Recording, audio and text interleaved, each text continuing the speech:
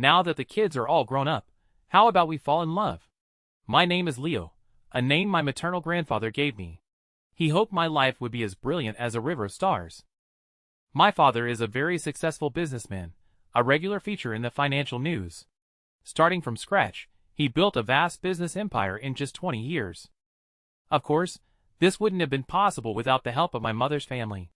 During the most difficult period of my father's startup, my maternal grandfather, with a keen eye for talent, saw his potential. He offered him a sum of angel investment on the condition that my father marry my mother.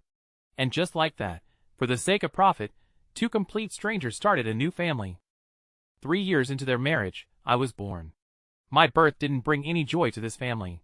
Instead, it only drove the already loveless couple further apart.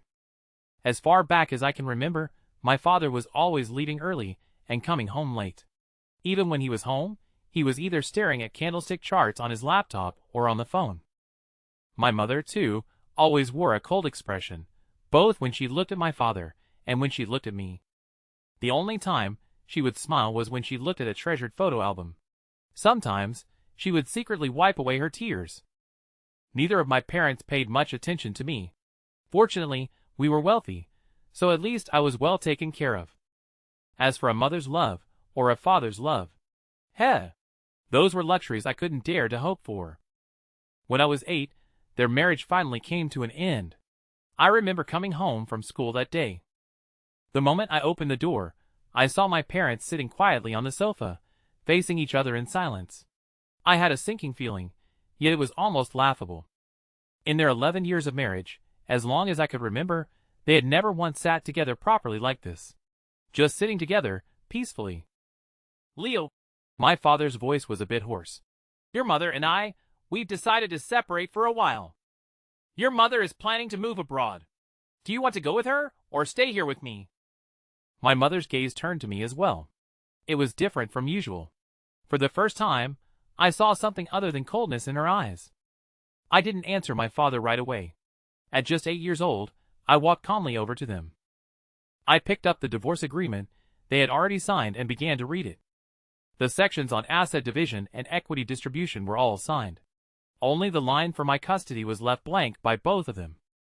At that moment, I was grateful that they were respecting my wishes on the matter. Mom, are you moving abroad?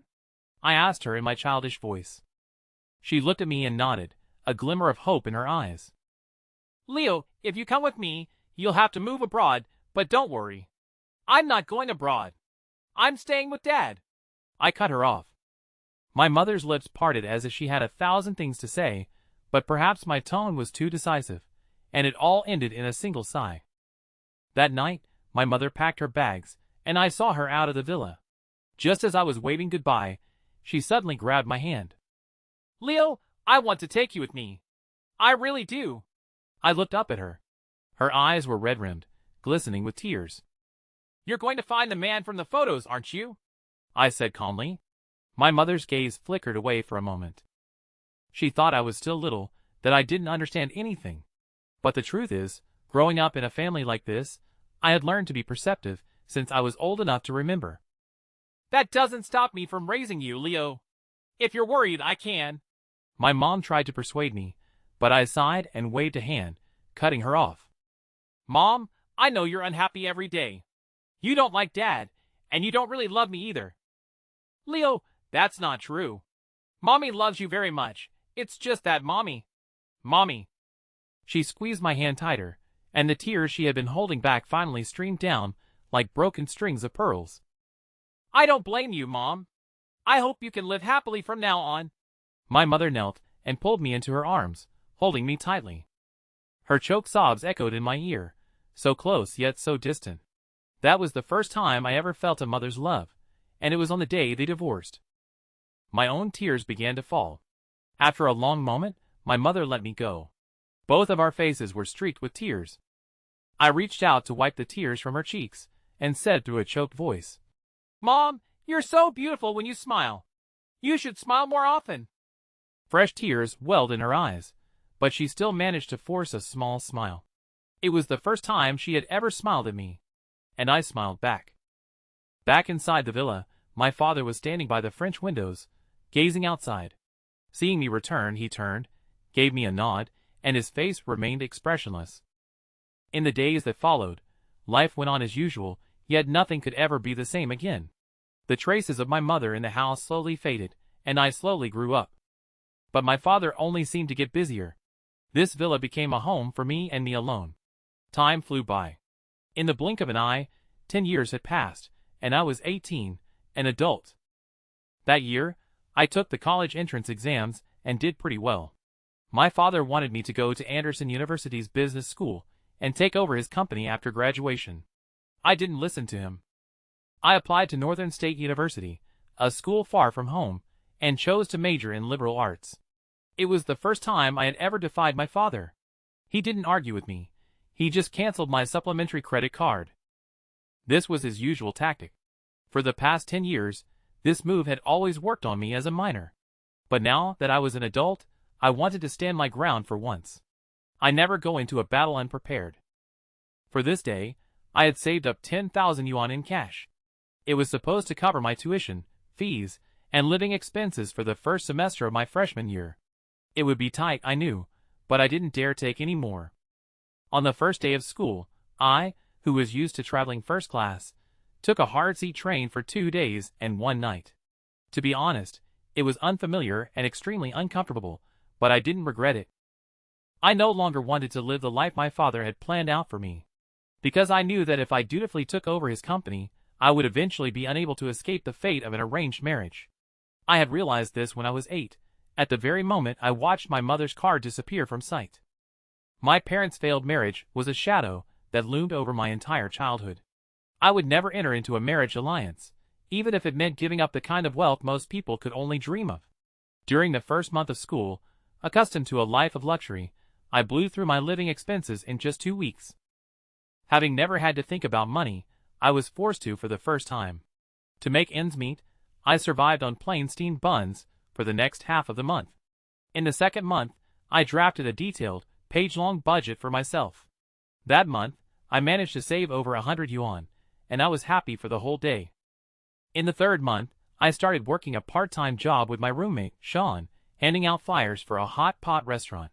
5 per flyer, 500 flyers at a time. Standing on that bustling street corner for the first time, I felt lost, helpless, and most of all, embarrassed. Soon, I was copying Sean, shouting out to the crowd. To the girls, I'd call, "Hey, beautiful!" To the guys, "Hey, handsome!" And to the older people, "Uncle!" and "Auntie!" The first time I spoke, my entire face turned red. But for the sake of 250 yuan, I threw my pride away. Every time, I handed out my flyers faster than Sean. It wasn't because I was better at it, but because I was good-looking. A lot of girls would ask for my WeChat after taking a flyer. This drove Sean crazy. Whenever we took the bus back, he would shoot me these resentful looks, demanding that I buy him a drink to soothe his shattered heart. The drink was just regular bottled water, the cheapest brand, at that. Maybe my half-month diet of steamed buns had given him the wrong impression, but I didn't want to explain. Besides, it was more or less the truth. In the 4th month, I think I started to like a girl. She was our class's academic representative, and her name was Chloe. She wasn't some campus belle-level beauty. The first thing I noticed about her was her laugh, which sounded like tinkling silver bells. She looked beautiful when she laughed. Her eyes would curve into crescents, like the moon in the sky.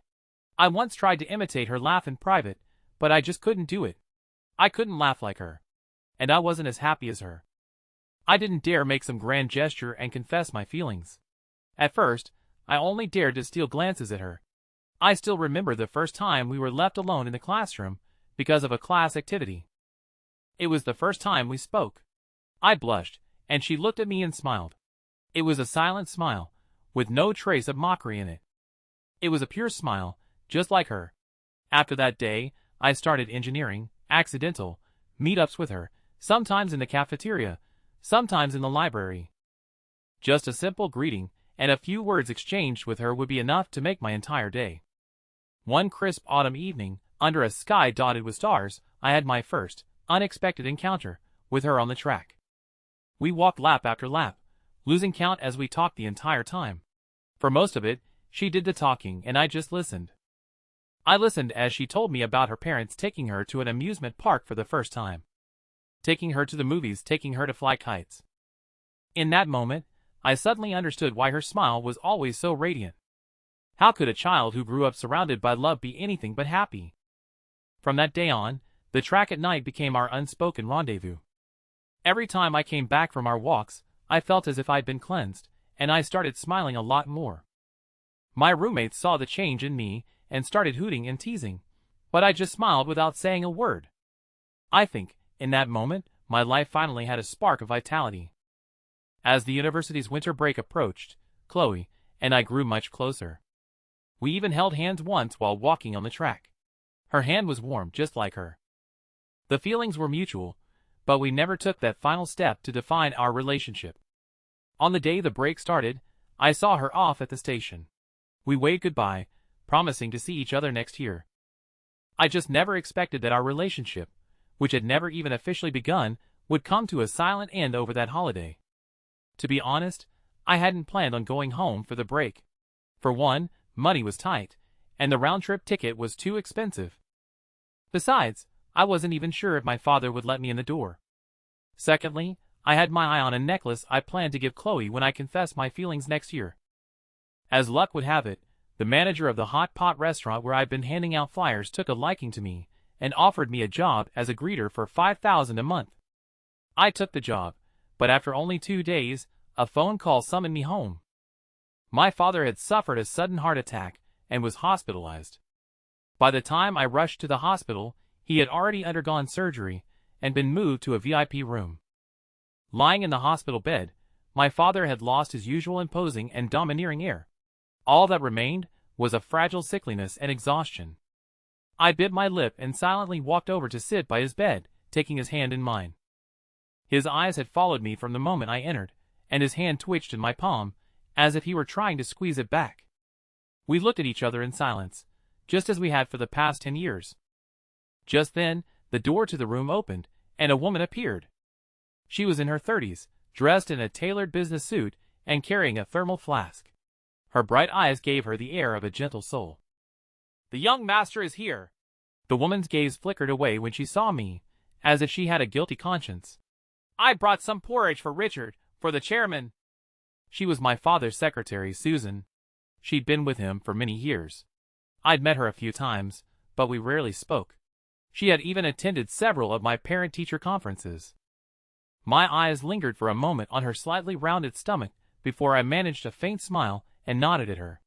"Thank you for this." She smiled and said it was her pleasure. Walking into the room, she adjusted my father's bed to a sitting position, tucked a pillow behind his back, and opened the thermal flask. She hesitated for a moment, then offered it to me. I smiled and waved it away. "You should do it. I'm not very good at this."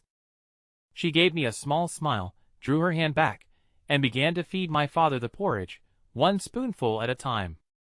The smell of antiseptic in the VIP room was so faint that the aroma of the porridge drifted through. In that moment, I suddenly felt like a third wheel, so I mumbled an excuse about needing the restroom and slipped out. I found my father's doctor to ask about his condition. He told me the illness was caused by chronic overwork.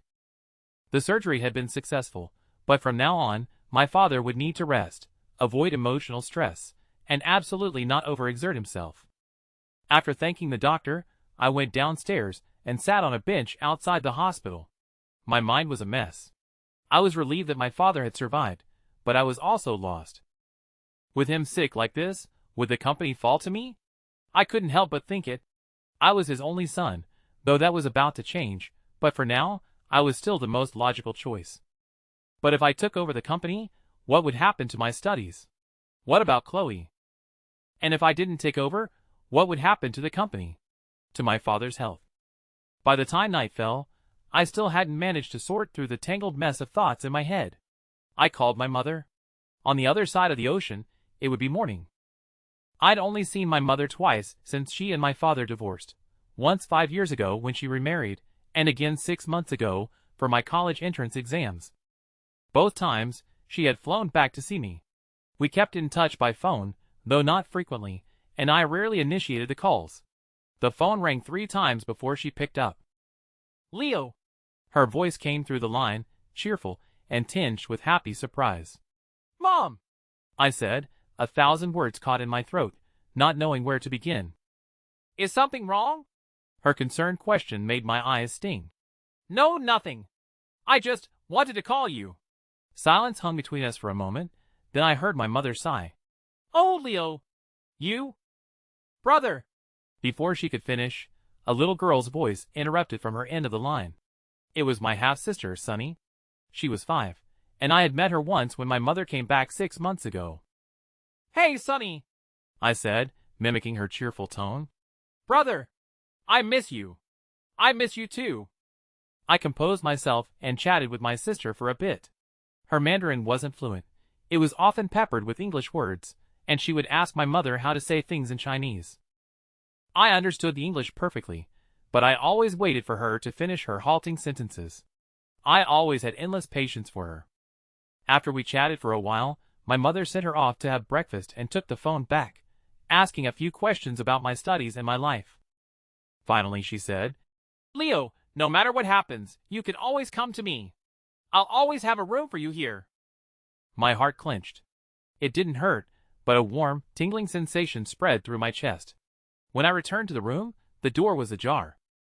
I peeked through the crack and saw my father and Susan holding hands tightly, whispering to each other with smiles on their faces. I pressed my lips together, didn't go in, and quietly closed the door for them. A while later, Susan came out and saw me sitting on the bench outside, playing on my phone. A blush crept onto her cheeks. "Young master." I smiled at her. "Susan, you can just call me Leo from now on."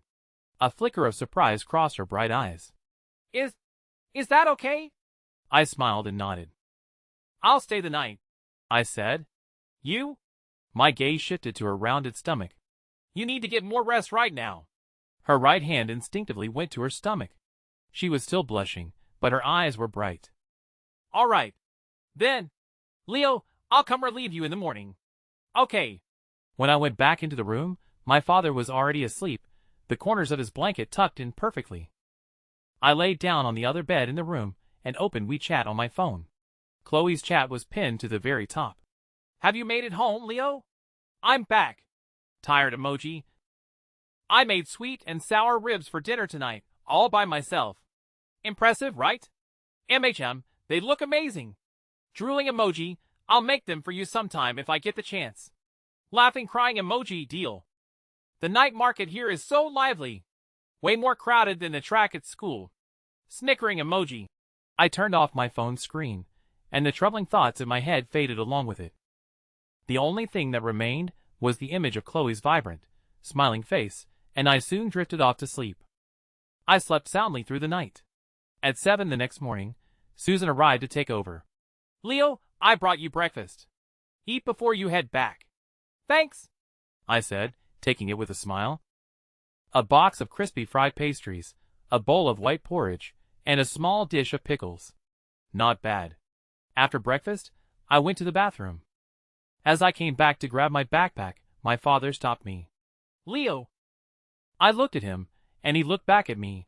His eyes held a mix of guilt, relief, and a hint of gratitude. Auntie Susan, standing beside him, also watched me with red-rimmed eyes. I understood instantly.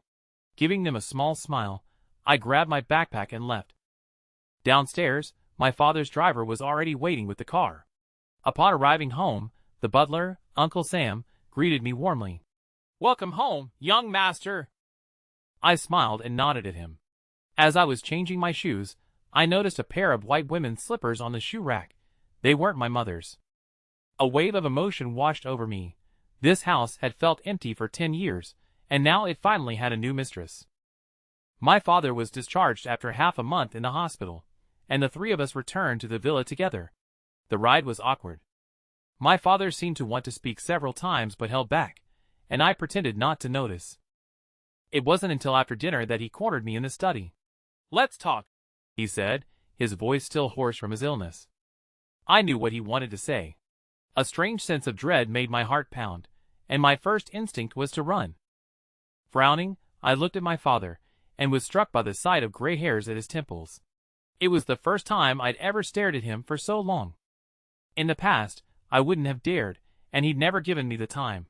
After a long pause, I gave a reluctant nod. We sat on the study sofa, facing each other. I crossed my arms and turned my head away, my posture a clear refusal to engage.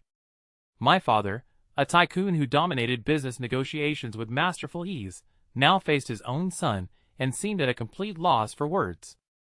He probably never imagined that the first real face-to-face conversation between us would be this difficult to begin. Just then, a knock came at the door, and it opened. Auntie Susan entered, dressed in loungewear, and holding a tray with 2 glasses of water. "Sorry to interrupt. I just brought some water for you both." My father smiled and nodded at her. I stood to thank her as she placed the tray on the coffee table. After Auntie Susan left, my father nervously rubbed his hands on his thighs. "Leo," he began. "Susan and we've been together for 2 years. I didn't tell you before because I was afraid it would affect your studies." He paused, seeming to weigh his next words carefully. "Susan is pregnant. 4 months along. I plan to marry her before the end of the year." He finished and stared right at me, waiting for my response. I didn't keep him waiting. I took a sip of water, the warmth sliding down my throat. Clearing my throat, I kept my voice steady. "That's great." Just 2 words to show where I stood. In truth, I had already made my position clear outside his hospital room 2 weeks ago. My father's expression didn't change. It was as if he'd known what I would say. The study fell silent once more, and my heart sank. Feeling like I couldn't stay a moment longer, I stood to leave, but my father shot up and grabbed my hand. "Wait, I'm not finished." His palm was sweaty, but his grip was firm. We sat down again, this time side by side on the sofa. "Leo, I'm sorry," my father said, his voice low. "All these years, I've neglected our family. I wasn't a good husband, and I've been an even worse father. Your mother and our marriage was arranged. Before we were married, I knew she had a boyfriend from college. I didn't think much of it then. I assumed we could build our feelings for each other over time. But even after you were born, your mother could never let go of her first love. I was angry back then, and I wasn't mature enough to handle it. The day your mother left, you saw her off at the door. I heard everything you said to each other. Back then, I actually resented you for it. I couldn't understand how you could be so generous as to give your own mother away to a stranger." My father paused and sighed. "But I eventually realized it wasn't generosity. It was maturity. You were better than me." His voice cracked on those last words. I lifted my head, stubbornly fighting back the tears that threatened to fall. After another silence, my father took a deep breath. "You've been to your grandparents' home in Millersville, that remote little village. I clawed my way out of there. My university tuition, 153 in total, was raised by the entire village, led by the chief. I was your age back then.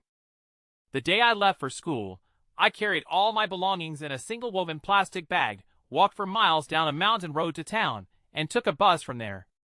That was my first taste of a big city's glamour, the cars, the skyscrapers, all of it so bright and new. I swore to myself then that I would make something of myself one day. From that day forward, I threw myself completely into my work. The company got bigger, the money piled up. But what was the cost?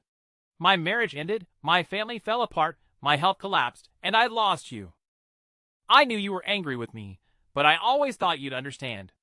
It wasn't until you chose a university 1,000 miles away that I realized this father knew nothing about his own son." My father gave a bitter laugh. I turned away, wiping my eyes with the back of my hand.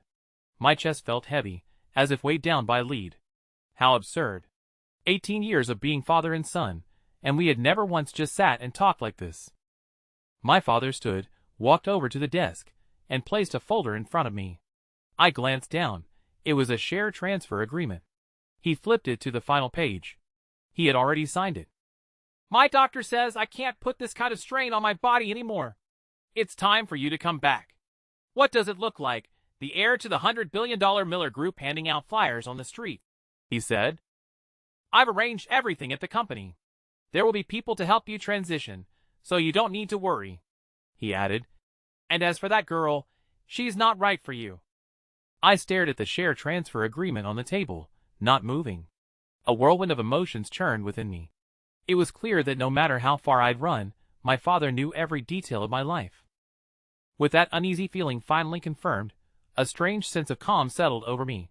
"Dad," I said, turning to look him straight in the eyes, which were now stinging and red. "You were right about one thing earlier." I spoke each word with deliberate clarity. "You don't know me at all." A flicker of embarrassment crossed my father's otherwise composed face. "Mom never hid her remarriage from me," I continued. "And now you're getting married to Auntie Susan. You'll both have new families, new children. It's like I'm the only one who's superfluous." A self-mocking smile twisted my lips. "I don't blame anyone. This is just the family I was born into. Mom calls me understanding, and you call me mature. Huh. But have either of you ever stopped to think about me? What's a kid supposed to do when his father is distant and his mother doesn't love him?" My tone was sharp as a blade, my gaze like ice, and I ignored the way the color drained from my father's face. He just stared at me, stunned. In his eyes, which were so similar to my own, there was guilt, but more than that, there was disappointment. His lips moved, but no words came out. Finally, he let out a long sigh. It was a sound that seemed to sap all the strength from his body. He slumped onto the sofa, suddenly looking 10 years older. He didn't speak again. He simply stood up and shuffled weakly toward the door. His hand rested on the doorknob, but he paused there without turning around. "Leo, it's not that I don't care about you. I was a first-time father, and I didn't know what I was doing. I thought that giving you everything I wanted as a child was the same as loving you. It wasn't until today that I realized I was just compensating for my own childhood and calling it loving you. It's not that I don't love you, Leo. I just didn't know the right way to show it. I was wrong," he said, his voice thick with emotion. Take the company. It's the best I can do to make it up to you. This is what Auntie Susan wants as well."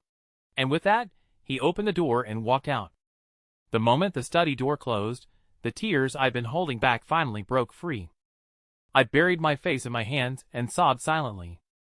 The walls I had painstakingly built around my heart with years of forced maturity and sensibility came crashing down, revealing the shattered, broken organ beneath. I cried myself to sleep that night, utterly lost about what to do. I pulled out my phone countless times, wanting to call Chloe. I missed her. I missed her smile, and even more, I missed her one-of-a-kind laugh. But every time my finger hovered over the call button, I flinched. I couldn't make her any promises. The next day, I put on a bespoke suit, tying the tie myself in the mirror. When I came downstairs to the dining table, both my father and Aunt Susan stared at me, stunned. "Dad, take me to the office later." "Leo, you?" "Yes." "Excellent." Tears welled up in my father's eyes, his delight impossible to hide. Aunt Susan was wiping away her own tears as she handed me breakfast. Breakfast was unusually harmonious. My father updated me on the company's situation, with Aunt Susan chiming in from time to time. It was clear they made a good team at work. I listened intently. Finally, I said one thing, directed at my father. "I'll take over the company, and I'll work hard. But I expect you to stay out of my personal life." He smiled and agreed. Downtown. 666 Commerce Street, the Miller Group headquarters. I followed my father into the chairman's private elevator, and we went straight to the 88th floor. I'd rarely set foot in the company over the years, and even when I did, I never went to my father's office. I found the atmosphere suffocating. The chairman's office was massive, with bright floor-to-ceiling windows, a sofa for guests, a money tree, and an aquarium with feng shui fish. The entire layout was heavily influenced by metaphysics. My father guided me into the chairman's chair, a brilliant smile on his face. "Susan, please notify the board. We're having a meeting at 10. And Susan nodded with a smile, then took out her phone and left the office. I gripped the armrests, feeling out of place. My father noticed and chuckled. "Don't be nervous, Leo. I've been grooming you to take over for years. All those business classes weren't for nothing. Be more confident." I looked at him and nodded. The board meeting began promptly at 10. At that moment, a changing of the guard took place at the Miller Group. I didn't go home that day. Instead, I had my assistant, Harry, bring all the project files from the last few years to my office. I went through them one by one, meticulously. From initiation and bidding to operations, settlement, and handover, I replayed every single detail in my head, asking myself, if it were me, what would I have done? Anything I didn't understand, I jotted down to ask my father or Aunt Susan later. Before long, the Lunar New Year was approaching, and my father had to personally drag me out from under a mountain of paperwork. I didn't get it. For a family like ours, what was the point of celebrating the New Year? Back at our villa, the New Year's Eve dinner, personally cooked by Aunt Susan, was already on the table. It didn't look much different from our usual meals, but it tasted different. "Don't push yourself so hard, Leo. Your health comes first," my father said softly, placing a piece of braised pork on my plate. I just grunted in acknowledgement. It wasn't until after my shower, when I was lying in bed, that the bone-deep exhaustion finally hit me. I pulled out my phone and opened my chat with Chloe. She'd sent me so many messages over the past few days. I tapped on her profile picture and read them one by one. The last message, sent at 1 in the morning, read, "Leo, is something wrong?" She was usually fast asleep by that time. My heart ached. I opened the keyboard to reply. "I miss you." Delete. Something's happened with my family. I went back and forth like that several times without sending a single word. I wiped the tears from my eyes and, with trembling fingers, typed out a single sentence. "I don't know how to tell you." I hit send. Her reply was almost instantaneous. "It's okay. Take your time, and we can talk when school starts again." Comforting emoji. I wiped my face again and replied with a single, "Okay." And that was it. School? I thought. Will I ever go back to school with you again? On the second day of the Lunar New Year, I went to the office alone and had Harry bring in the files for all ongoing and unfinished projects. He made over a dozen trips, sweating profusely by the end. I, in turn, buried myself in the mountain of files once more, forgetting to eat or sleep. On the 7th day of the new year, the first official workday, the Miller Group held its first all-hands meeting of the year. The venue was swarming with reporters. As the outgoing chairman, my father summarized the group's performance from the previous year. He concluded by announcing to everyone that he was stepping down for health reasons and that I would be his successor. I walked onto the main stage amidst a wave of applause. My father shook my hand, his grip incredibly firm, as if he were passing me an invisible scepter. I delivered my speech from a pre-written script. All I had to do was get through it without stage fright. As soon as the meeting concluded, a formal picture of me was on the front page of every major financial news outlet. The headline was certainly catchy. I wondered if it was my father's doing, but I didn't ask. Less than an hour later, my university group chat was blowing up with mentions, everyone spamming that photo. My dorm chat was the same. I replied with a simple smiley face emoji and ignored the rest. But her chat, the one I had pinned to the top of my list, remained silent. I wondered if she'd seen it. The next day, I called several vice presidents and project managers into the conference room. I laid the files for several questionable projects I'd reviewed on the table. "Simon, are you in charge of the Quartz City project?" I asked, pointing to one of the files. Simon rose to his feet. "Yes." He was a rising star in the company, not yet 40, with impeccable bearing. "You were also in charge of the project in Quartz City 2 years ago, correct?" "Yes, Chairman Leo. That was my first project after joining the company." I nodded, my eyes fixed on him. "The two projects are almost identical," I said flatly. "So why were the startup costs for this new one 30% higher?" The color drained from Simon's face. He shot a look at me before his eyes darted guiltily toward VP Jason across the table. Jason barely glanced at Simon before turning to me with a warm, gentle smile. "Chairman Leo, you've only just taken the reins, so you may not be aware of certain things. 2 years have passed, and supply chain costs have changed dramatically. An increase in project costs is to be expected." My expression darkened. I might not have known the specifics, but I wasn't a fool. How could the cost of a nearly identical project jump 30% in just 2 years? But I had been too hasty. Without the complete data to back my accusation, I had no choice but to accept his explanation and swallow the loss. I met Jason's gaze, and I could feel everyone else in the room looking back and forth between us. I was the one to break the silence. "In that case, VP Jason, please have the detailed data sent to my office. I'd like to get up to speed." "Of course, Chairman Leo. I'll deliver it myself after the meeting." I smiled back at him, letting the matter drop. Who is George? I asked. That would be me, Chairman Leo. A heavy-set, middle-aged man stood up, his gaze holding a clear note of condescension. For the Apex project, the final 25% payment was due last June, per the contract. Why the delay? That's a tripartite partnership. Apex Group had a change of ownership last June and requested a payment extension. Interest is being charged at the maximum bank rate. And a matter of this significance was something you could decide on your own? I sought approval at the time from VP Stephen. My gaze fell on Stephen, the company's other vice president. Noticing my attention, he cleared his throat. This project is rather complex. It was a 3-party contract, and the other 2 parties brought in additional partners. This led to an equity shuffle within Apex Group, and their internal procedures couldn't be completed on time. That's why they requested a delay in payment from us. So you were the one who greenlit this, VP Stephen? I asked, my face hardening. Stephen chuckled. It was discussed in a meeting. At the time, The meeting minutes? I cut him off, holding out my hand. Stephen's smile froze, and his expression turned cold. Chairman Leo, Chairman Richard always said that projects under 20 million don't require official minutes. It's a waste of time. I glanced at the other 2 VPs, William and Frank. They both met my eyes and nodded in agreement. My heart sank, and I slowly lowered my hand. Just then, Frank spoke up. Chairman Leo, it's true Chairman Richard said that, and we've been operating under that rule. However, I don't recall the Apex Group's request for a payment delay ever being discussed in a meeting. Haha, Frank, your memory is terrible. We all remember it. Right, VP William? Jason asked with a laugh. Why, yes. I think that's right. William, who had been silent until now, replied with a forced smile. See, Frank? Maybe you've been under too much stress lately. Stephen teased, his own smile returning.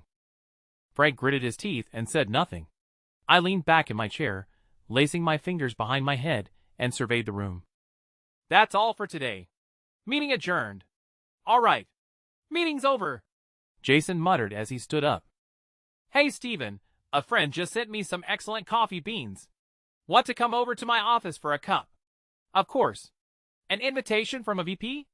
I wouldn't miss it. William, you coming? Ha ha. Aye, all right. Let's go together. Watching them leave the office, laughing and chatting, I knew my grand play to establish my authority had been a spectacular failure. No, it wasn't just a failure. I had set the stage for them instead. Frank was the last to leave. He looked at me, hesitating as if he wanted to say something. I offered him a small smile. I'm fine, Uncle Frank. Frank sighed and left as well. Once the office door closed, a wave of defeat washed over me. I covered my face and let out a guttural scream, as if to vent all my pent-up anger. Leo! Chairman Leo! Harry had entered at some point without me noticing, a file in his hand. I looked up and gestured for him to put the file down. Then I walked to the floor-to-ceiling window and gazed down at the city of Chicago. The sky was blue, the sun blindingly bright. Towering skyscrapers scraped the clouds, and cars sped along the streets below. This was the scene my father had witnessed as a young man. But could I really handle it all?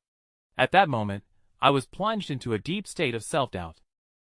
For the next 2 days, my back was against the wall at the company. Word of that closed-door meeting had spread like wildfire, and everyone seemed to delight in watching me, the young and inexperienced little Chairman Leo, make a fool of myself. They would still bow and greet me when they saw me, and I'd smile in return.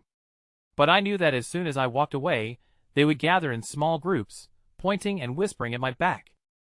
I didn't lose my temper. I had botched the performance. This was the price I had to pay. What I couldn't tolerate, however, was how my authority was being undermined. The company had 4 VPs, each overseeing one of the group's 4 business sectors. In our executive meetings, only Uncle Frank was firmly on my side.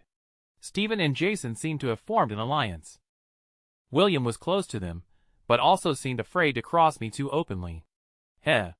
A classic fence-sitter. Finally, after another executive meeting ended on a sour note, I called my father. Heh, so you finally decided to call your old man? He picked up almost instantly, his teasing voice coming through before I could even speak. I felt a flush of shame. I thought that if I didn't say anything, he wouldn't know. How naive of me. This was the company he had built from the ground up.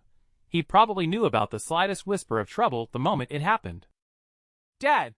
I managed to say, but the shame welling up inside me left me speechless. "Leo, with your abilities and Frank helping you, you could have had full control of the company in less than 2 years.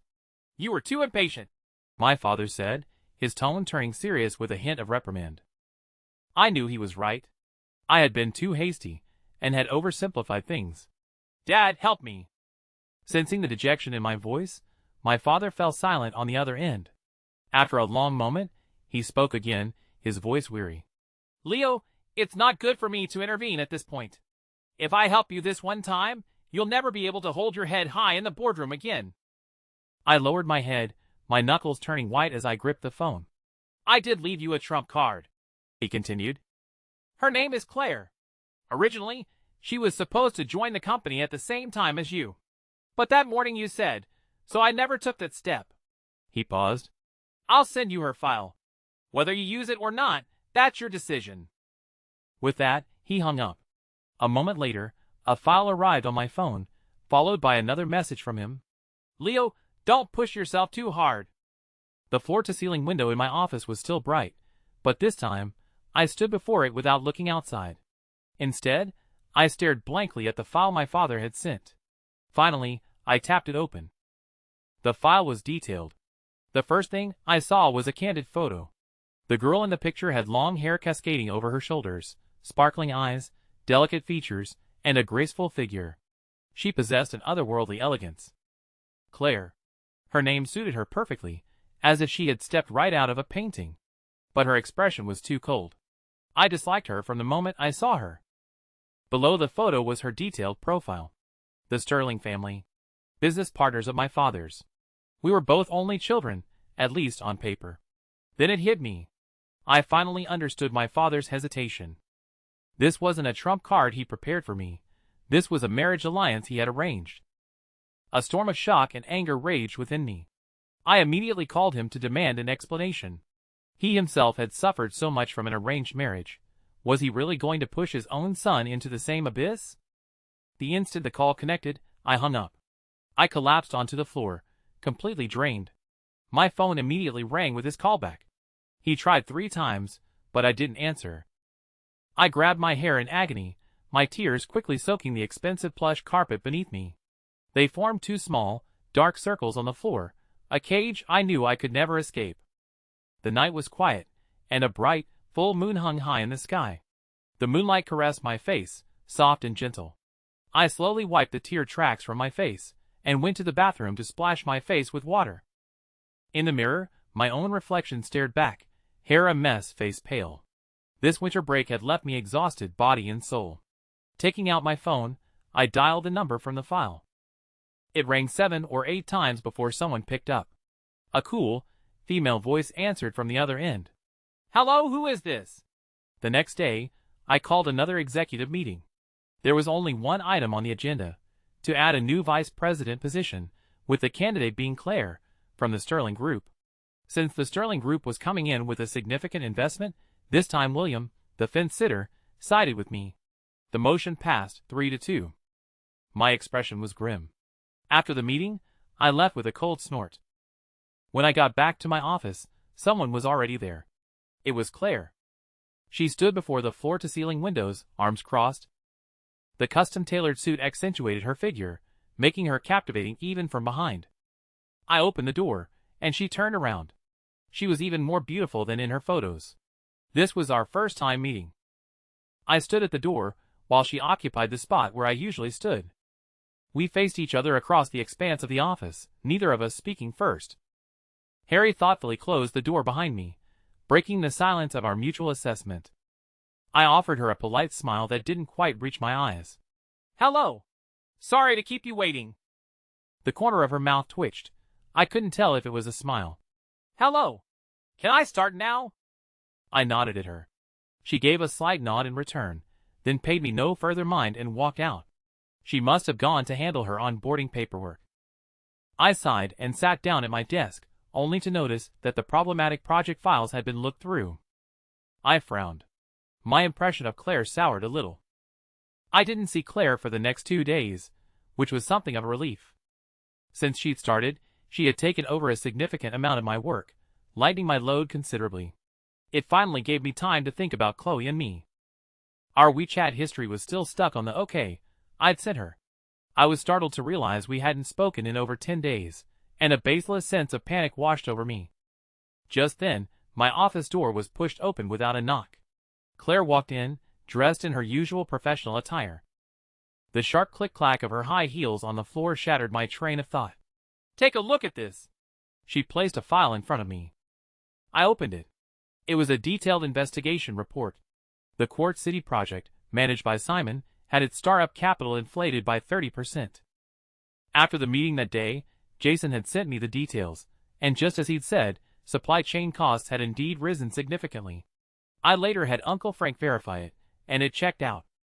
But Claire's file contained something different.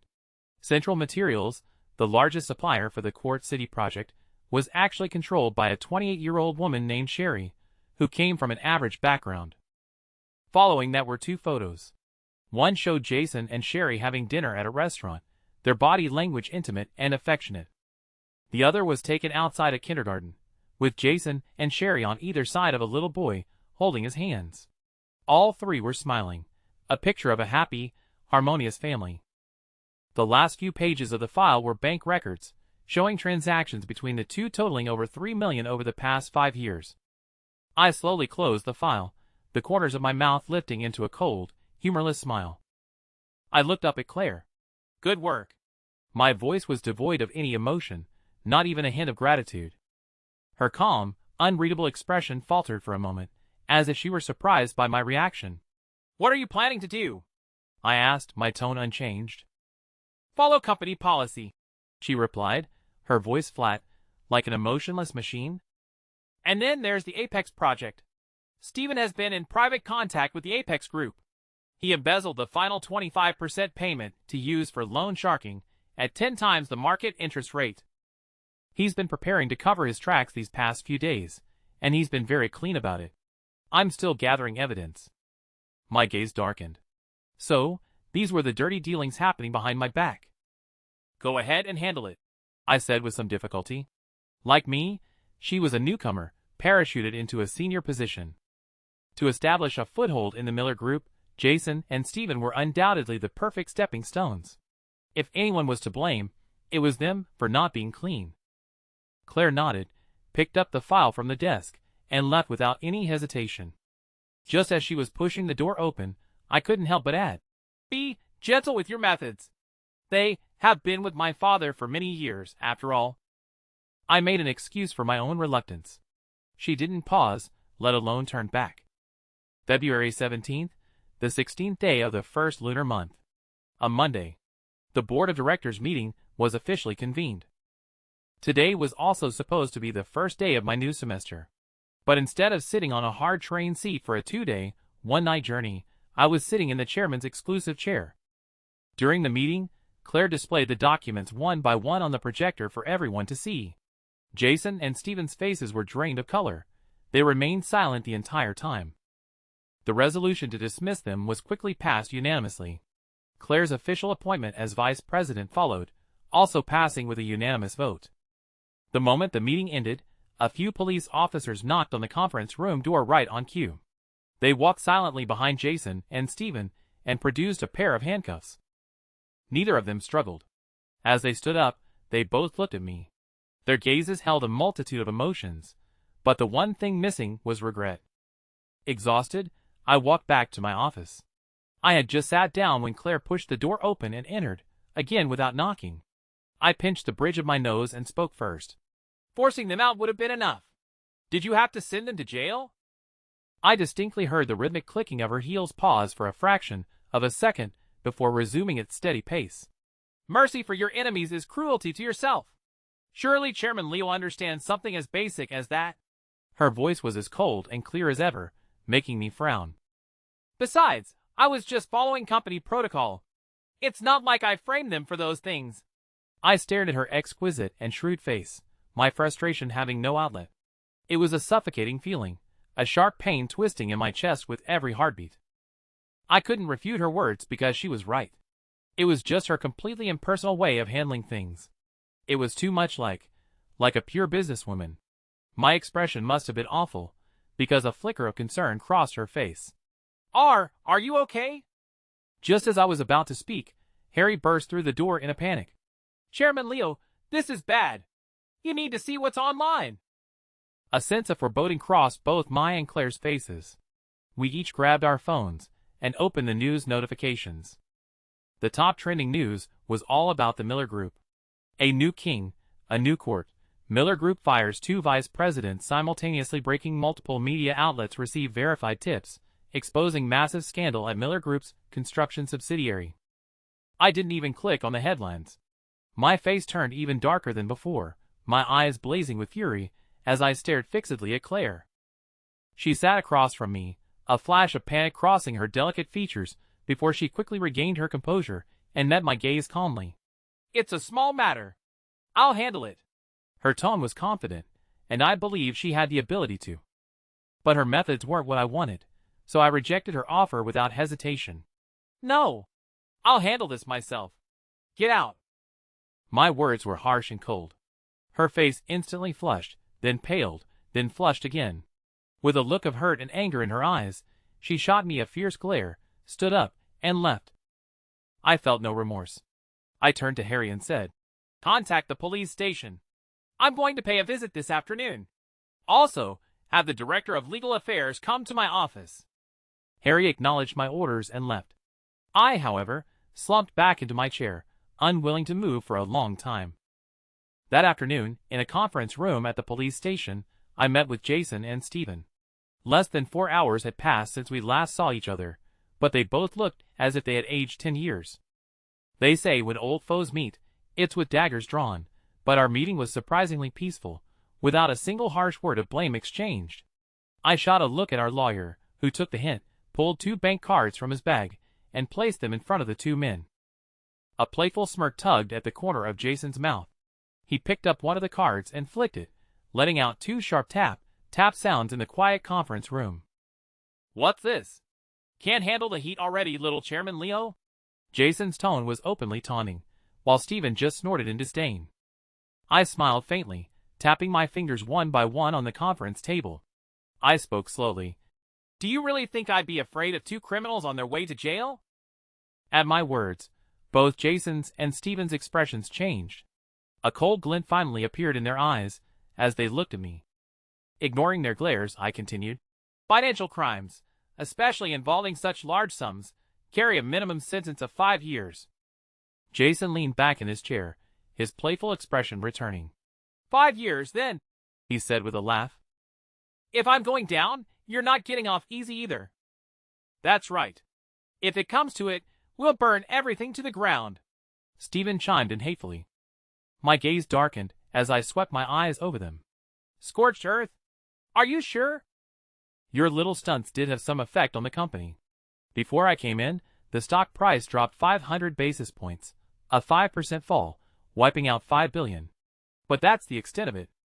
Hell, Leo, you think those are all the cards we have? Jason sneered. I fought side by side with your father for 20 years. I've been with this company longer than you've been alive. You want to fight me? You're still too green. I nodded, conceding his point. I'm young, and my roots here aren't deep. You two are the company's old guard, and you're ambitious. I can understand that. But don't forget, young people can be ruthless. My voice grew colder, my gaze sharpening. I know that's not your entire hand, and I'll admit I'm wary. But if you want to burn it all down, I'm not a pushover. Since the gloves are off, I have nothing left to hold me back. 5 years. That's your sentence. Do you think the Miller Group can survive 5 years? And what about your families? Can they survive 5 years? You dare? Jason and Stephen roared in unison, slamming their hands on the table and shooting to their feet. Meeting their murderous glares, I slowly rose to my feet, looked them dead in the eye, and said, enunciating each word. You just watch and see if I dare. We stared each other down. In the end, it was Jason and Stephen who broke. They slumped back into their chairs, their faces etched with defeat. I had won. It wasn't a clean victory. I'd used the very methods my father had once taught me. I loosened my tie and slowly sat back down. I'll have our legal team withdraw the police report and drop the charges. The company will also waive its right to pursue legal action. The money in these cards is enough for you to retire on. My voice softened a fraction. At my signal, the lawyer produced another document, a settlement agreement. With a trembling hand, Jason took the pen and signed his name. Stephen followed suit. This outcome wasn't the best for them, but it certainly wasn't the worst. I glanced at the signed agreement, handed it to the lawyer, and slowly rose to my feet under their watchful eyes, ready to leave. I paused at the conference room door. You both watched me grow up. You held me in your arms when I was a child. My first video game console was a gift from you, Uncle Jason. My first book of fairy tales came from you, Uncle Stephen. This wasn't what I wanted to happen. So, I'm sorry. With that, I walked out.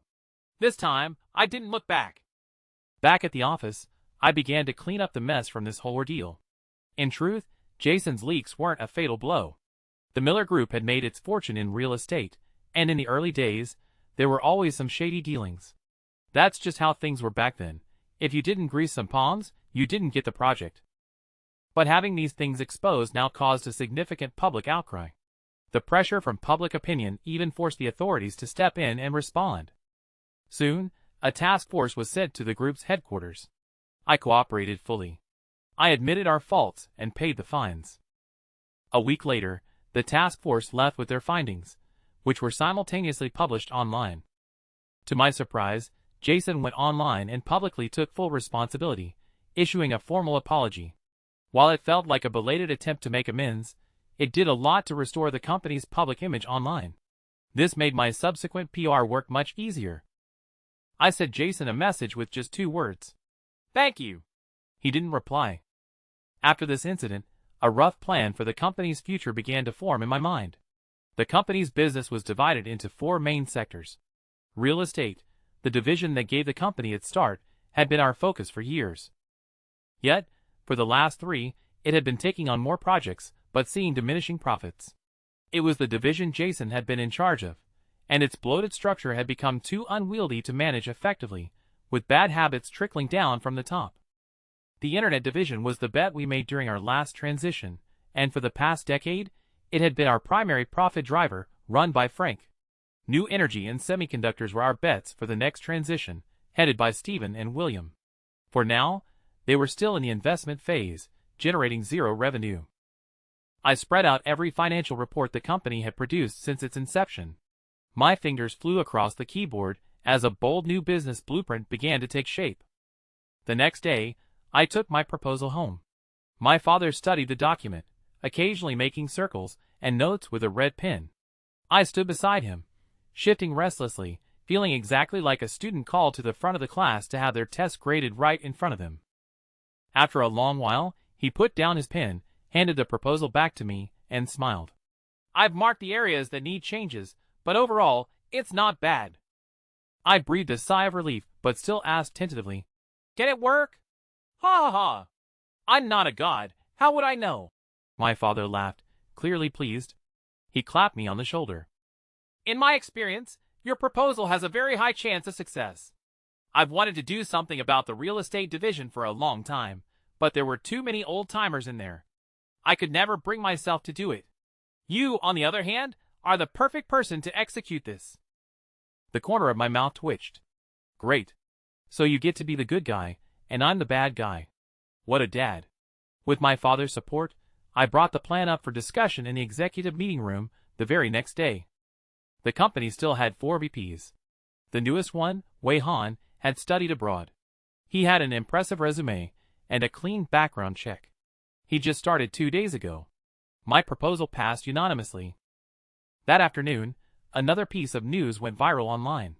Miller Group divests real estate division in fire sale, a corporate suicide, or a bid for survival. Immediately following that, another announcement from the Miller Group's official website also shot to the top of the trending list. In accordance with corporate restructuring, the Miller Group's real estate subsidiary is being sold as a package deal. To thank the subsidiary's thousands of employees for their years of hard work and dedication, the group will allocate $5 billion for a severance fund. All full-time employees will receive a one-time compensation package equivalent to 6 months' salary. Additionally, all staff members, including temporary and contract workers, will receive a 3-month job placement allowance. I had pushed this compensation decision through despite the opposition. My only motive was a simple gesture of gratitude to the employees who had been with the company through thick and thin. I just never expected that this small act of goodwill would generate such a wave of positive feedback online. Even state-affiliated media outlets praised it. A company with heart, an entrepreneur with a conscience. I turned down all media interview requests. There was still a mountain of work to be done. The board of directors had strong objections to my actions, but since the major shareholders were all in the executive office, their dissatisfaction was powerless. The subsidiary was quickly acquired for $15 billion, and I invested all of it into the new energy and semiconductor industries. Recruiting top talent, finding partners. I was so swamped I barely had time to breathe. Claire was just as busy. We'd only exchange nods when we occasionally passed each other at the office, but I finally noticed a slight change in the way she looked at me. I couldn't tell if that change included any affection, but I suspected it was more about curiosity, or perhaps confusion. My actions had gone far beyond the scope of her education and everything she'd ever known. We continued on in this lukewarm, noncommittal way, and I was perfectly fine with that. A month later, the chain reaction from the executive shakeup had been quelled, and the plummeting stock price was steadily recovering. Claire played a huge role in that. Our interactions at the company remained strictly professional, but my opinion of her had improved slightly. So, when she invited me to her family's home for dinner, I agreed. The Sterling family was a prominent and influential name in Chicago. Uncle Arthur had worked with my dad before, and had visited our home when I was a child. The Sterling villa was in the eastern part of the city, a sprawling, 3-courtyard mansion even more luxurious than my own family's home.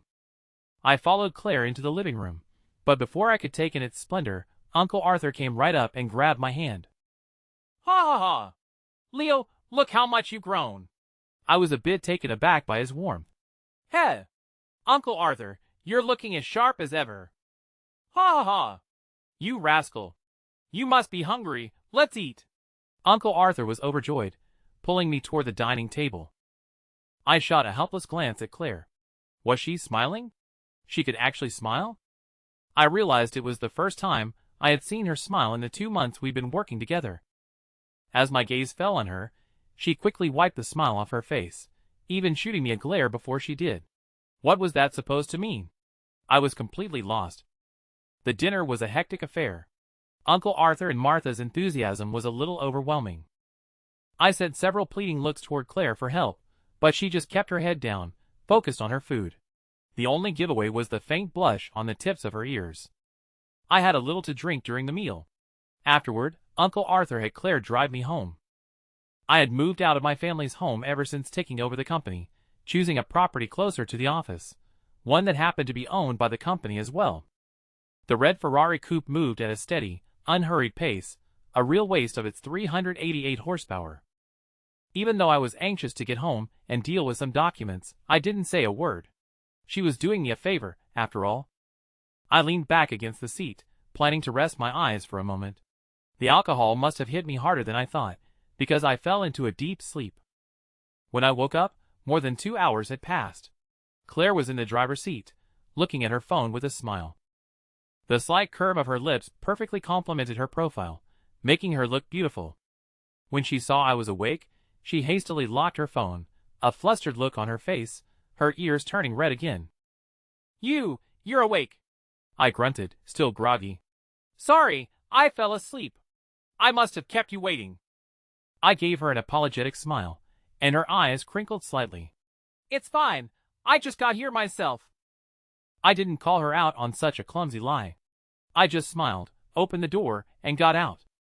Just as I was heading inside, she rolled down the window and called out, "You've been drinking. Don't forget to leave a glass of water by your bed tonight." Actually, my tolerance for alcohol isn't that bad. I take after my dad in that regard. "Thanks. Drive safe." I waved goodbye. The moment I closed my front door, the Ferrari let out a roar, and my hand trembled on the doorknob. Geez. Revving the engine like that, wasn't she afraid of a noise complaint? After that day, the tension between Claire and me eased considerably. She would occasionally bring me breakfast, and I'd return the favor by ordering coffee for everyone in the executive office in the afternoon. 2 weeks later, the company was finally getting back on track. That day, my dad called me home for dinner. Aunt Susan's baby bump was already showing. She was lounging on the sofa, one hand resting on her belly, as she chatted with me about work. For a moment, I could almost see a maternal glow radiating from her. In that instant, I felt a pang of jealousy for my unborn brother or sister. Their childhood would be happier than mine. During the meal, my father asked how things were going with Claire. I just kept my head down and didn't answer. My father sighed. Leo, I'm not trying to force you, but some things, once started, are hard to turn back from. I know, I mumbled. Aunt Susan placed a piece of pork rib on my plate. Leo, it might not be my place to say this, but your father isn't the best with words, so I'll have to do it for him. She paused, as if choosing her words carefully. Do you remember the first time I went to your parent-teacher conference? With the rib still in my mouth, my mind drifted back 8 years. I was 10, in the 4th grade. The school was holding a parent-teacher conference, but my dad had a meeting he couldn't miss, so Aunt Susan came instead. I was a little disappointed, but also a little happy. I pulled her into the classroom and announced loudly to my teacher that my parent had arrived. I was telling the teacher, but I was also telling everyone else. The teacher's expression froze for a second before she quickly recovered, taking Aunt Susan's hand warmly. You must be Leo's mother. You look so young. You were holding my hand so tightly back then, and you couldn't bring yourself to look at me. I was only 28 at the time, and I didn't understand what you were feeling.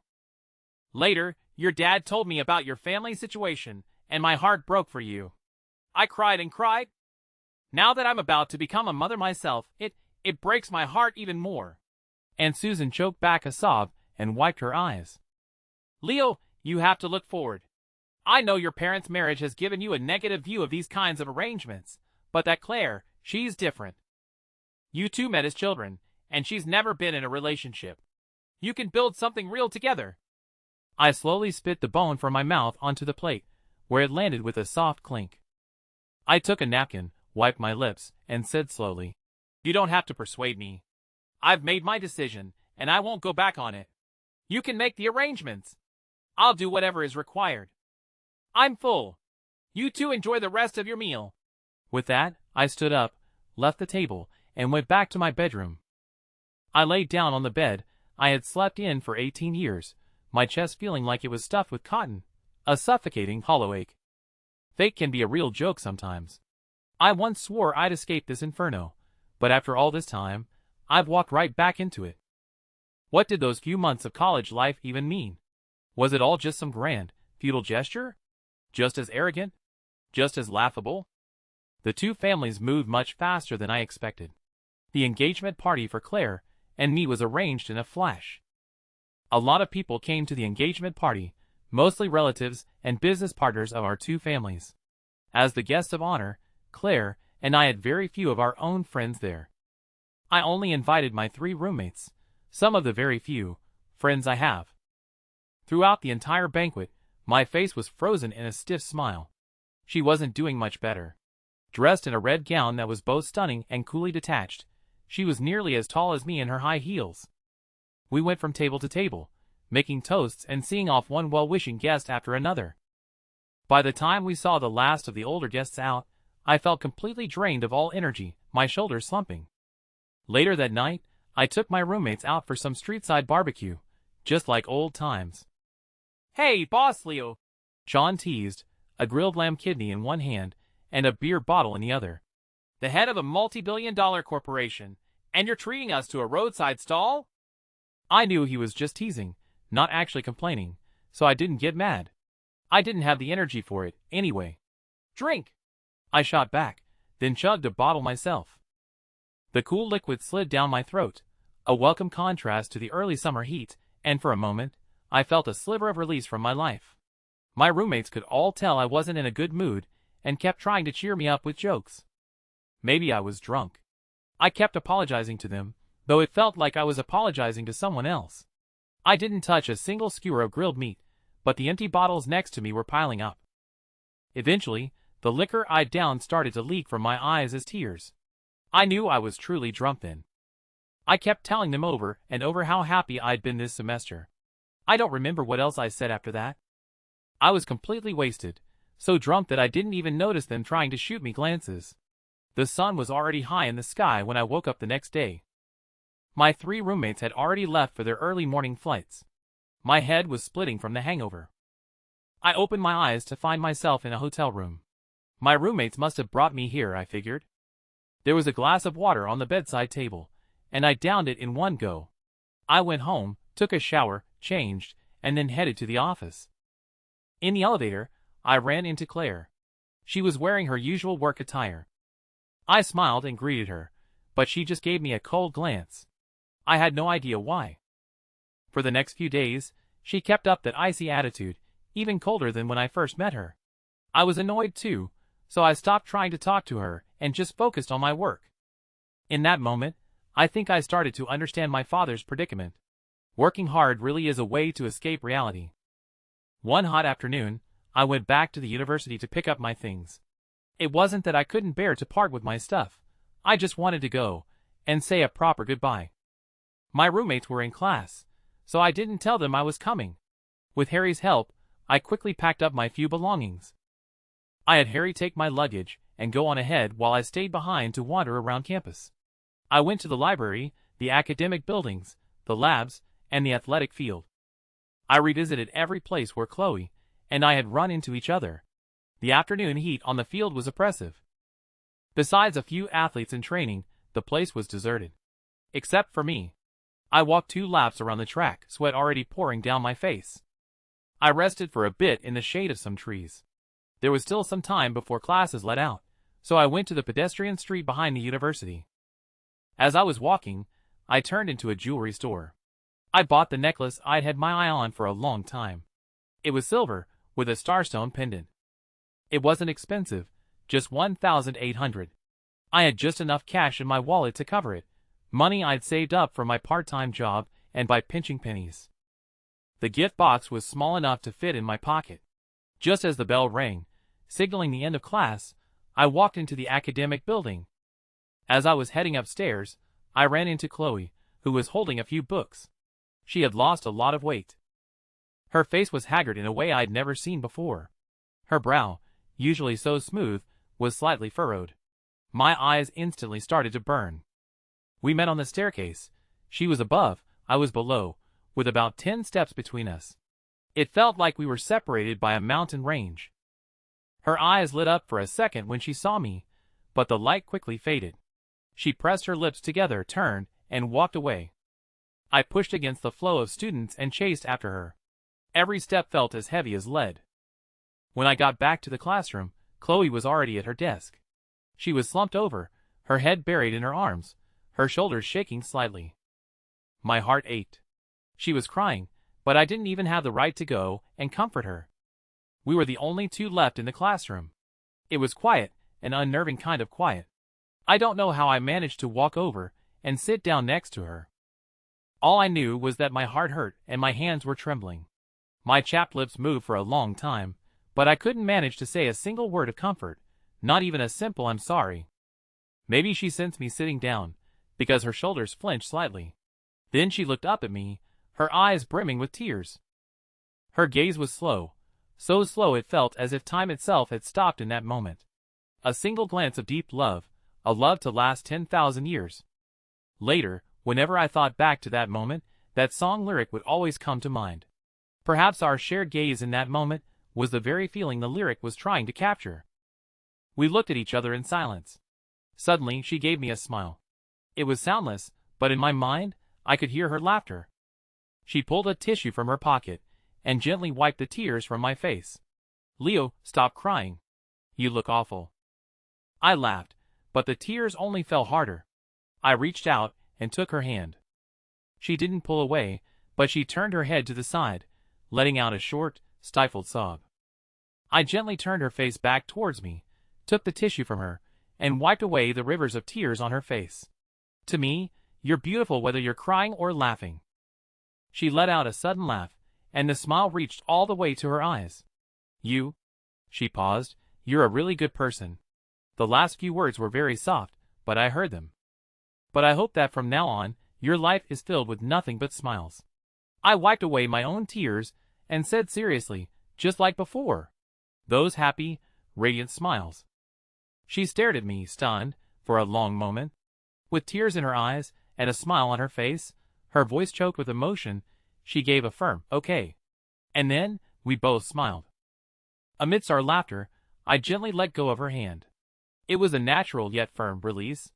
We walked 2.5 laps around the track for the last time. I remember it clearly.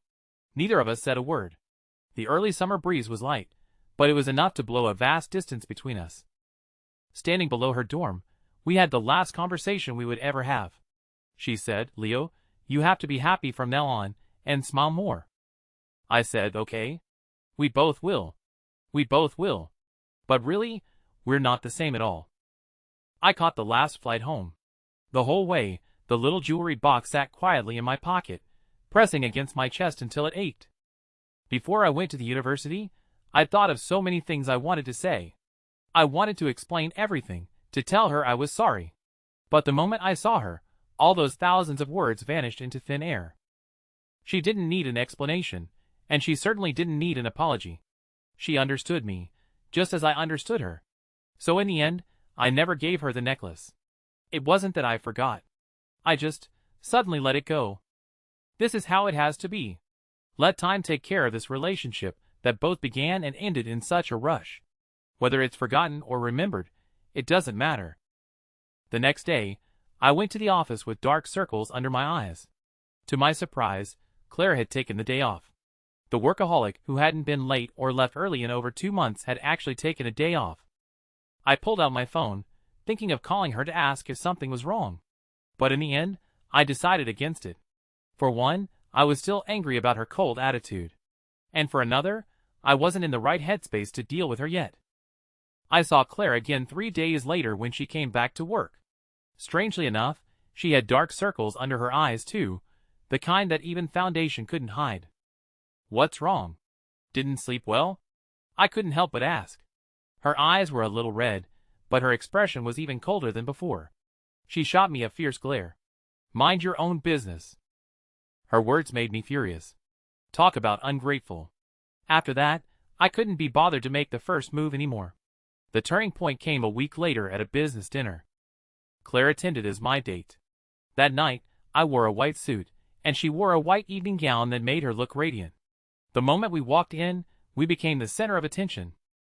Not just because of our looks, but also because of our positions. People came over to toast us one after another, their words all compliments. "Chairman Leo and Vice President Claire, you two are a match made in heaven. When can we expect a wedding invitation? Ha ha ha, a handsome man and a beautiful woman. Your future kids will be absolute heartbreakers. I should call dibs for my daughter right now." With a fake smile plastered on my face, I clinked glasses with each person who came to toast us. The social etiquette my father had forced me to learn since elementary school made handling these kinds of situations second nature. Beside me, Claire was impeccable, just like me. The only giveaway was the hand gripping my arm, its hold unnaturally tight. And, I noticed, the tips of her ears were red again. That night, we drank a lot. I got drunk, but she didn't. She was the one who drove me home. And that was the night we slept together, in my bedroom. I don't know why she didn't refuse me. All I know is that the next day, her gaze was icy cold. Our relationship didn't thaw despite our intimate encounter. She remained as frosty as ever, and I, ridden with guilt, didn't dare to approach her. But after both our parents found out, our wedding was naturally set for May 1st. It wasn't that they were old-fashioned, it was just what everyone considered the logical next step. I planned the wedding all by myself. She wasn't invested in it, which I understood. The only reason I put any effort into it was because I treated it like a job. The wedding ceremony was even more extravagant than the engagement party. Except this time, none of my roommates came. It wasn't that I didn't invite them. They said their coursework was too demanding. At least, that was their excuse. I didn't press the issue. It was better that they didn't come. It's not like they'd be there to witness my happiness. I had invited my mother to the engagement party, but she didn't show up. So, I didn't tell her about the wedding this time, but she came anyway. By her side was a refined, gentlemanly man named Edward. I had seen him before, in a photo album my mother cherished. He was younger in the photo, where he and my mother were holding hands with a little girl, about 5 or 6 years old. When the little girl saw me, she froze for a second, then her eyes went wide. A huge grin spread across her face, and shaking off the adult's hands, she ran straight towards me. Big brother. Smiling, I crouched down and swept her into my arms. Leo. My mother, smiling and holding Edward's arm, walked up and handed me a red envelope. It was large but very thin. It didn't feel like it contained money, it felt more like a document. Puzzled, I took it and opened it. It was a share transfer agreement for my grandfather's company, the one my mother had been managing. I stuffed the agreement back into the envelope and handed it back to her. Mom, I don't want this. Save it for my sister. My mother's smile faltered for a moment. When she smiled again, her eyes were glistening with tears. Leo, you're my child too. Mom. I smiled and pulled my mother into a hug, my own eyes turning a little red. Mom, I'm just happy you could be here. Her arms around me tightened, just like they did when I saw her off at the age of 8. Leo, I'm so sorry I missed your engagement party. We were handling our assets overseas back then. But now that we're back, I don't plan on leaving again. That's great. I'll come visit once you're settled. Smiling, I wiped the tears from the corner of her eye, just as I had done when I saw her off at 8 years old. But now, 10 years later, 2 new fine lines had appeared there. My mother smiled, her eyes shining, tear-free this time. Leo, congratulations. Edward said, a gentle smile on his face as he extended his hand to me. I shook it. Thank you, Uncle Edward. Just then, my father walked in, helping Aunt Susan. Seeing my mother, my father's expression stiffened for a moment, but he quickly broke into a smile. You're back? My mother smiled and nodded back. I'm back. It's strange how people can be. An estranged couple, separated for 10 years, could meet again and be so, at ease. Aunt Susan gave my mother a sheepish smile and called out, Sis. My mother, in turn, enthusiastically went forward and took Aunt Susan's hand. Susan, how many months along are you? 7 months. Is the baby giving you trouble? It used to, but it's been better this month. Hee hee. Just like Leo when he was little. As the 2 women chatted, the 2 men couldn't get a word in, simply exchanging smiles and nods. As for me, my little sister was clamoring to see the bride, so I had to take her to the dressing room. In the dressing room, Claire was touching up her makeup in front of the mirror. When I pushed the door open, she glanced back at me. To be honest, I was stunned by her beauty. She looked truly incredible today. Oh look! The groom can't wait, can he? The makeup artist teased. Well, with a bride this gorgeous, even I can't take my eyes off her, let alone a man, a staff member chimed in. I gave them an awkward smile. When I looked back at Claire, she had already turned away. Our eyes met in the mirror's reflection for a brief moment before we both quickly looked away. Wow! You are so beautiful. Sister-in-law, is that you?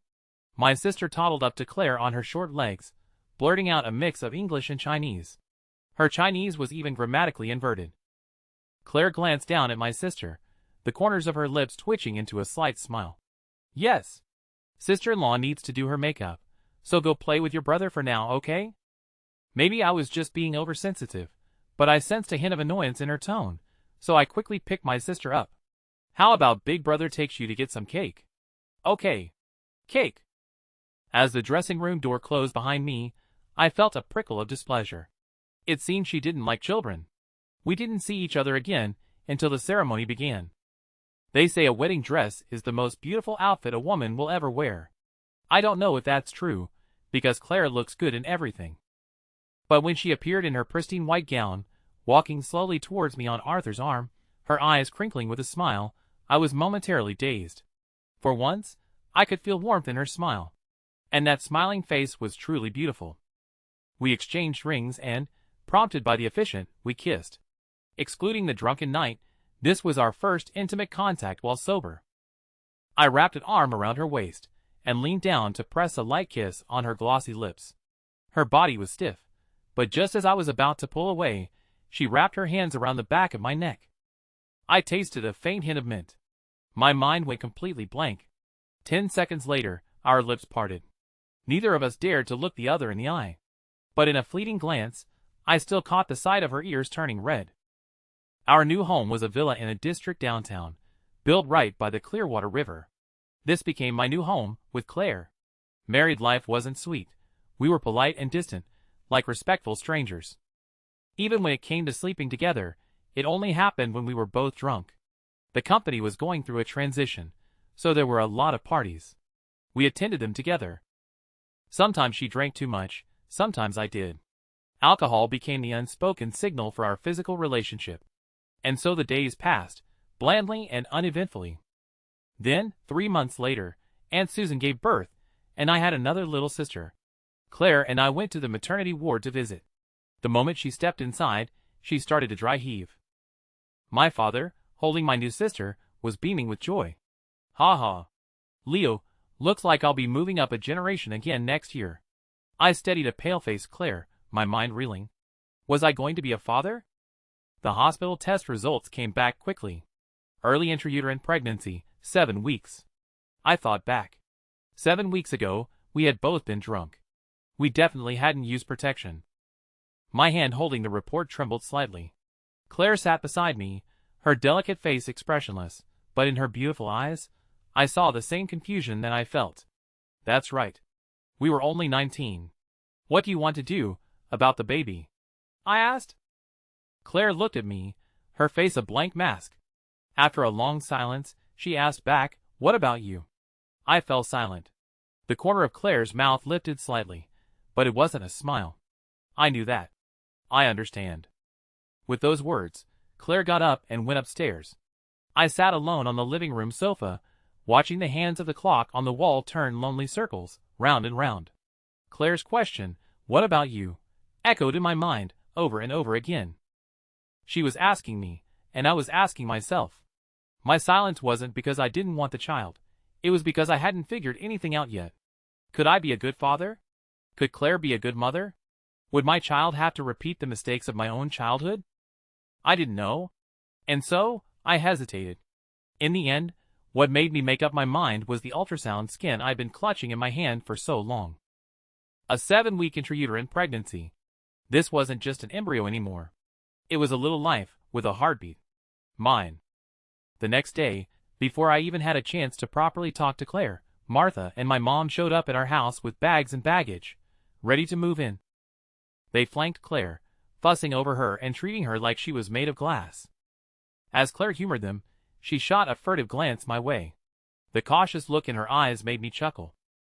A faint blush crept onto her cheeks as she glared at me. It was the same glare from the office, but this time, it seemed to hold something more. I didn't dwell on it, analyzing things like that was never my strong suit. After Claire got pregnant, she insisted on continuing to work. I didn't stop her, but I quietly took most of her projects off her plate. Pregnant women can be temperamental, getting angry over nothing, the TV, themselves, but Claire never directed any of it at me. In fact, she became a bit clingy. Every day when I came home from work, I'd sit on the couch to watch TV, and she would always sit next to me. As her belly grew, she started leaning on my shoulder sometimes. I'd instinctively pull her into my arms. It wasn't out of love, I told myself, but out of responsibility. At least, that's what I believed back then. At 8 months, her legs started to swell. I looked up massage techniques online, and started giving her a leg massage every day. My skills must have been lacking, because the swelling didn't improve. I told her to see a doctor, but she just waved it off, saying it was normal, and insisting I keep doing the massages. Her expression was as calm as ever when she said it, but the tips of her ears were bright red. I smiled and agreed, feeling a strange flutter in my chest. I couldn't quite put a name to the feeling.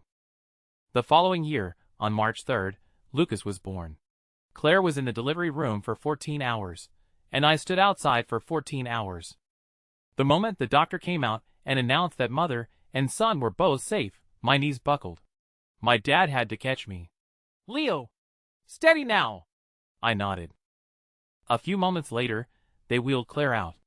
Her face was pale, but her eyes were incredibly bright. I held her hand tightly. There were a million things I wanted to say, but all that came out was, "You went through so much." Claire smiled at me, a smile just as beautiful as the one on our wedding day. "I want to see the baby," she whispered. My mother brought our son over to her. She took one look at his wrinkly face and burst into tears. Why is he so ugly?" she sobbed. Everyone else laughed, but my own eyes welled up. "Ha ha ha! He's not ugly," my mother said. "All newborns look like that. With you and Leo as parents, he's going to be a handsome little man, you'll see." My mother's words made Claire laugh through her tears, and I gently wiped them away. A week later, Claire was discharged. We didn't go to a postpartum recovery center, we went straight home. My mother and Martha hadn't left, and Aunt Susan moved in too, bringing a maternity nurse and my little sister with her. With 3 moms and a professional nurse looking after the 2 kids, I was completely sidelined. The house was full of women, and it was loud. I'd come home every day to a constant stream of chatter. I wasn't used to it, but it was happy. Maybe this was the warmth I never felt in my own childhood. My sister was 5 months old now, old enough to recognize people. She was an adorable baby, and loved it when I held her. But every time I picked her up, Claire would subtly roll her eyes at me. I'd just offer a sheepish smile and grumble to myself. I'm holding my own sister. Our son doesn't care, so why are you, her sister-in-law, making such a big deal out of it? Of course, I only dared to mutter that to myself. Let her roll her eyes. It was better than the cold shoulder she used to give me. Claire seemed to love standing on the balcony with our son, watching the stars. She would rock him gently in her arms and tell him stories about the constellations, her voice so soft, a kind of gentleness I'd never experienced before. Whenever I saw her like that, I'd walk over and wrap my arms around both of them, resting my chin on her shoulder. If our son was awake, I'd make silly faces at him. If he was asleep, I'd whistle a soft tune. He was too little to react much, but Claire would always give me a gentle nudge with her elbow and murmur, "Stop it!" Her voice was just as soft as when she was cooing to our son. In those moments, I really felt that this marriage of convenience with Claire wasn't so bad after all. But I never expected that a huge disagreement would soon cast a dark shadow over our budding marriage. The disagreement happened 6 months later. Our son had just started to say, "Dada," and "Mama." They were just simple syllables, but his soft, sweet voice could melt your heart. Our son had stopped breastfeeding at 3 months, and Claire had brought up going back to work then. I shut it down, saying the baby was too young, and she didn't press the issue. I knew she was career-driven. I'd sensed that from the moment I met her. I didn't mind it, but in my mind, she would go back to work after our son turned 3 and started preschool. After all, it wasn't like we needed the money. The company had been going through a radical transformation. We'd aggressively cut our real estate division. It was an underperforming sector, but it had still been profitable. Meanwhile, our new energy and chip sectors still hadn't taken off. The entire company was being propped up by our internet business, which made last year's financial reports look pretty grim. The board was putting a lot of pressure on me. It wouldn't be an easy environment for her to return to. My plan was for her to wait 3 years. By then, the company would be past this difficult transition, and she'd have a real chance to make her mark. I was doing it for her sake, to spare her the stress, but I'm not one to say things like that so openly. I thought she would understand. So when our son was 6 months old and she brought up work again, I shut her down with the same excuse about the baby being too young. My tone probably wasn't the best, and just like that, we stumbled into our first real fight as a married couple. "Leo, can you stop being such a chauvinist?" Claire yelled, throwing a pillow on the floor. It was the first time she had ever raised her voice at me. I'd just been grilled by the board that day, and I'd had a few drinks at a business dinner. My own temper flared in an instant. "How am I being a chauvinist? The baby is so young. Stop using the baby as an excuse," she screamed, completely losing control. "If I knew it would be like this after giving birth, I would have rather aborted him." Every word she said was a knife twisting in my heart. A bone-deep chill washed over me. How could she say something so heartless? Just then, my mother, Martha, and Aunt Susan heard the commotion and rushed into the living room to break us up. "Oh dear! What's all the shouting about? Can't you two talk things out calmly?" Martha said, trying to pull Claire back, but Claire shook her off. "Leo, calm down," my mother said, coming over to me. "This has nothing to do with you." I roared at her, my eyes burning. My mother flinched, her hand freezing in midair. Tears instantly welled in the corners of her eyes. I regretted my words the moment they left my mouth, but that flicker of remorse was no match for the fire raging inside me. I turned back, locking eyes with Claire. "Say what you just said again," I hissed. My voice seemed to startle her. She looked away, her lips tightening and her eyelashes trembling. But a moment later, she met my gaze again, her clear eyes unflinching. "My life is none of your business either," she shot back. "So you're dead set on this?" My voice was cold, carrying the weight of the 10 years between my 8th and 18th birthdays. "Leo, Claire, am not your property." With that, she turned and went upstairs. Martha followed, wiping away her tears. Aunt Susan looked from me to the stairs where Claire had disappeared, then took a deep breath and came over. "Leo, Claire only wants to go back to work because she sees how much pressure you're under. Don't worry about the baby. We can all help." I took a deep, shaky breath. "I'll take care of my own child." With that, I walked out to the balcony alone. I pulled a pack of cigarettes from my pocket and took one out. My hand trembled so much it took several tries to light it. I took a deep drag. The nicotine flooded my lungs, and the fire in my heart flared as if doused in gasoline. But as the rage boiled, a chilling coldness washed over me. This bad habit of smoking was a recent one. Claire hated it, and it wasn't good for the baby, but at this very moment, I desperately needed one. I'd never smoked in the house before. This was the first time. Just as I was lighting a second cigarette, my mother's voice came from behind me. "Leo, you should smoke less." Her voice was choked with tears, and hearing it made my chest tighten. I didn't turn around. I just clenched the cigarette between my teeth, took another deep drag, and slowly exhaled. "Mom, I was wrong just now. I'm sorry." She didn't say anything, but I could clearly hear her sniffling. I turned around, walked over to her, and wiped the tears from her cheeks. "Mom, there's something I've always wanted to ask you." She took my hand and looked at me. "If it weren't for me, would you and Dad have waited 11 years to get a divorce?" My mother pressed her lips together, her eyes flickering.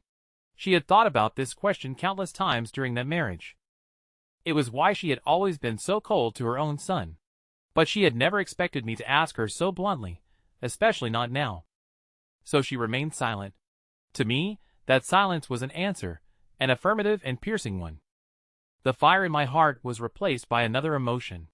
It wasn't a deeper, more painful anger towards my mother, but a kind of desolate feeling of being abandoned by the entire world. I gave a bitter smile, pulled my hand from hers, and turned back to the balcony. She called my name from behind, but I ignored her. The cigarette had burned down to the filter, which I still held between my fingers. I flicked the butt into the air, making a silent promise to myself. "Leo, this is the last cigarette you will ever smoke." The next day, my internal clock woke me up right on time. When I came downstairs, Claire was already sitting at the dining table.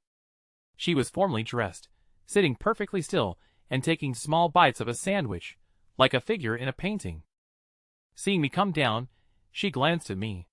Her chewing paused for a second before she quickly averted her gaze and began to eat faster. I walked to the table and sat down. I looked at her. She was wearing exquisite makeup today and looked beautiful, but it couldn't hide the dark circles under her eyes. The moment I sat down, she shot up from her chair. "I'm done," she said, and walked to the entryway to grab her bag and leave. I withdrew my gaze. The housekeeper had already brought me a bowl of millet porridge. I ate in silence, not saying a word to her. But I could feel her looking back at me as she opened the door.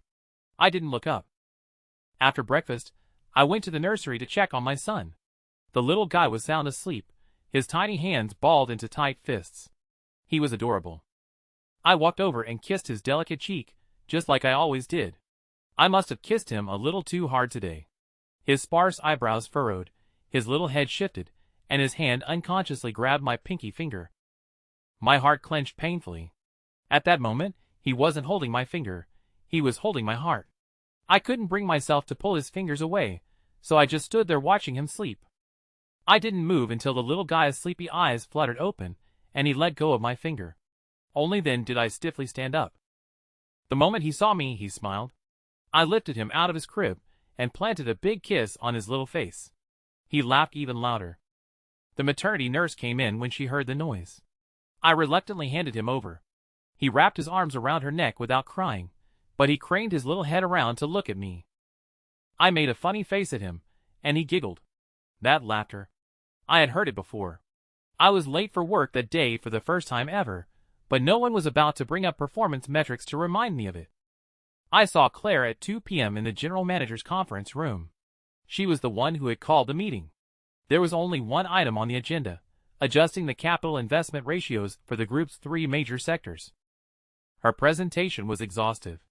From an analysis of the group's current situation to recent market research, from the composition of our profits to long-term market forecasts, every point was backed by professional data. This was clearly not something she put together overnight. She had been preparing it for a long time. The PowerPoint clicked to the final slide, but her cool, detached voice still hung in the air. The other 3 vice presidents didn't react immediately. Instead, they all turned to look at me.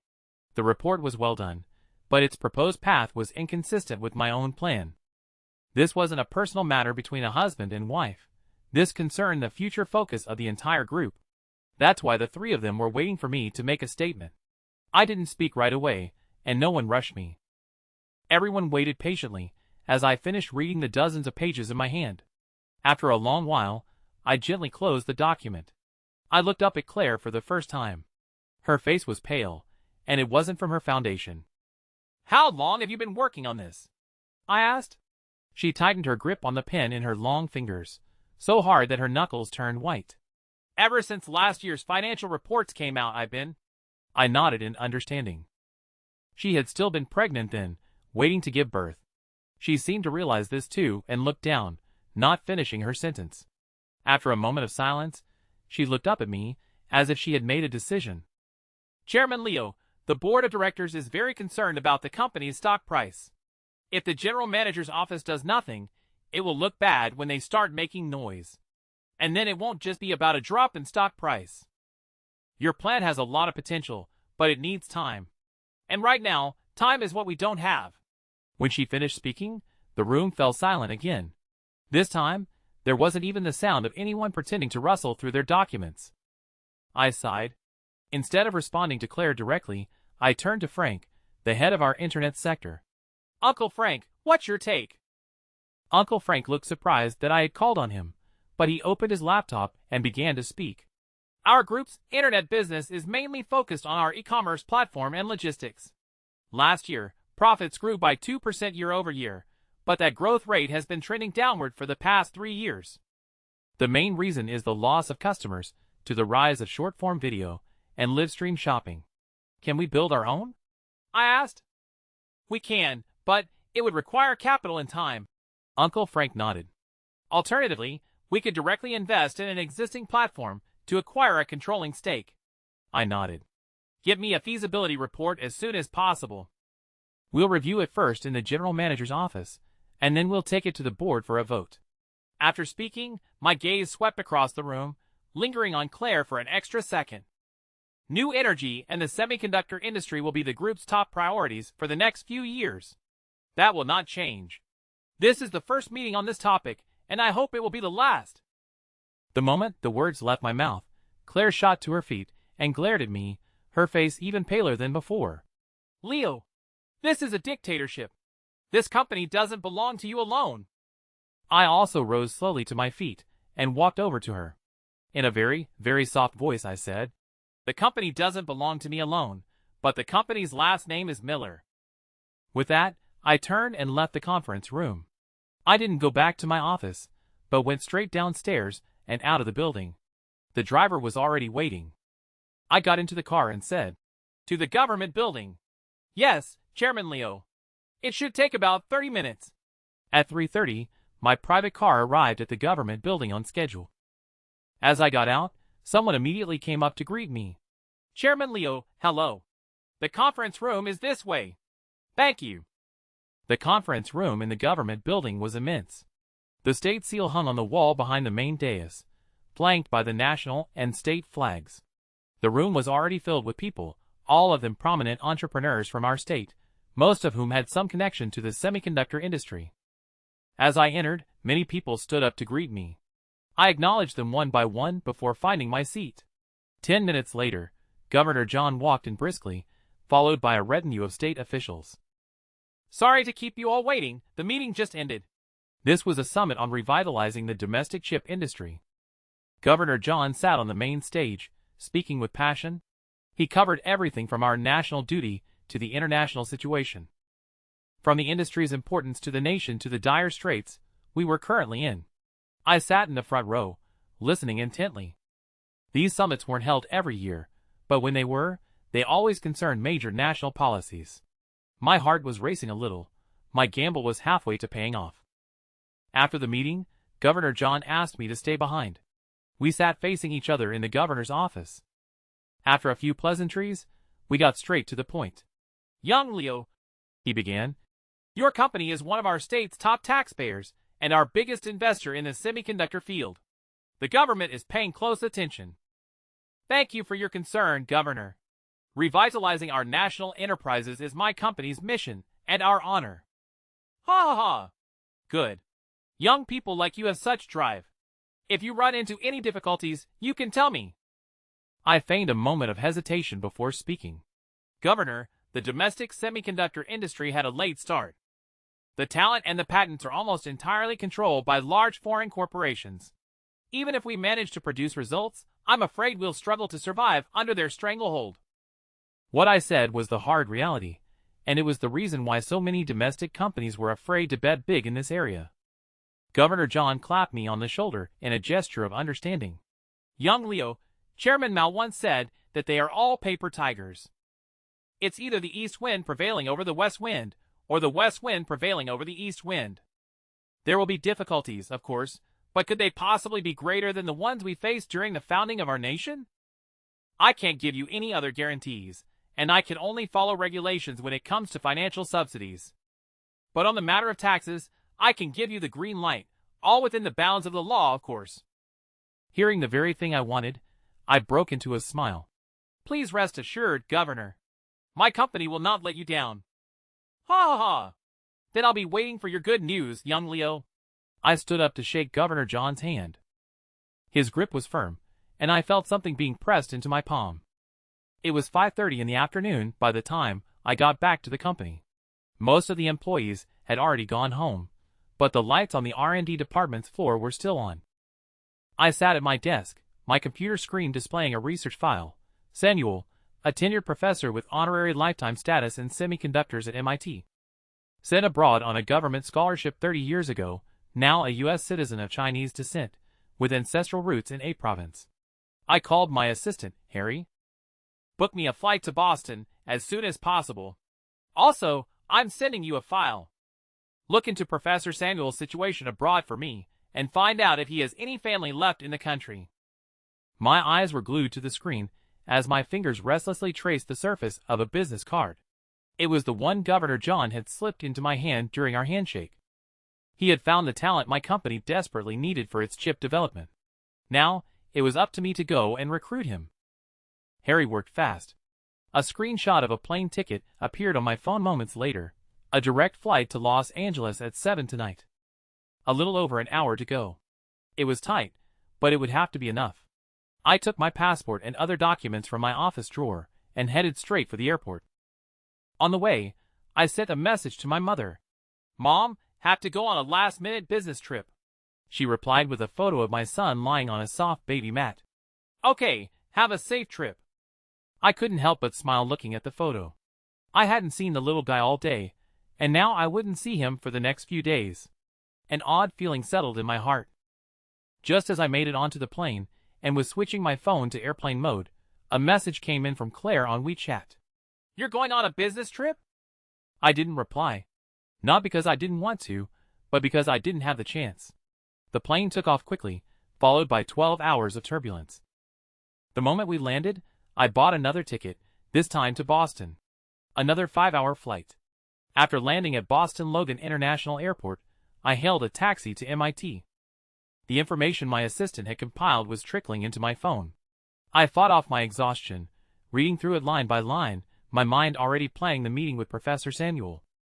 The taxi driver kindly dropped me off very close to my destination. I was in a foreign country, surrounded by picturesque scenery and exotic charm, but I was in no mood to appreciate any of it. Professor Samuel lived in a high-end apartment complex for faculty. I couldn't get in, so I called the number on the business card. The call connected, but the moment I introduced myself, the line went dead. I didn't call again. I'd been mentally prepared for this. The fact that he hadn't cursed me out was polite enough. I found a hotel and checked in. The fatigue from the journey knocked me out, and I slept straight through until the next morning. For the next 3 days, I didn't leave the hotel. I spent my time calling in favors, trying to use my own and the Miller Group's network to get in touch with Professor Samuel. But his circle was remarkably private. Apart from his students, he had almost no other social connections. I was at a loss. On the 4th day, I spent some money to pay one of the international students under his supervision to deliver a letter for me. The next day, the letter was returned, unopened. The student called me, crying and yelling, and was too scared to even keep the money I'd given him. That avenue was completely cut off. Just when I thought the trip was going to be a complete failure, Harry forwarded me a message from Governor John's secretary. It was a photo. In the photo was an elderly woman with white hair, lying in a hospital bed. She didn't look well. Chairman Leo, this is Professor Samuel's mother. She is currently in a nursing home and has a history of heart disease and related complications, including coronary artery disease. Have her transferred to the state hospital immediately. Put her in the Miller Group's VIP suite and arrange a full checkup. Understood. I downloaded the photo. After a moment's thought, I attached it to an email and sent it to Professor Samuel's private address with a short message. Professor Samuel, I don't mean anything by this. I would just like to have a meeting with you. That evening my phone rang. It was him. The next day, which was also the last day before my visa expired, we met at a Chinese restaurant. The meeting with Professor Samuel was far more amicable than I had expected. We chatted as we ate, with me doing most of the talking and him listening. But we didn't talk about his field, or about him returning to the country, or about my company. We talked about China's development over the years, and the improvement in the quality of life. By the time we finished the meal, 2 hours had passed. Professor Samuel pulled me into a corner near the restaurant's kitchen and offered me a cigarette. I took it but didn't light it. He lit his, took a deep drag, and when he looked at me again, his gaze was much sharper. You have more patience than I expected. I didn't respond, simply meeting his gaze. After a long moment, we both smiled. Just as expected from the scion of a great family. Taking over a company worth hundreds of billions at 18, so young, yet so mature and steady. Your methods are ruthless, yet you seem to value loyalty. You must be quite the man of contradictions. A smirk played on my lips at his words. It seems you've done your research on me, Professor. But your investigation might have been a little off. I'm no scion of a great family. For generations, everyone in my family was a poor farmer, with the exception of my father. Hearing this, Professor Samuel's expression grew somber. He took another harsh drag from his cigarette. How is my mother? Her heart condition isn't good. I've already arranged for her to be moved to the Miller Group's dedicated VIP suite at the state hospital. We should have the full medical report this evening. Professor Samuel looked down, saying nothing. He just dropped the cigarette butt to the ground, crushed it under his shoe, and when he looked up again, his eyes were red. Thank you, he said, his voice low. It was the right thing to do, I replied. Your visa expires today, doesn't it? I have a flight back this afternoon. Professor Samuel nodded. You should head back then. Just let me know if you need anything. Professor Samuel looked at me, his gaze faltering for a moment before he smiled. I have my own ways. All right. Take good care of my mom for me. You can count on me. Only then did our clasped hands part. Before we let go, Professor Samuel gave my hand a gentle but distinct squeeze. Watching his retreating figure, I let out a long sigh of relief. By the time I landed back in the country, it was the middle of the night. The driver, having already received word of my return, had been waiting at the airport for some time. The car pulled right up to the villa. To my surprise, the house was ablaze with light. The living room was empty, but the door to the nursery was ajar. My heart sank. I hurried to the nursery door, but before I could open it, Claire emerged. Our eyes met, and she froze for a second. "You're back." "Yeah." My gaze went past her, into the room. My mother and Martha were both there, and the family doctor was sitting on my son's bed, shaking down a thermometer. I loosened my tie uneasily.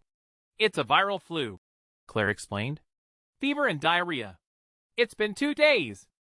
Why didn't you tell me?" My voice was hoarse from the long flight. Perhaps thinking of the message I still hadn't replied to, her tone turned sharp. "What good would telling you have done?" I was speechless. She was right. I was halfway across the world. What could I have possibly done? I moved to step inside, but Claire blocked my way. "Shower first." I didn't argue.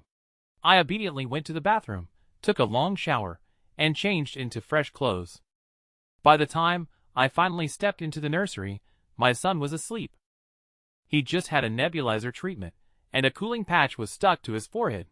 His little cheeks were flushed red, and he was visibly thinner than when I'd left on my trip. I sat down beside him, holding his tiny hand. It was no bigger than a bottle cap. A wave of guilt washed over me, and my eyes began to sting. "Leo, is this how you're going to be a father?" I condemned myself again and again, carving myself up with an invisible knife. "Leo, you've been flying for more than 10 hours, and you have work tomorrow.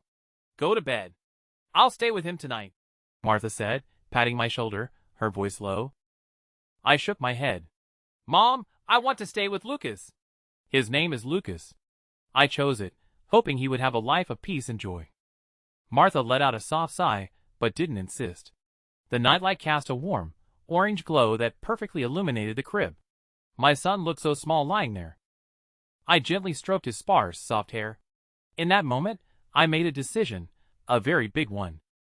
Probably because of the fever, he slept restlessly, his breathing heavy with phlegm. He woke up once during the night, his mouth opening to cry, but when he saw me, his eyes widened in confusion. The wail died in his throat, and he reached his little arms out to me. I lifted him out of the crib. He was burning up, a little furnace in my arms. He clutched the collar of my pajamas, buried his face in my chest, and fell back asleep.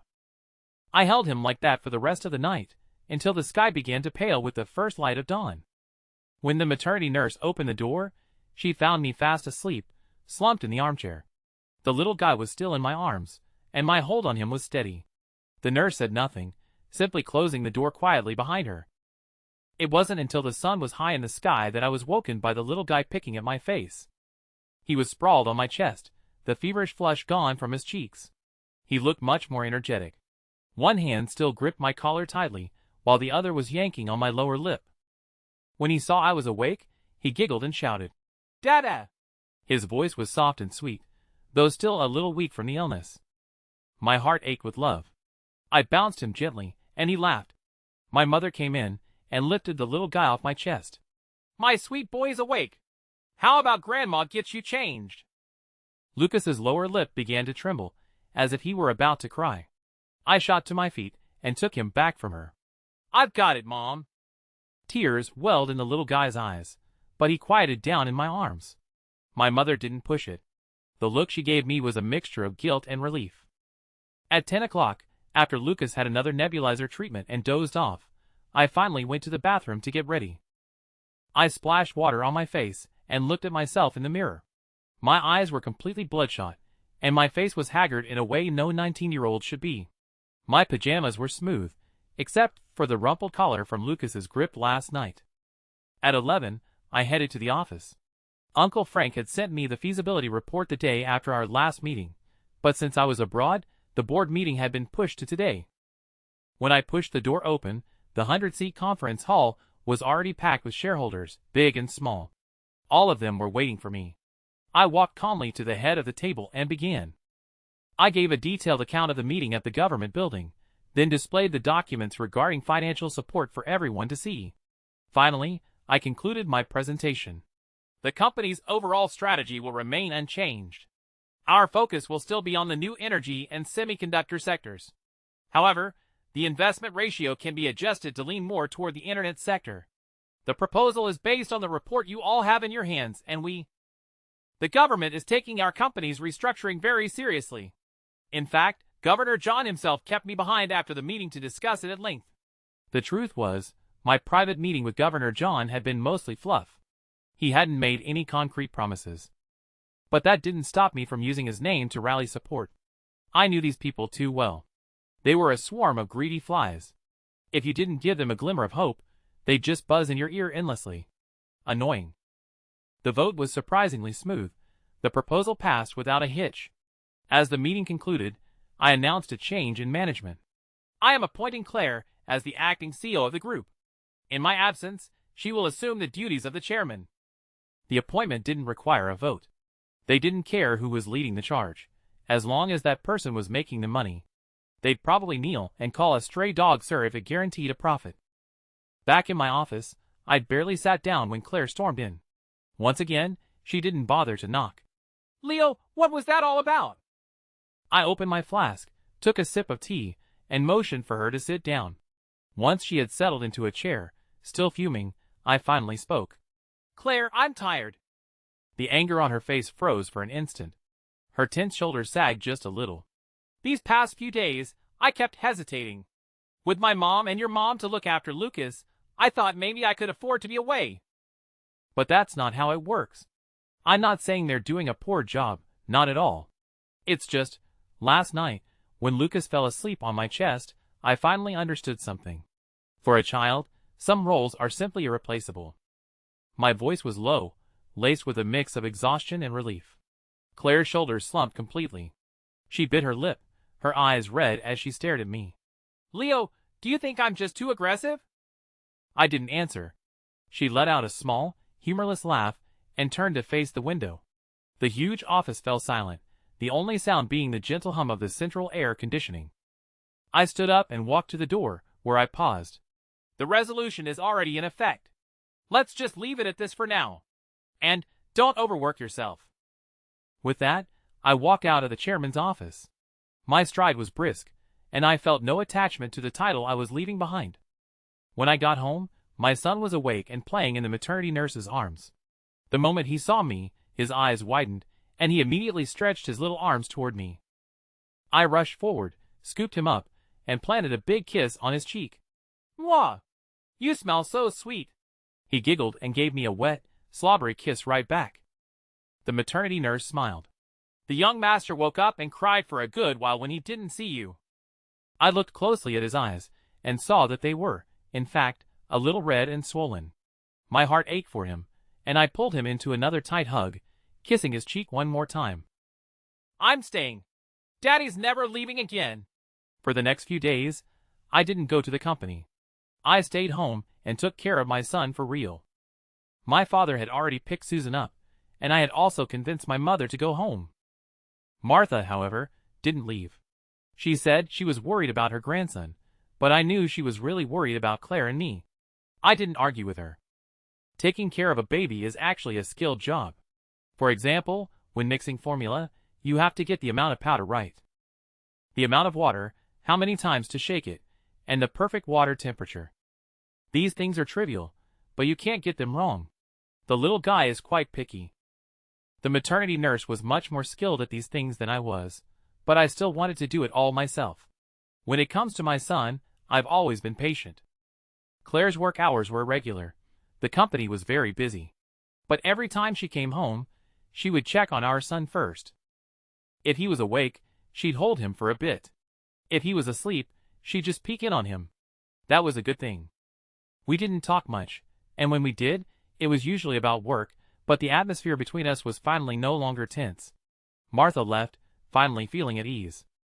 Then, half a month later, Professor Samuel messaged me to say he was coming back. I quickly asked for his flight and arrival time and began making arrangements to welcome him. At 11 that morning, my assistant Harry and I were waiting at the arrival's gate. Unexpectedly, Professor Samuel didn't come back alone. He brought his entire team with him, a whole crowd of more than a dozen people. I froze on the spot as Professor Samuel introduced them. Crap, I thought to myself, we don't have enough cars. I shot my assistant a look, and he quickly nodded and hurried off. Professor Samuel, my sincerest apologies. The cars I arranged won't be enough. Please wait just a moment, I said apologetically. Professor Samuel, who had dark circles under his eyes, nodded. It's not your fault. I wasn't clear. I didn't expect them all to be willing to come back with me.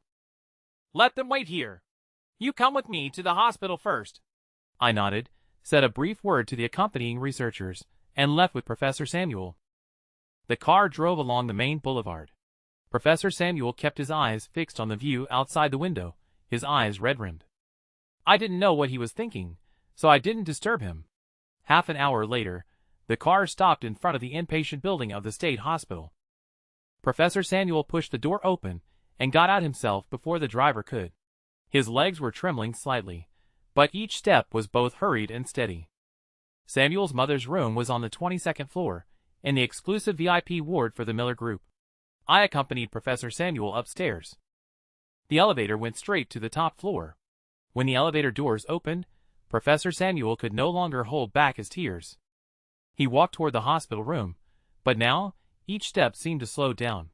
Samuel's mother was propped up in her hospital bed. Her hair was completely white, and her frame was thin. Her somewhat cloudy eyes were staring blankly at a yellowed photograph in her hand. Professor Samuel pushed the door open. At the sound, his mother looked toward the entrance. The old woman's gaze was unfocused, her expression blank. Professor Samuel's hand, gripping the doorknob, was trembling. His Adam's apple bobbed, but no sound came out. That single word. It was the first one he'd spoken as a baby learning to talk. The one he'd shouted countless times a day for his first 18 years. The one he'd repeated silently in his heart every day for the 30 years he'd been abroad. But now, as the memory of the woman with a full head of black hair, wearing an apron and bustling about the kitchen, merged with the white-haired, withered woman before him, that word was caught in his throat. He just couldn't say it. Mother and son, separated for 30 years, were reunited at last, yet they were like the most familiar of strangers. A sting came to my nose, and I quietly turned my head away, unable to bear watching. In the end, it was Samuel's mother who reacted first. Recognition slowly dawned in her eyes. The old woman looked from the photo in her hand to the professor standing in the doorway. Tears streamed down her wrinkled cheeks. Her voice trembled with uncertainty as she called out, "June?" His mother's call of his name struck Professor Samuel like a heavy hammer. He fell straight to his knees, his kneecaps hitting the marble floor with a dull thud, without any attempt to soften the blow. "Mom!" He finally managed to cry out, his voice as hoarse as sandpaper. "June!" The old woman cried out again. "Mom!" Professor Samuel shuffled forward on his knees toward the bed, each movement heavy and laborious, until the old woman opened her arms, just as she had when he was a little boy coming home from school. At that moment, the emotions Professor Samuel had suppressed for years erupted. He threw himself into his mother's arms, crying, "Mom!" with gut-wrenching sobs, each cry hoarser than the last, enough to bring tears to anyone's eyes. His mother held her son tightly, murmuring over and over, "My boy! Oh, my dear boy! You're finally back!" I quietly closed the door, leaving the mother and son to themselves. Half an hour later, the driver delivered some food, including a meal suitable for a patient. It was all homemade. I had sent him back to get it. I left the food by the door with a sticky note, and then left the hospital. At 1 in the afternoon, Professor Samuel sent me a message. It was just 2 words, "Thank you." I replied, "You're welcome." I skipped lunch. Instead, I called a ride-share to the office, leaving the car and driver at the hospital. My assistant had taken the researchers who came with Professor Samuel out to eat and hadn't returned yet. I sat quietly in my office, feeling as though a great weight had finally been lifted from my shoulders. At 1 o'clock, Harry returned. His face was flushed and his steps were a bit unsteady, but his eyes were clear. "Chairman Leo," he called out, handing me a file. I opened it and glanced inside. It was a roster for the research team. The roster was incredibly detailed, even noting each person's personal preferences. My mouth twitched involuntarily when I saw that. I thought to myself, in the time it took to have one meal, this kid has managed to dig up everything on them. He's got some skills. I closed the folder and smiled at him. You've got some real talent. It's a waste to have you as my assistant. The flush from the alcohol drained from Harry's face instantly. He looked at me in a panic. Chairman Leo, I held up a hand to reassure him and said with a smile, don't worry. I probably won't have time to come to the office for a while, so there won't be much need for an assistant. I'm planning to put you in charge of liaison for Professor Samuel's research project. Harry's expression shifted from panic to immense joy. He stood up and was about to bow to me, but I waved for him to sit back down. Just remember one thing. I'm not transferring you over there to be their boss. Harry immediately shot back up to his feet. Rest assured, Chairman Leo, I will fully cooperate with Professor Samuel and his team on their research, and I'll report their progress to you daily. I smiled. It's so much easier talking to smart people. You don't need to report every day. Just update me when necessary. Of course, if any problems come up, you must let me know. Don't worry, sir. I guarantee I'll get the job done. I waved him off, and he walked out, head held high. After my assistant left the office, I made a private call to Governor John's secretary. I informed him of Professor Samuel's return and expressed my gratitude. I knew he wasn't the one who had given me the photo and information about Samuel's mother, but he was the one I had to thank. That's just how things are done. The next time Professor Samuel contacted me was 3 days later. He came directly to the company. I was at home at the time, so Claire went down to greet him personally. By the time I rushed to the office, Professor Samuel and Claire were in my office, laughing and chatting away. They seemed to be getting along very well. Chairman Leo. Professor Samuel, just call me Leo. We shook hands. Then I'll call you Leo, he said with a smile, glancing from Claire to me. And you don't have to call me Professor Samuel either. Just like Claire, call me Uncle. I was a bit stunned. Claire stood up at the right moment to explain. I just found out myself. Uncle Samuel is from the same village as my mom. They were even neighbors. It dawned on me. Martha's maiden name was Samuel. It's such a small world, I remarked. Indeed. Professor Samuel sighed, his voice tinged with nostalgia and regret. My sixth sense screamed at me. I glanced at Claire, but she just smiled without saying a word. In the afternoon, the general manager's office held an emergency meeting. Besides the 5 top executives, I also invited Professor Samuel to attend. Hiring nearly 20 senior researchers at once wasn't something we could decide in-house. It had to go through the board of directors as well. During the meeting, Professor Samuel gave me a huge surprise. On his return to the country, he hadn't just brought a team of leading semiconductor researchers, but also several of his own unpublished research breakthroughs. If these findings were published abroad, they would undoubtedly send shockwaves through the entire semiconductor industry. He could have had it all: fame, status, wealth, but he chose not to. I had a vague idea of why, but I didn't ask Professor Samuel to confirm it. Instead, I made a decision on the spot. I would appoint Professor Samuel as a lifetime honorary consultant for the Miller Group, and offer him 10% of the company's shares as a signing bonus. Professor Samuel just smiled and waved his hand dismissively. I'm not doing this for money. Once your company's research has made progress, I'd like to go teach at a university. When he said this, his eyes shone with a light, his voice filled with an unprecedented longing. In the end, he donated his research to the company free of charge and accepted the position of honorary consultant, but he refused to take a single penny. We couldn't reach an agreement on that point. Later, Claire proposed a solution. Once the chip division became profitable, the company would dedicate 10% of its annual profits to an education fund to encourage research and entrepreneurship for Professor Samuel and his students. It was a great compromise, and Professor Samuel agreed. That evening, Martha heard the news and insisted on treating Professor Samuel to dinner. Claire, our son, and I went along. The dinner was at the Sterling Villa. At 6, Professor Samuel arrived with his mother. His mother looked much better, a constant smile on her face. Martha was wearing a cheapao today. Though she was nearly 50, she had kept her figure very well. She had also put on light makeup, which made her look much younger. Samuel, it's been so long. Martha, long time no see. The two of them shook hands. It seemed normal enough, but I couldn't shake a strange feeling, especially when I saw the forced, stiff smile on Arthur's face. Throughout the meal, the conversation was dominated by Martha and Professor Samuel. His mother would chime in occasionally, all of them reminiscing about old times. Nobody else could get a word in. Holding my son, I saw Arthur's expression grow even more rigid. I found it amusing but couldn't help feeling a little bad for him. So I nudged Claire's leg with my foot under the table. Claire glared at me. I gestured towards Arthur with my chin. She glanced over, then covered her mouth to stifle a laugh. I couldn't believe Claire. So much for being Daddy's little girl, I thought. After dinner, Professor Samuel's mother, not feeling well, needed to go home and rest. Martha went with them, saying she'd see them home. Once they were gone, Arthur's face was terrifyingly dark. He glared at Claire and me, as if he wanted to skin us alive. Caught in the crossfire. Even my son seemed to sense the tense atmosphere. He leaned out of my arms and pointed at the door. "Go, go!"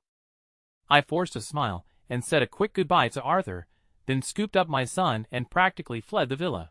Claire followed close behind, a guilty look on her face. Once we were in the car, we looked at each other and couldn't help but burst out laughing. Our son, sitting in my lap, joined in with his own carefree laughter. On the way back, I couldn't resist asking, "They're not going to fight tonight, are they?" "They definitely will." "Then why didn't you try to stop her? Didn't you see how unhappy Dad was?" "Why should I? Mom knows what she's doing." I was speechless. When we got home, I handed our already sleeping son to the nanny. As soon as I got upstairs, Claire threw herself into my arms. I instinctively wrapped my arms around her. Looking down, I saw her face was flushed and her eyes were misty. The soft, fragrant feeling of her in my arms quickly aroused me, and I swept her up. She let out a soft moan, her slender, fair hands wrapping around my neck as her red lips trailed kisses across my cheek and Adam's apple. I kicked the master bedroom door open with a surge of urgency and lowered my head to capture her mischievous lips with my own. Our panting breaths mingled in the air. The bedroom door slammed shut, and the decadent sound soon vanished into the second-floor hallway as the entire villa sank into the quiet of the night. In the early hours of the morning, the light in the master bedroom was still on. Claire and I were nestled together, each of us savoring the memory of our earlier passion. This was the first time we had made love since our son was born, and the first time we hadn't simply rolled over and fallen asleep afterward. With my arm around Claire's shoulders, I chose my words carefully. "Are you sure there's nothing going on between Professor Samuel and your mom? From what I know, he's been single all these years." I was worried about Arthur and Martha's relationship, but I was also concerned this might affect Professor Samuel's work. Hearing this, Claire tilted her head back to look at me, the corners of her lips turning up in a slight smile. "Why are you just like my dad?" "Huh?" I didn't understand. "So petty." She rolled her eyes at me. I was at a loss for words. "This isn't about being petty. Any man would find this hard to tolerate." Claire looked up at me with a smile and explained, "It's just a game they play. My dad is a very jealous man. Every time they argue, my mom uses things like this to provoke him. They've been doing it for half their lives, and he falls for it every single time. I'm used to it." Claire rested her chin on my chest, her voice tinged with languor. I chuckled at Claire's explanation, but I still felt a little uneasy. Maybe that game worked before, but Professor Samuel is different. He's Martha's childhood sweetheart. As I was still worrying about it, Claire had already fallen asleep, nestled against my chest. Listening to her even breathing, my own heart began to calm down. The AC was a little cold, so I pulled the velvet quilt up over both of us. Soon after, I fell asleep too. When I woke up the next day, Claire had already left for work. My back was a little sore when I got up. After a nearly 2-year dry spell, we both got a little carried away last night. But that's the good thing about being young. I stretched my back, and the soreness went away. I was still a little worried, so after my son woke up, I drove over to Arthur's house with him. As soon as I walked in, I saw Martha on the sofa, dressed in loungewear and positively glowing. She beamed the moment she saw us. "Oh, my dear grandson is here." My son giggled and threw himself into Martha's arms. I got up and headed for the second floor. At the door to the study, I saw Arthur. He was holding his back with one hand and the doorframe with the other, as he slowly made his way into the room. Standing at the top of the stairs, I couldn't help but let out a snort of laughter at the sight. I quickly covered my mouth, but Arthur had already heard me. He turned around, still holding his back. When he saw it was me, his old face first flushed red, then he shot me a harsh glare. I smiled and went over to help him into the study, thinking to myself, this old couple is really wild. The thought that Professor Samuel had become a part of their play made me start to feel sorry for the professor who'd returned from abroad. After that, I left the company for good. My days were spent watching my son grow up, little by little. The little guy was very bright. He could sit up at 7 months, crawl at 8, and by 9 months, he could stand up and take a couple of quick steps before falling into my arms, giggling. At a little over a year old, his talent for language was already on full display. He'd call out Daddy, Mommy, Grandpa, Grandma to everyone he saw, making him the darling of the family. However, there were 2 people he wouldn't call out to, Sunny and Mia. Sunny was my mother's daughter, and was already in elementary school. Mia was my father's daughter, 8 months older than Lucas, and could already toddle around on her own. My 2 younger sisters loved to play with my son, but being young themselves, they didn't always know their own strength. Sometimes, their teasing would make him burst into tears. One time, I heard crying and rushed over to find the 3 little ones huddled on the sofa. My 2 sisters were in a panic, one trying to wipe his tears, while the other covered his mouth. Sunny, looking for all the world like a little gangster, put on a fierce face and threatened, "No crying! If you cry again, I'll flick your little pecker." My son's crying stopped abruptly, as if fate itself had seized him by the throat. Half annoyed and half amused, I coughed pointedly behind them. The 2 girls' little bodies jumped. Sunny took off running immediately. Mia was a bit slower to react, her little short legs starting to move, but I scooped her up into my arms before she could get away. I gave her bottom a couple of light taps. "Bullying my son again while I'm not around, huh? Big brother, I'm sorry," Mia pleaded from my arms. Seeing me, my son's face lit up. He started clapping his hands and shouting, "Dad, hit, hit!" I looked back at him, sitting there bouncing on the sofa in his split-crotch pants, his front gate wide open. I found it hilarious, but I didn't spank her again. Just then Sunny, who had already run off, came back and started pulling at my arm, yelling, "Brother, let go! Let me go! If you're going to hit someone, hit me!" Heh, so loyal to her sister. I took the opportunity to let Mia go, only to grab Sunny and start tickling her. She giggled and begged for mercy at the same time. Then Mia came to Sunny's rescue, so I did the same to her. My son watched from the side, clapping his hands excitedly. After playing around with them for a while, I gave my 2 sisters a gentle warning. "Your nephew is still little. Don't bully him." The smile vanished from Sunny's face, replaced by a look of displeasure. "It's his fault for not calling me Big Auntie." "Yeah. He doesn't call me Little Auntie either," Mia added, pouting. I had to laugh. "He's still little, it's normal if he can't." I trailed off, not even believing my own words. My son was indeed strange. He'd even call Auntie Susan Grandma, but he just wouldn't call Sunny and Mia anything. Just as I was trying to figure out how to explain this to the 2 little princesses, my son suddenly spoke up. "Big Auntie. Little Auntie." My 2 sisters' eyes went wide. They wiggled out of my arms and rushed over to my son, each grabbing one of his hands. "Good nephew, say it again. Big Auntie. My great nephew, call me Little Auntie." The 2 of them were overjoyed. They covered his face in slobbery kisses, and he just giggled. I just smiled and shook my head. The life of a stay-at-home dad is just this ordinary and comical. In the blink of an eye, 3 years had passed. My son was now 4, old enough for preschool. I drove him to preschool myself that day. At the entrance, he clung to my leg, crying his heart out. No matter what the teacher and I said, he wouldn't let go. I was sweating bullets from the stress. Just then Mia, who was in a higher grade, saw what was happening. She came bouncing over with her backpack on, a look of disdain on her face as she looked at my son. "Lucas, you're crying just because you have to go to preschool? Aren't you ashamed of yourself?" My son looked up at Mia, and his crying stopped. He pressed his lips together tightly. Mia took out a handkerchief and wiped his tears. "Come with your auntie. I'll look out for you."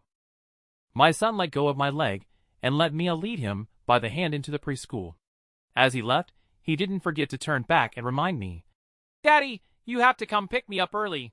I waved and promised him I would be the first one there to take him home. I drove home alone and sat on the sofa, the scene at the preschool replaying in my mind. For the past 3 years, I had poured nearly all my energy into my son. Eating, sleeping, drinking, dressing, I did almost everything for him myself, which is why he was so clingy. I had always seen this dependence as a source of happiness, even feeling a little smug about it. But what happened with my son this morning shook me.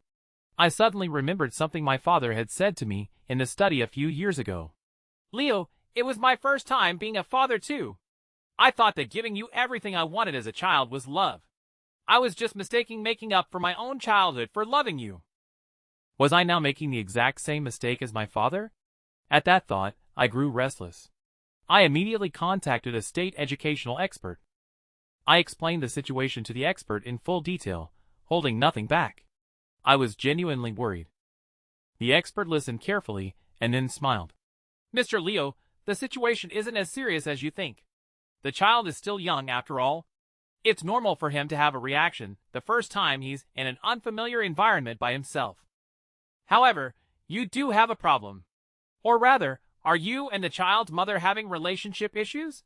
You said a lot about your interactions with your son, but you haven't mentioned his mother once. Are you divorced?" His words sent me into a daze. A particular night involuntarily came to mind. When my son started teething, we began introducing solid foods.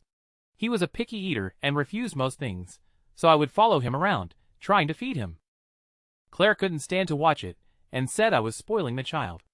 I retorted, "If I don't dote on my son, who will?" Claire slammed her hand on the table. "Leo, Lucas is my son too. Just worry about the company. You don't need to worry about our son." Furious, Claire threw down her chopsticks and went back to the study. After that day, she never brought up anything about our son in front of me again.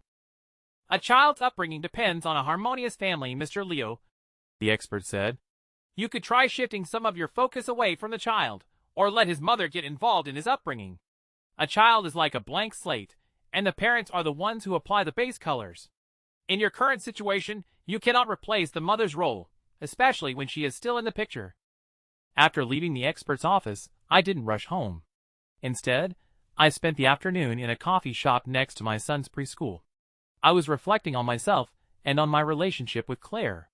We communicated too little, verbally, emotionally, in every way. In our years of marriage, we had become more like roommates living under the same roof. Perhaps there was a sliver of affection, but it was too fragile to withstand any storms. Especially when it came to our son. We had already had 3 major arguments about him. The first time was when our son was 6 months old and Claire wanted to go back to work. The second was when she accused me of spoiling him. The third was just recently when our son had a fever and we had to go to the emergency room. She was in a meeting and replied to my message late. I actually wasn't angry at first, but when she came back, her first words were, "Why is he always getting sick?"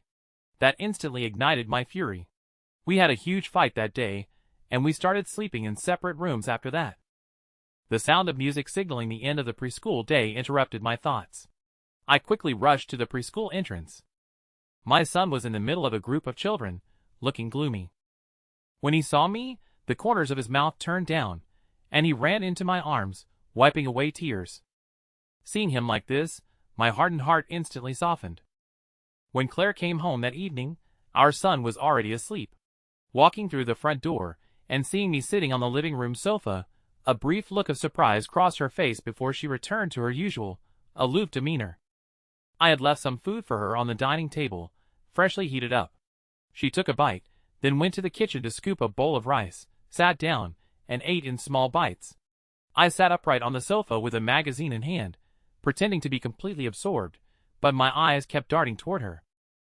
After eating, Claire went straight upstairs to the bathroom without even giving me a single glance.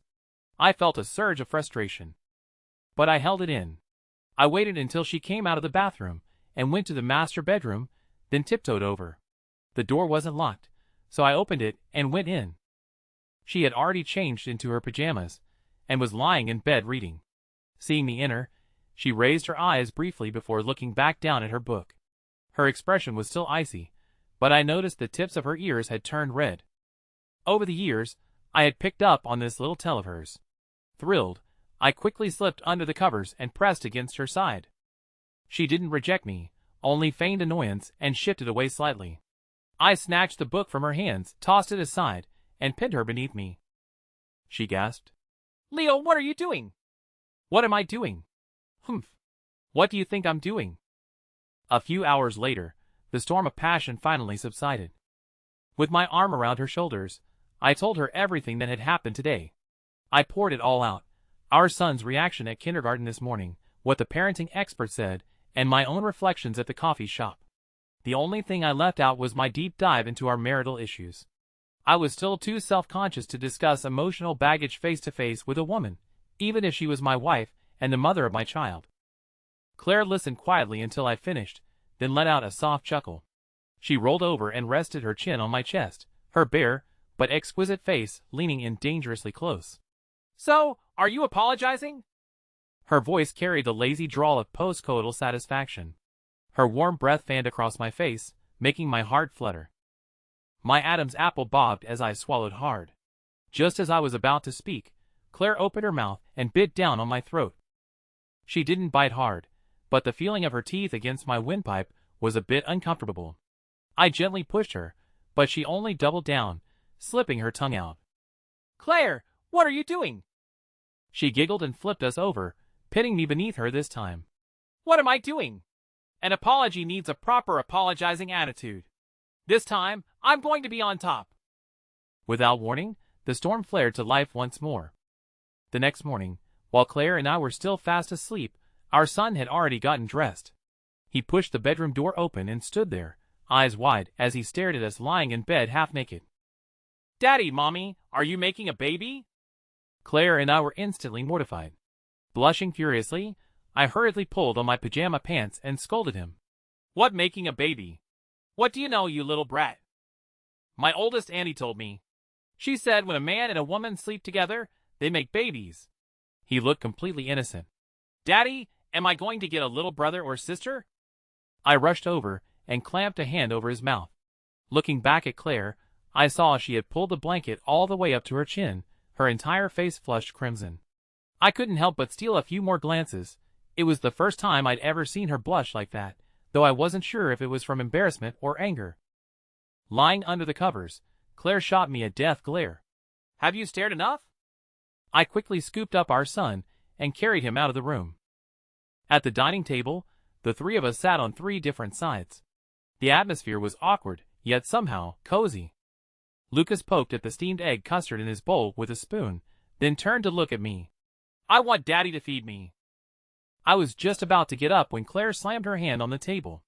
"How old are you that you still need to be fed? Eat it yourself." I froze in place. Seeing my son pouting, tears welling up in his eyes, I forced myself to be strict. I sat back down, lowered my head, and ate my own porridge. Seeing that I wasn't coming over to feed him, Lucas angrily threw his spoon onto the table, pointed at Claire, and yelled, "Bad mommy! I don't want you anymore."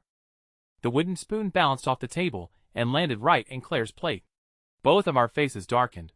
Before I could react, Claire slammed her chopsticks down. She stood up, marched over to him, yanked down his pants, and delivered 2 sharp smacks to his bottom. The slaps were loud, but his crying was even louder. The house was instantly filled with a chaotic din. Seeing him wail, Claire delivered 2 more smacks. "Shut up!" His crying quieted down into continuous sobs. "Hold it in!"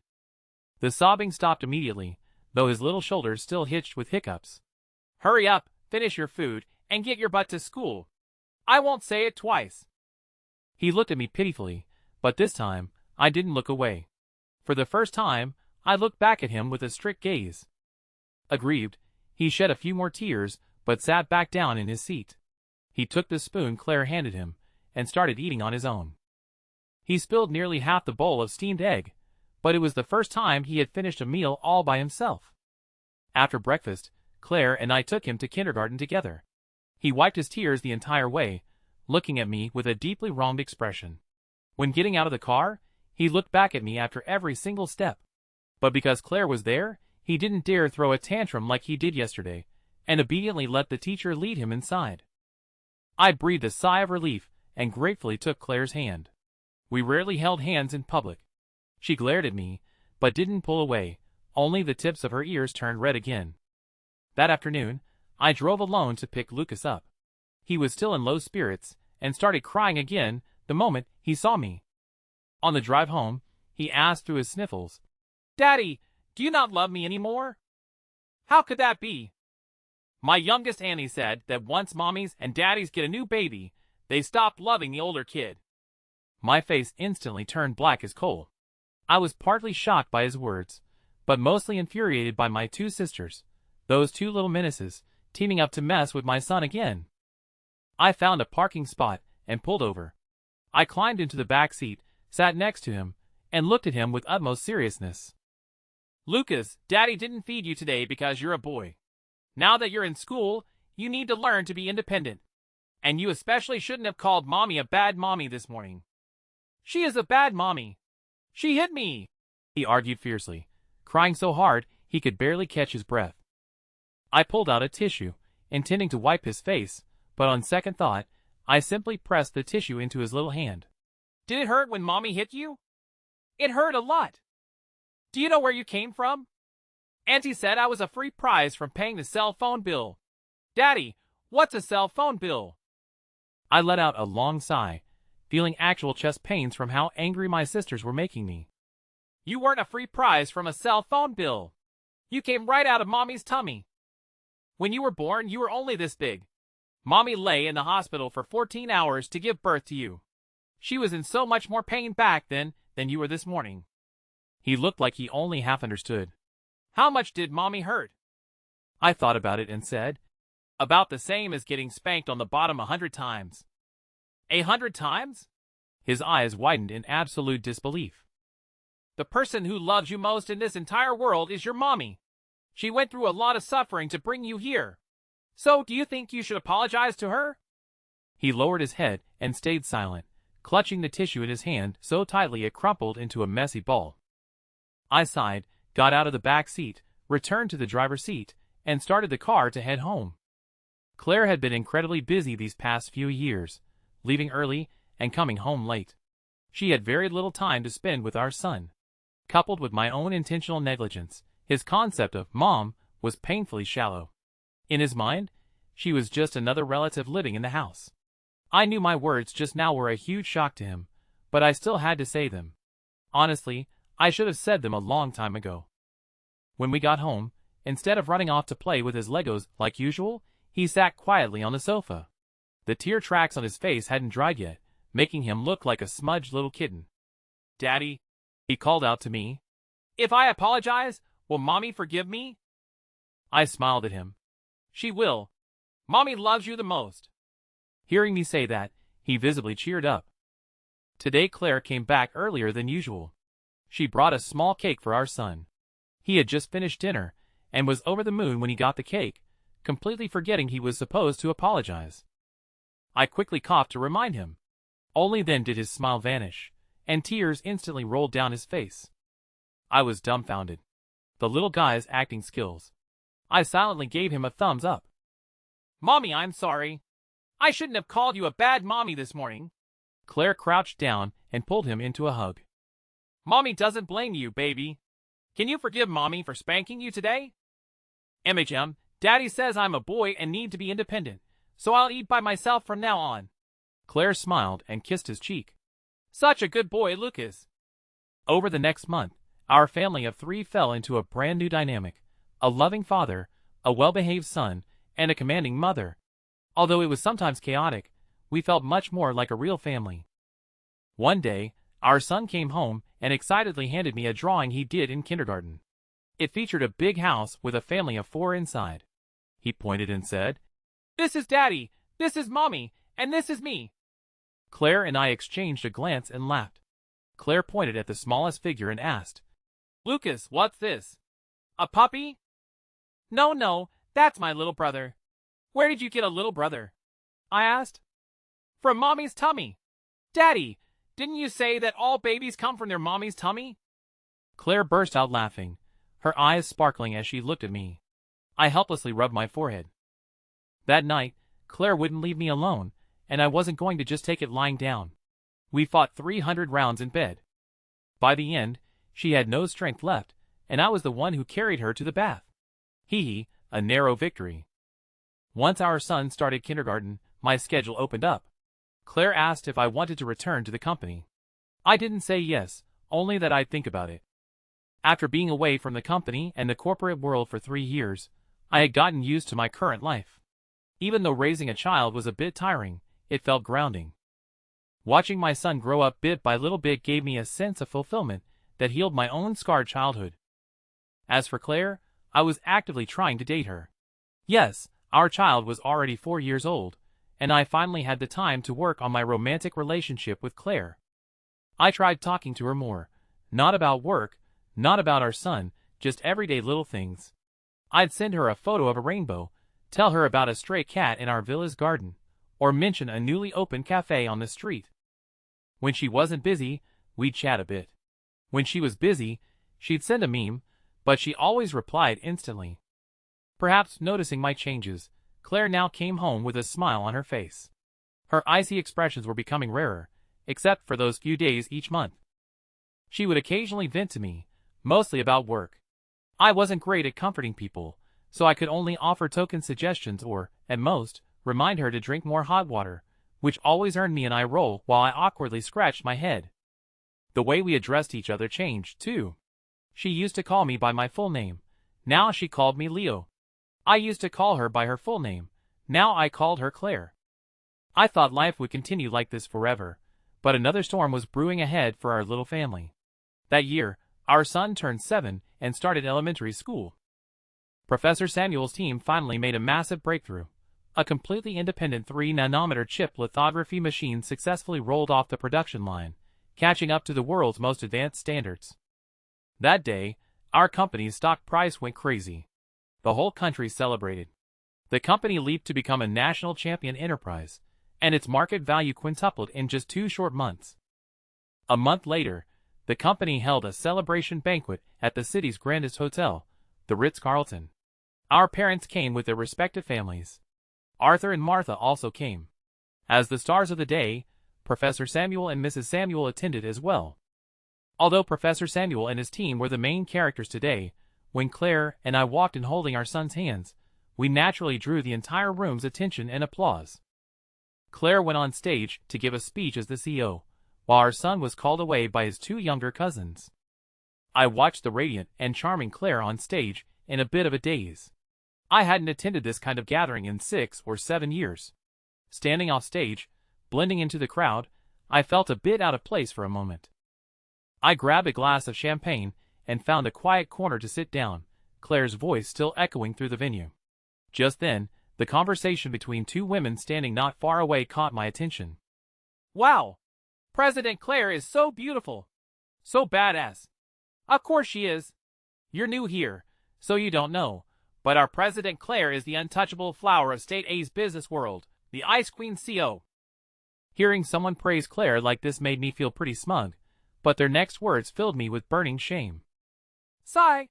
President Claire is perfect in every way, except for her terrible taste in husbands." "Huh? The guy I saw earlier was really handsome." "What's the use of being handsome? He's just a freeloader living off his wife." I did a spit take, spraying my champagne into the distance. Hearing the commotion, the 2 women turned around. When they recognized me, they looked like they had just seen a ghost, blushing bright red as they sprinted away. I didn't go after them to cause trouble. I wasn't that petty, after all, but that phrase, freeloader, stung deeply. I didn't know if it was just those 2 who thought that way, or if everyone did. That night, I told Claire that I wanted to return to the company. She happily agreed, wrapping her arms around my neck and refusing to let go, which led to another earth-shattering battle in bed. "Leo, the company's prospects are looking incredibly bright right now. Should we maybe have a second child?" Afterwards, Claire spoke with a hint of tipsiness and total satisfaction, looking at me with misty eyes. "Lucas is still young. Let's wait a couple of years." I brushed it off. It wasn't that I hadn't thought about a second child. I love kids, but whenever I remembered Claire spending 14 hours in the delivery room giving birth to Lucas, my heart would clench. The next day, Claire and I went to the company together. Everyone greeted Claire first, and then me, addressing me simply as Mr. I frowned slightly. Once in the elevator, Claire gave my waist a light pinch and teased. "What? Are you mad?" I swatted away her mischievous hand and replied lukewarmly, "No." She just laughed even harder. My office was still the same one, except the nameplate outside the door had been changed to the CEO's office. When Claire and I walked in, some people were still setting up desks and chairs. It looked like I'd be sharing an office with Claire from now on. In the past, I definitely wouldn't have agreed, but now, well, it wasn't a bad idea. Seeing that they'd be busy for a while, I decided to take a stroll around the different floors of the company first. Or, you could say it was the return of the king, patrolling his territory. The veteran employees, who recognized me, would look surprised before calling out, "Hello, Chairman Leo." When the new hires saw me, some nodded in greeting, while others acted like they didn't know me. When I reached the R&D department, I spotted the two women who had been gossiping about me last night. They hid behind the crowd, praying I was blind. In reality, I had spotted them immediately. I specifically came in for revenge, to check in on my employees. "Welcome, Chairman, to the R&D department to guide our work." Someone took the lead, and applause followed. Hearing their colleagues call me chairman, the two women went deathly pale. I felt an infinite sense of satisfaction. Let's see you gossip about me being a kept man now. I'm the one who owns the damn rice cooker.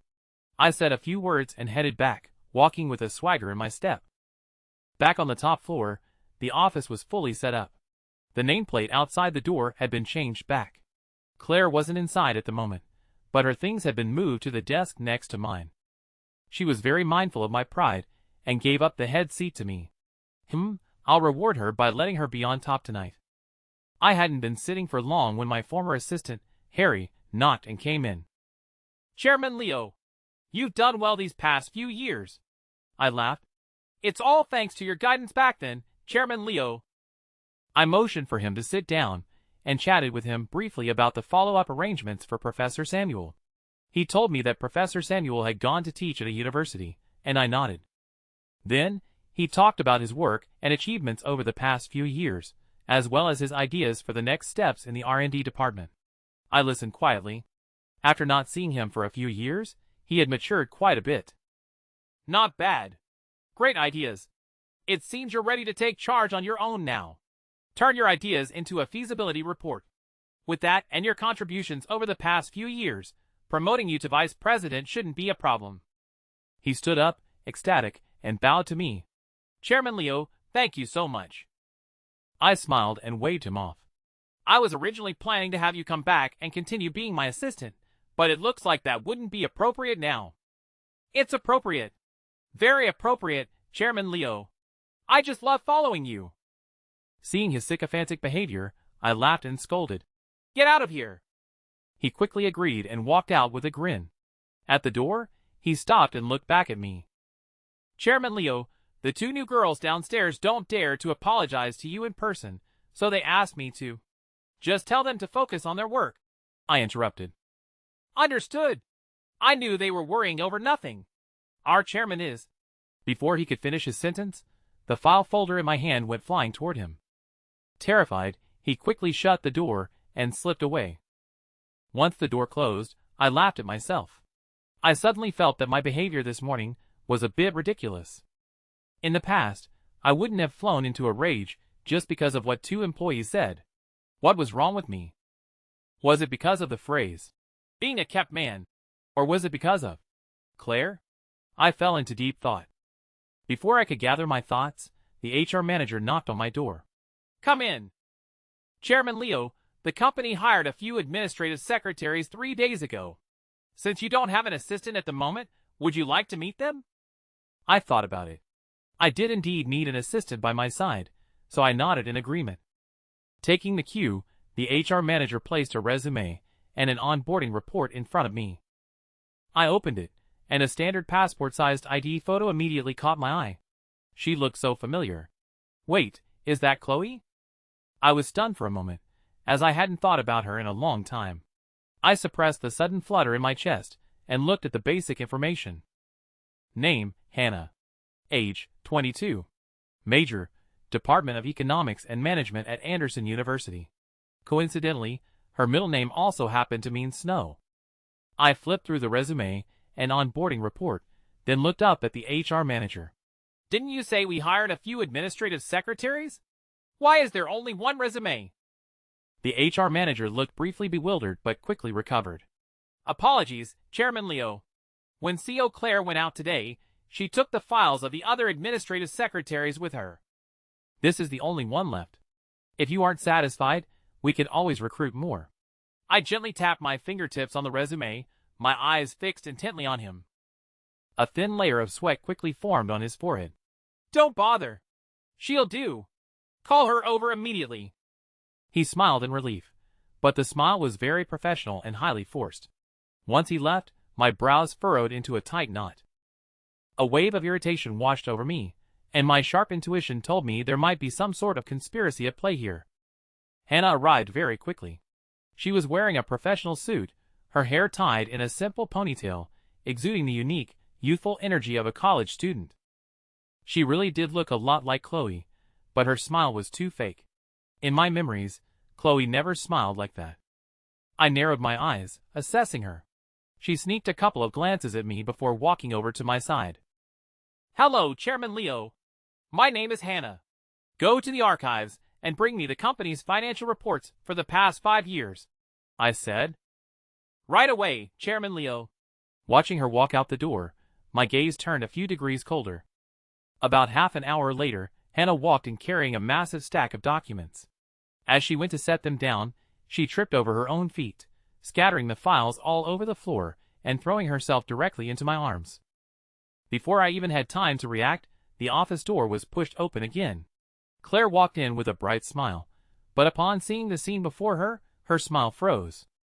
Seeing Claire's expression change, my heart skipped a beat, and I immediately pushed Hannah out of my arms. Before I could even scold her, Hannah was already squatting on the floor, crying as she picked up the documents. I'm sorry, Chairman Leo, I'm so sorry. I tripped, I'm sorry. Claire remained standing in the doorway, her hands behind her back. Although there was still a smile on her face, it was colder than the dead of winter. Hannah gathered the documents and placed them on my desk, crying profusely while continuing to apologize to me. I just said one word coldly. Get out! Hannah ran out crying, even murmuring an apology to Claire as she passed by her. Once it was just the two of us left in the office, Claire silently walked over to her own desk without saying a word. Honestly, I kind of wanted her to ask something, but instead, she asked nothing at all. It was hard for me to bring it up too, considering I only had a few suspicions right now. An eerie silence fell between us. After a long while, I finally broke the ice. Where did you go this morning? I went to inspect the subsidiary, she replied. Just got back? I asked again. Yeah, she answered with a single word. After a moment of silence, she added, Did I come back at a bad time? I rested my forehead in my hand and sighed. I knew it, she was mad. I explained the whole situation to her from start to finish, only leaving out the part about Chloe and some of my personal suspicions. After hearing me out, she stared blankly at me. I maintained a calm and open expression. After a long moment, she rolled her eyes at me. You don't need to explain yourself to me. If I don't explain myself to you, who else would I explain it to? You're my wife. I said those words with absolute righteousness, but as soon as they left my mouth, even I was stunned. I had never called her wife before. Claire was also taken aback. Then, the tips of her ears instantly turned red, and she rolled her eyes at me again, but this time, the corners of her lips couldn't stop curving upward. Seeing this made my heart surge with emotion. My heart is fluttering. Oh no, I can't hide my gaze. Right at that moment, Claire's ringtone went off. She answered, spoke a few sentences, and hung up. She stood up and walked over to me, hooking her right index finger under my chin. I looked up at her, and she leaned in to plant a kiss on the corner of my lips. Replace her. I don't like her. Breathing in the wafting scent of jasmine radiating from her, I nodded. I don't like her either. She smiled, and this time, her eyes crinkled with genuine joy. There's a symposium over in Seattle. I'll be back in 2 days. Wait for me to come home. Her voice carried an unprecedented allure. I swallowed hard, suppressing the fire igniting in my chest, and replied, All right. She seemed very satisfied with my reaction, letting out a silvery laugh before turning and walking away. I shifted in my seat and cursed under my breath. That little vixen. I was alone in the office once again. I looked at the files Hannah had brought over, but didn't touch them. Instead, I picked up the intercom and called Uncle Frank and Harry. Not long after, the two of them entered my office one after the other. These were my absolute confidants in the company, the people I could trust entirely. Look into this person. I want all of her background information. I handed Hannah's resume to Uncle Frank. Don't use the company's resources, Uncle Frank. I want you to investigate this personally. Pay special attention to her financial transactions. Uncle Frank took the resume and glanced at it. Rest assured, I know a few friends in this field. I'll give you an answer in 3 days at most. I nodded, then turned to Harry. Look into what Hannah has been doing since she joined the company, especially her movements this morning. Feel free to make a little noise while you're at it. He nodded. I waved my hand, and the two of them got up and left. I let out a long breath, rubbing my face as a chill crept into my heart. Who is pulling the strings behind the scenes this time? At noon, I went to a restaurant next to the company for lunch. Just as I sat down, Hannah approached me carrying her tray. Chairman Leo, may I sit here? I glanced at her. She looked rather nervous. I swept my gaze across the restaurant and saw that there were indeed no other empty seats. I pulled my coffee closer to me and gave a slight nod. I ate my meal while reading the news on my phone, keeping up an icy, unapproachable demeanor. Hannah sat down timidly.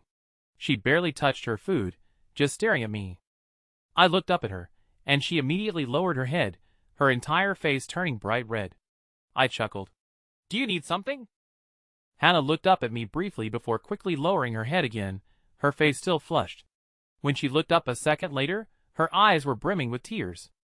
Chairman Leo, I wanted to apologize to you and C.O. Claire for what happened this morning. I really didn't mean it. C.O. Claire. C.O. Claire wants to fire me. I can't lose this job.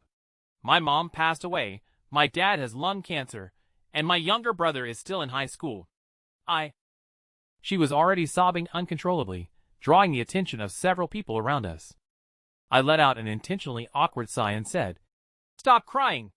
Just focus on your work. I'll have a word with HR, but be more careful from now on. With that, I stood up and left. Behind me, Hannah kept bowing and thanking me, but I didn't look back.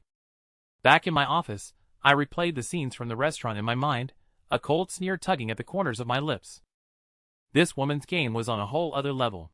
Her act was incredibly convincing, though, to be fair, my acting skills weren't too shabby either. I made a call to HR. We needed to keep this woman around. Until the truth came to light, she wasn't going anywhere. In the afternoon, Hannah came in to bring me a cup of coffee. Her eyes were red and swollen, and she spoke with a hint of caution. Chairman Leo, I saw you drinking this specific coffee at noon, so I ordered a cup for you. I took a look and smiled at her. That's very thoughtful of you. Thanks. She smiled back. I'll let you get back to work then. I'll head out first. MHM. Once she was out the door, I stared coldly at the coffee on my desk. I got up, poured it down the sink, and tossed the cup into the trash can. That evening, after helping my son with his homework, Harry called. Chairman Leo, I've looked into Hannah's activities at the company. Send it to my personal email. Understood. I opened my laptop and logged into my email. Soon, an investigation report appeared in my inbox. She had joined the company 3 months ago and had been kept suppressed by the HR manager the entire time. Even Claire didn't know she existed. It wasn't until today that she finally appeared in the public eye. What happened this morning was entirely intentional. It didn't take half an hour to fetch a document from the archives room. She had deliberately waited for Claire to return, calculating the perfect time to put on that little show. The situation was already crystal clear. Hannah was a blade in someone's hand, and the target was my marriage with Claire. The ultimate goal went without saying: control of the company. Together, Claire and I held enough shares to have complete controlling interest in the company. As long as our marriage was solid, that wouldn't change. But if something went wrong between us, ideally escalating to a divorce, the crisis of trust triggered by the marital breakdown would form an invisible storm. When that happened, someone would be able to take advantage of the chaos. A brilliant scheme. Too bad the execution was so sloppy. I sneered and gave Harry a call. Look into the company's recent retail stock activities. For hours later, Harry called me back. Chairman Leo, nearly 5% of the company's retail shares have recently been acquired by several offshore accounts. The source is hard to trace, but I found out that Vice President William has made multiple transactions in the stock market recently. William, an old-timer who had gradually been marginalized during the company's transition. He used to oversee the microchip sector, but Professor Samuel's team was being handled by Harry, and he couldn't find a way to stick his nose into it. With Harry's recent promotion, he was gunning straight for William's position. So, he was getting desperate. Keep this quiet for now. Look into whether William has had any other issues over the past few years. We'll wait until Uncle Frank gets his results before making a move. Copy that. Chairman Leo, there's something else I need to report. While I was investigating Hannah today, I found out that the recent rumors going around the company about you living off your wife might be connected to Vice President William. Got it. Keep digging. I hung up the phone and checked the time. It was already late into the night. First, they used online comments to force me to come back. Then, they used Hannah to sabotage my marriage. Heh. It seemed Claire's business trip wasn't a coincidence either. I opened WeChat. Claire's chat was at the top. Her latest message was her return flight info. I replied, telling her that our son and I would go pick her up. The next day, I went to work as usual. When I entered the office, Hannah was cleaning up. That wasn't her job. I didn't say much. Instead, I waited until she was done and took the initiative to smile and greet her. She acted incredibly flattered, looking at me with a hint of pleasant surprise in her eyes. I sneered internally, good acting. But she still needs practice.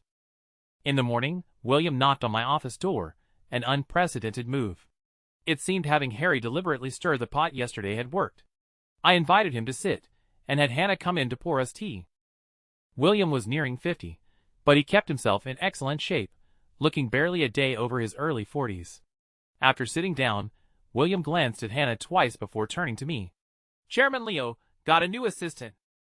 Yeah, she just started yesterday. How is she? Not bad, pretty hard-working, I said with a smile, looking at Hannah. Hannah's hand trembled slightly as she poured the tea, then she hurried out with a flushed face. My gaze followed her all the way out the door. Taking everything in, William revealed a calculating, shrewd smile. We exchanged a few more pleasantries. Seeing him grow increasingly relaxed, I laughed inwardly and asked a question. Uncle William, you're in your 50s this year, right? The smile on his face sank slightly. 49. I haven't hit 50 yet. Do I really look that old? Ha ha. I nodded, not dwelling on the topic. He visibly froze in his seat. After a long moment, he cleared his throat. Chairman Leo, there's a rumor going around lately that Harry will be replacing me in the general manager's office. Is it true? He couldn't hold back his question any longer. I looked up at him, and he looked right back. We locked eyes for 3 seconds before I smiled. Uncle William, isn't it normal for the company to have some gossip and rumors? Just a few days ago, people were saying I was a deadbeat living off my wife. I burst into loud laughter, and he joined in. But no matter how well he tried to hide it, his laughter ultimately seemed forced. When he left, I watched him go. He paused at the door, turning back to cast me a glance. I gave him a nod, secretly hoping he would step back from the ledge before it was too late. In the afternoon, a business partner invited me to a private dinner party.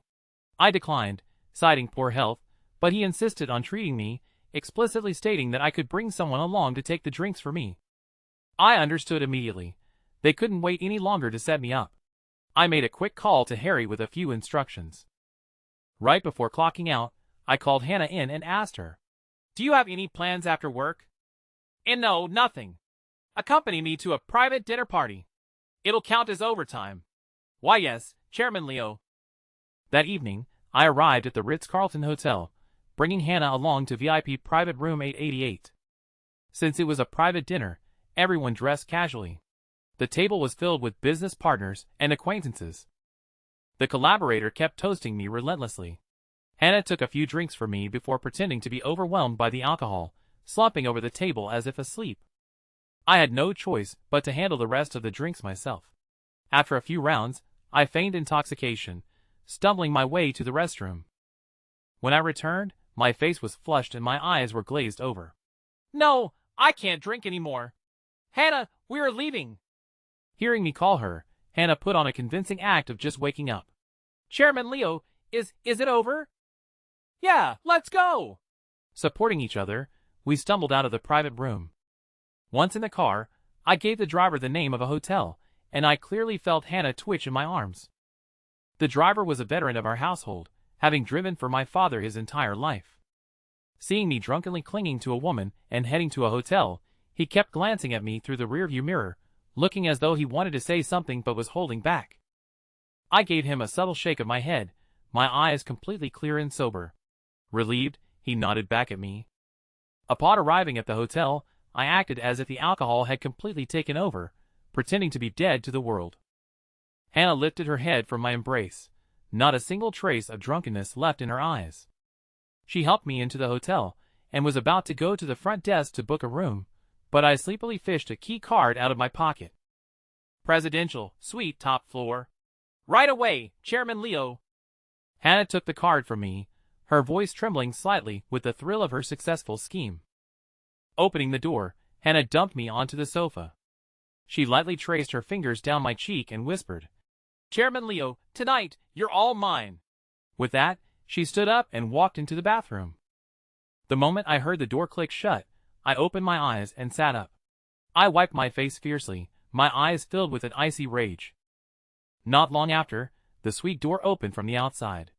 Harry and Uncle Frank walked in with several bodyguards. Seeing me completely unharmed, they all breathed a sigh of relief.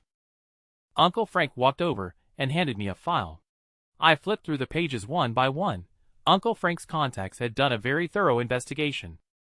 Hannah, whose real name was Hannah, 26 years old, a high school dropout. She had been working in a garment factory in her hometown.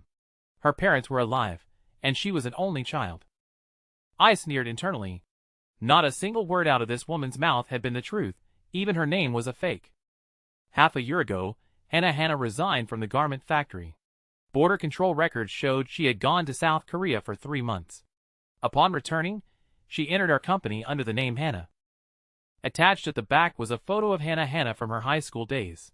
It was glaringly obvious that this woman hadn't been idle during those 3 months in Korea. Finally, there were screenshots of the bank statements for all the cards registered under Hannah's name. They were perfectly clean. I frowned. The situation was already clear as day.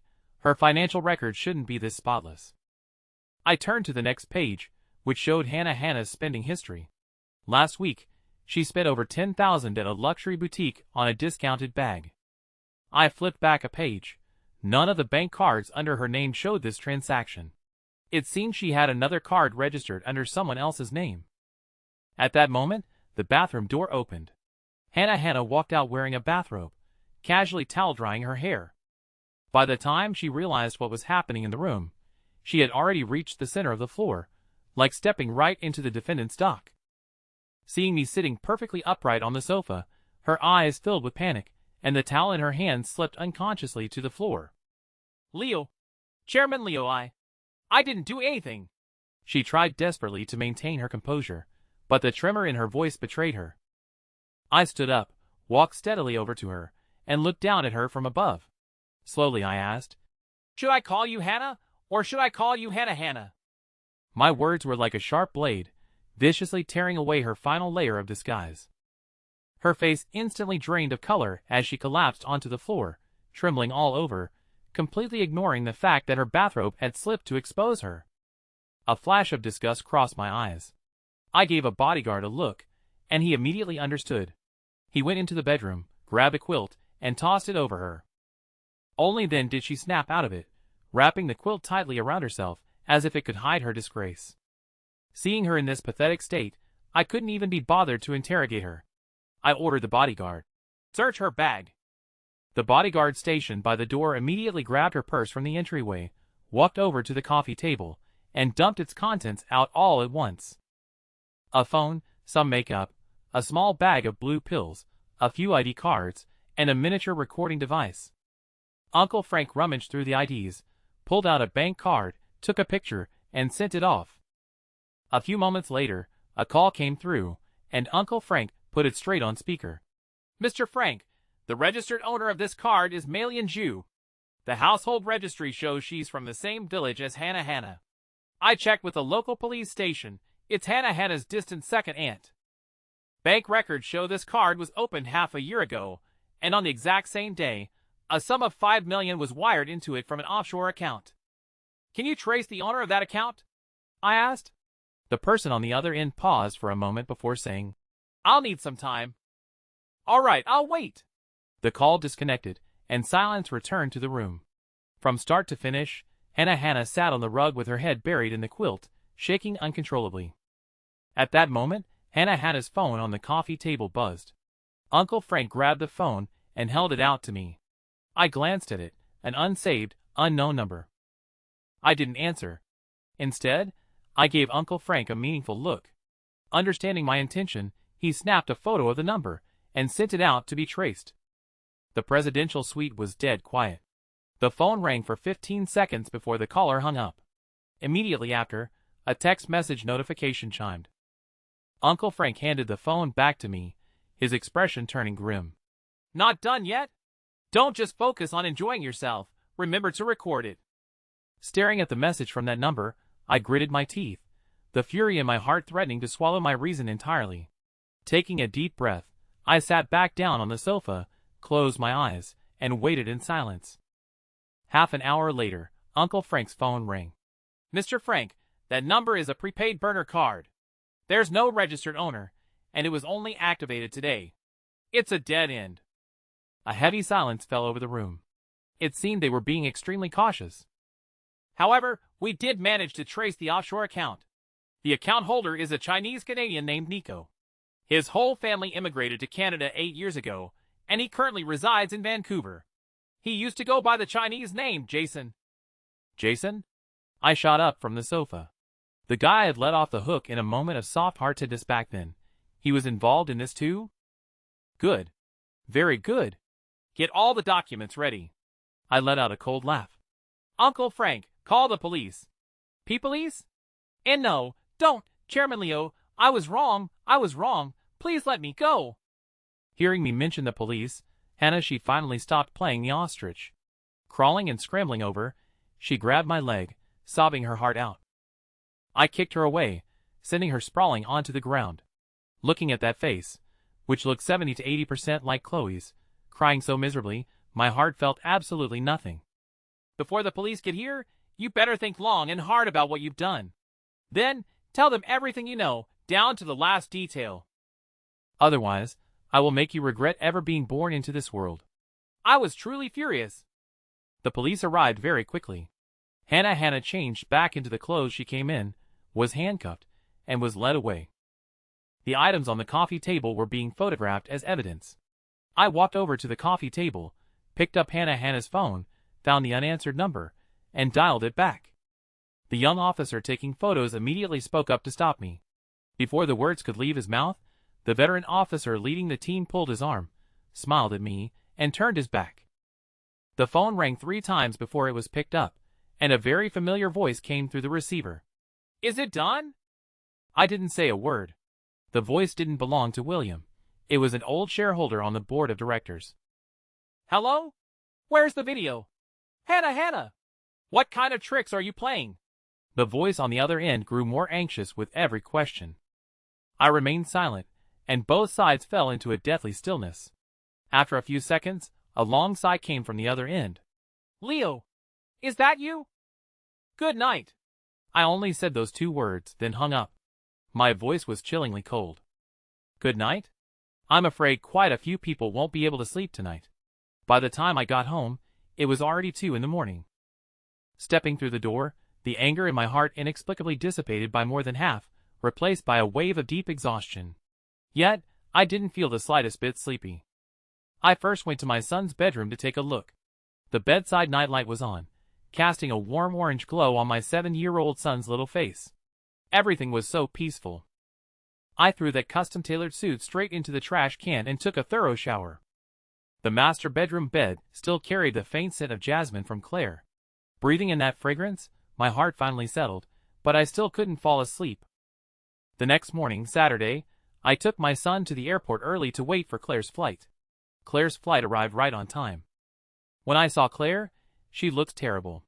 Our son ran over, hugged her leg, and called out, "Mommy!" She squeezed out a faint smile and lifted him up from the ground. I didn't dare step forward, nor did I even dare to make eye contact with her. Deep down, I felt a twinge of guilt, as if I had wronged her. On the way back, she kept staring out the window. I figured she must already know something. Out of consideration for our son's presence, I didn't say anything either. Our son, however, kept shifting his gaze back and forth between me and Claire, finally nodding his head with a look of feigned sophistication. I slapped his head without ceremony. He gave me a dissatisfied look, but seeing that I was in a bad mood, he didn't dare to act up at that moment. Once we got home, our son was perceptive enough to say he needed to study and went back to his room. Claire and I went upstairs to the study. We sat down on the sofa in the study. Claire handed her phone over to me. I looked at it. It was a photo of Hannah and me eating together at a restaurant. The photo was taken very well. I was smiling, and she was crying. "There are more in the back." Claire's voice was somewhat raspy. I swiped back. It was another photo, showing the scene from last night where Hannah and I entered the hotel together. We were supporting each other, looking very intimate. I handed the phone back to her, looked into her eyes, and said, "It's all fake." My voice was very calm. Her face remained expressionless, but from her eyes, I could see a hint of anger, a touch of heartache, and a trace of resentment? I wasn't entirely sure. "I know it's fake. What I want to ask is, why didn't you tell me? At first, I wasn't sure. Later, you went on a business trip, and I didn't want to distract you. We are husband and wife. Yes, for 8 years. Her eyes welled up with tears. She wanted to cry, but she held it back. When I received these 2 photos last night, do you know how much I... She choked up, unable to continue. My heart was fiercely wrenched. I gently pulled her into my arms. She struggled for a moment, but once I applied a bit of force, she stopped moving. After a while, a pair of fair hands tightly wrapped around my waist. We sat on the sofa embracing each other, and I slowly recounted everything that had happened over the past 2 days to her. This time, I didn't leave anything out, including the matters regarding Chloe. I confessed everything all at once. It wasn't that I was trying to make amends for something. I just felt that things should be made clear. In fact, when I got home last night, I felt a lingering wave of fear. If this had happened 3 years ago, or even earlier, this home of Claire and mine might have fallen apart. Chloe was a thorn in my heart. I hadn't wanted to pull that thorn out, only to plunge it into Claire's heart instead.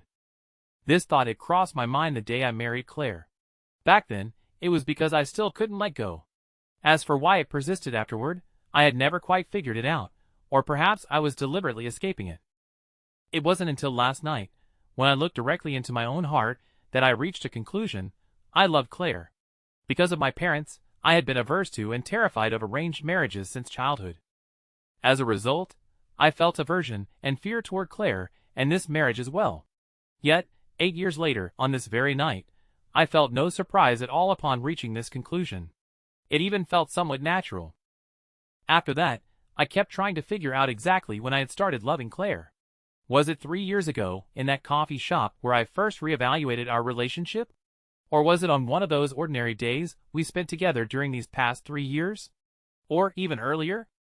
As I thought about it, a phrase came to mind: love growing over time.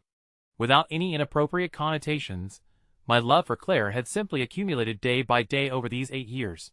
It was just like a company's stock market K-line chart. There were fluctuations, but it was always rising. Regarding Chloe, perhaps I hadn't understood my own heart before. But when Hannah stood in front of me, I knew that I had long since let go. That thorn had already been ground away into nothingness by the passing of these 8 years. Although a scar remained where the wound used to be, it was nothing more than a mark left behind by youth. This incident taught me a very profound lesson. I no longer felt pain from the thorn that was Chloe, but that didn't stop others from using it to make trouble and hurt Claire.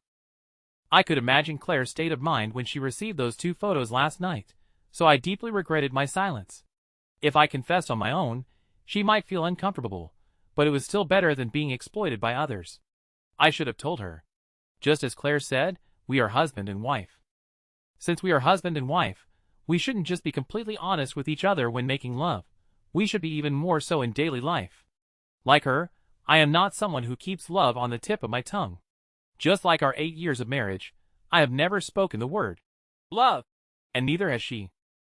But this home, built on the foundation of a business alliance, has not fallen apart. Not only has it not fallen apart, but it has also grown increasingly solid. The reason is simple. This is love. That Hannah, did your heart skip a beat for her? Claire buried her head in my chest, her voice muffled. No, I answered very decisively. None of them can compare to you. Claire looked up at me, her eyes red, but her complexion looked much better. Them? She asked. Them, I replied. Claire pursed her lips, trying hard to control the corners of her mouth from turning up.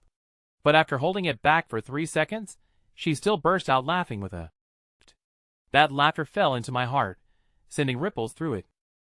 I cupped her face, and a deep, affectionate kiss fell upon her lips. She let out a soft whimper, hooking her arms around my neck to respond to me. Since our son grew older, we had always avoided intimate contact in broad daylight, but this time, it seemed both of us completely ignored that rule. With our lips and teeth intertwined, we kissed, entirely inseparable.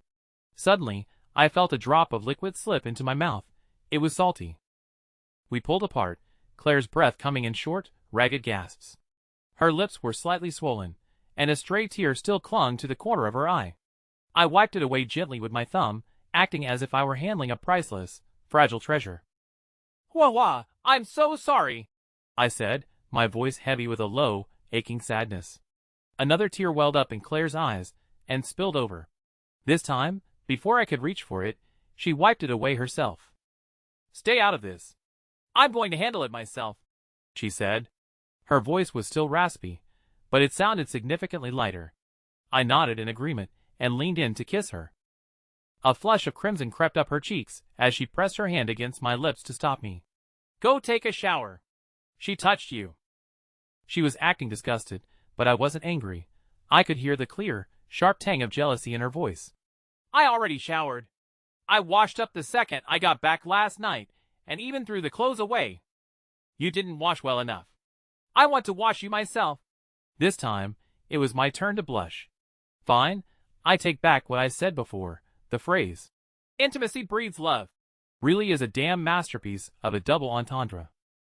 I didn't follow the aftermath of the incident closely, but I heard the company's legal department was busier than a hive of disturbed bees. Those 2 photos eventually leaked online, but they were suppressed before they could make any real waves. Several entertainment influencers who broke the story received formal notices of prosecution, not just lawyer letters or warnings, but actual criminal filings. William and several of the complicit board directors were hauled away. Hannah, the business partner who participated in the scheme, and that HR manager, none of them escaped. Claire handled it all personally. I had witnessed her methods back when I was 18. This time, William and his cronies shouldn't expect to see the light of day until they've rotted in prison. William tried to see me several times through his lawyer, but I never went. The fact that they could plot such a bottomly vile scheme only proved how rotten their hearts were. If clothes are dirty, you can wash them and wear them again. If a heart is dirty, you can only spend the rest of your life reflecting on it. I just didn't expect Claire's temper to be so fierce. Even Stephen and Jason, who were far away in Canada, didn't escape. They thought they were safe because they were abroad.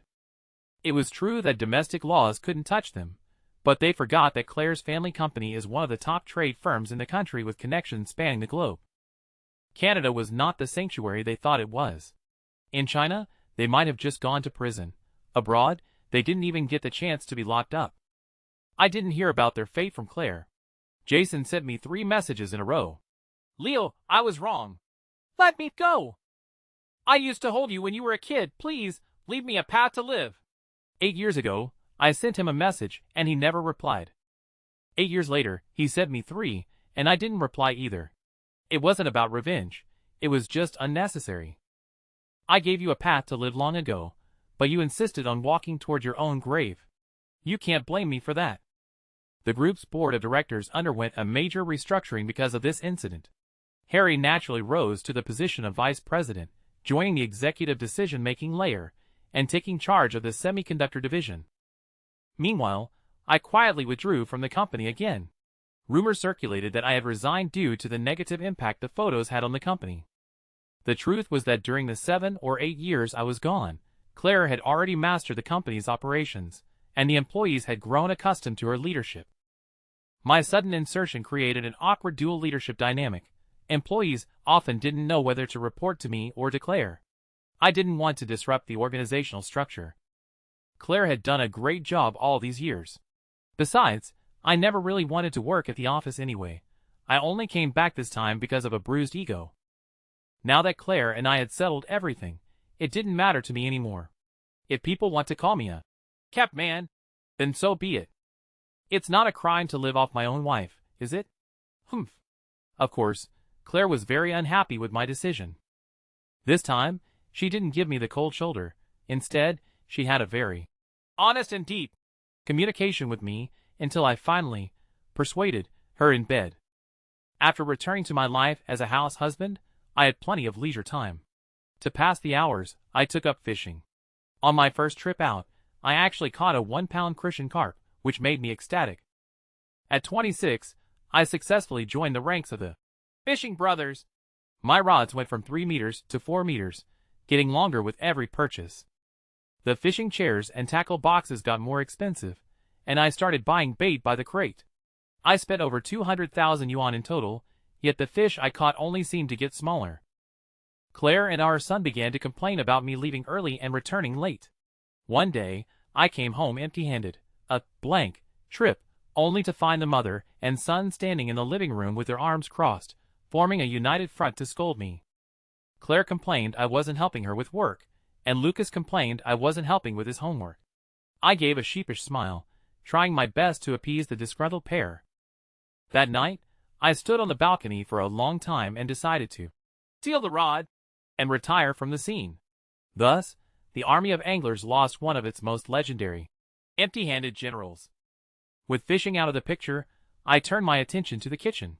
The family chef's name was Pete. I called him Chef Pete. When I asked to learn from him, he thought it was just a passing whim and happily agreed. 3 months later, I finished my apprenticeship, and he was fired. The day Chef Pete was let go, he had a look of deep resentment on his face.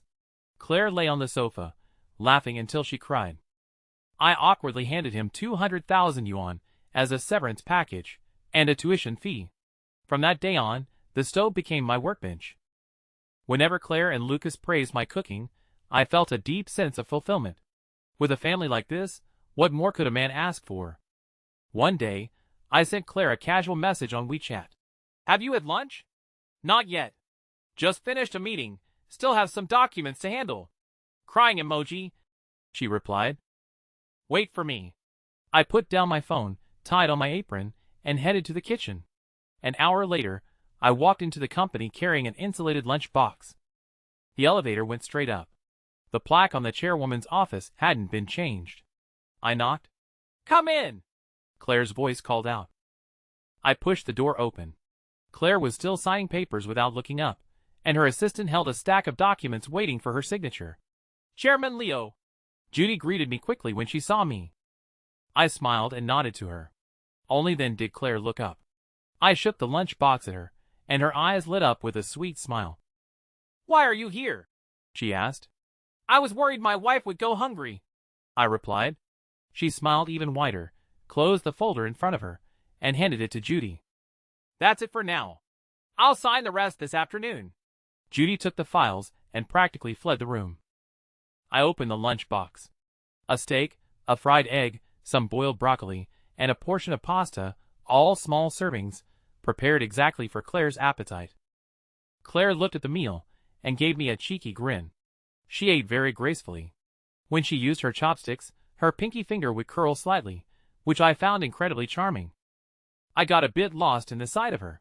Gradually, I noticed a blush creeping onto her cheeks. What's wrong? I'm pretty sure I didn't put any chili in there, I said, confused. Claire pursed her lips and gave me a playful glare. How am I supposed to eat with you staring at me like that? I gave a sheepish laugh. What? Is it a crime to look at someone beautiful? Claire pretended to be angry and glared at me. She set her chopsticks down on the container, wiped her mouth with a tissue, and stood up, striding toward me. I didn't know what she was up to and froze in place. Claire sat directly on my lap, the scent of jasmine filling my nose. Since you love looking so much, I'll give you an eyeful. Her breath was like orchids against my skin as she leaned in to kiss me. I was startled by her boldness and struggled slightly. The door isn't locked. She laughed softly. This is the chairwoman's office. Who would dare walk in without knocking? Hearing this, I froze for a moment. My mind flashed back to when we first met. She had barged into this very office without knocking more than once. But then, I didn't have time to think about anything else. After that day, I started bringing Claire lunch every single day. I had no ulterior motives. I just doted on my wife. Time flew by, and 3 years passed just like that. Just when I thought Claire and I would spend the rest of our lives in this peaceful routine, she started stirring up drama. It was an ordinary noon. I was bringing Claire her homemade lunch as usual. When I walked in, a man who looked like he had just graduated from college was standing beside her. He was wearing a professional suit, his hair slicked back till it shone. He had a handsome, clean-cut face and was holding a stack of documents, chatting and laughing with Claire. Seeing me enter, he greeted me stiffly, "Chairman Leo." Then, he turned to Claire. "CEO Claire, please have your lunch first. I'll come back later." "All right."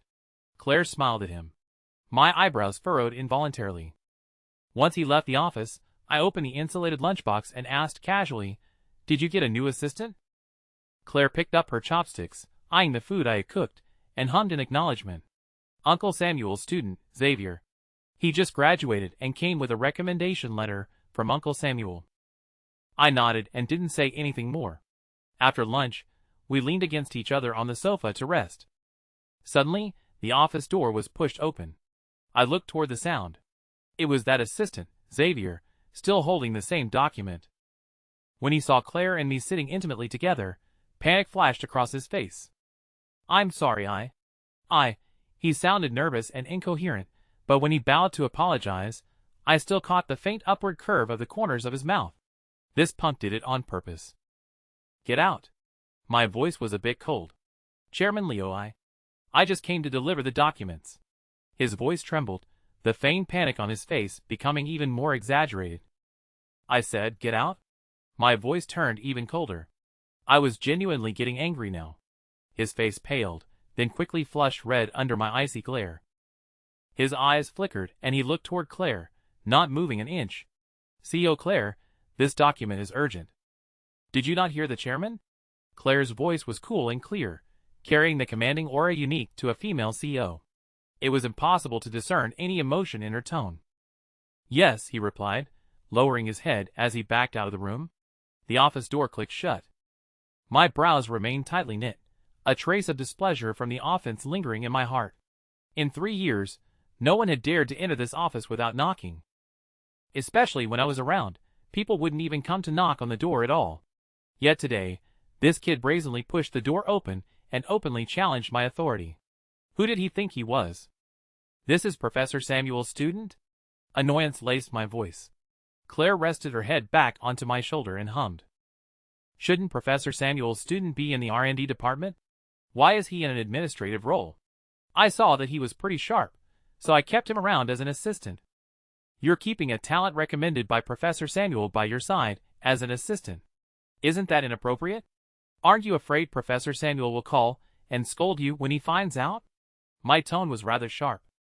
Claire leaned her face close to mine, blinking her alluring, fox-like eyes at me. She smiled and said, "What? Are you jealous?" I shot her a glare and didn't say another word. I packed up the lunchbox and prepared to leave. On my way out, I ran into Xavier. His eyes darted away for a split second when he saw me, but he still took the initiative to step forward and greet me. "Chairman Leo, I apologize for my recklessness earlier." "I'm sorry." He bowed to me in apology. I sneered inwardly. I patted his shoulder, waiting until he straightened up before speaking in a cold voice. Next time, remember to knock. As I spoke, I flicked my finger against the name tag on his chest. Why yes. Yes, Chairman Leo, he replied, his face looking awful. The look he gave me carried a mix of humiliation and a fleeting flash of malice. Seeing this expression, my eyes narrowed. A murderous intent had already taken root in my heart. Young man, don't always look for shortcuts. Once you step onto certain paths, there is no turning back. I threw down that cold warning and walked away without looking back. That evening, Claire didn't come home for dinner because of a cocktail party, leaving only my son and me at the dining table. My son is 10 years old, in the 4th grade. He's very sensible, acting like a little adult. He has a strong desire to express himself, or to put it bluntly, he's just a chatterbox, a little gossip. I have no idea who he takes after. I ate tonight's meal in a state of annoyance, while he was unusually quiet. After dinner, I sat on the sofa watching the news. He cheekily scurried over, sat beside me, threw his arms around my neck, and asked, "Dad, did you get into a fight with Mom?" "No," I said expressionlessly. "Then why have you had a stinky face all night, looking like someone owes you money?" I turned to look at him. "Is it that obvious?" "Of course. And didn't you notice you put too much salt in the food today? I just drank a huge glass of water, and I'm still thirsty." "If you talked less, you wouldn't be so thirsty. Besides, drink too much water, and you might just wet the bed." "Humph." He let go of my neck, crossed his arms, and snorted. Then, rolling his eyes, he cheekily added, "Is it because your wife doesn't want you anymore that you're in a bad mood?" Hee hee. "Lucas!" I roared, the irritation in my heart ignited by his single sentence. Startled, he quickly ran back to his bedroom.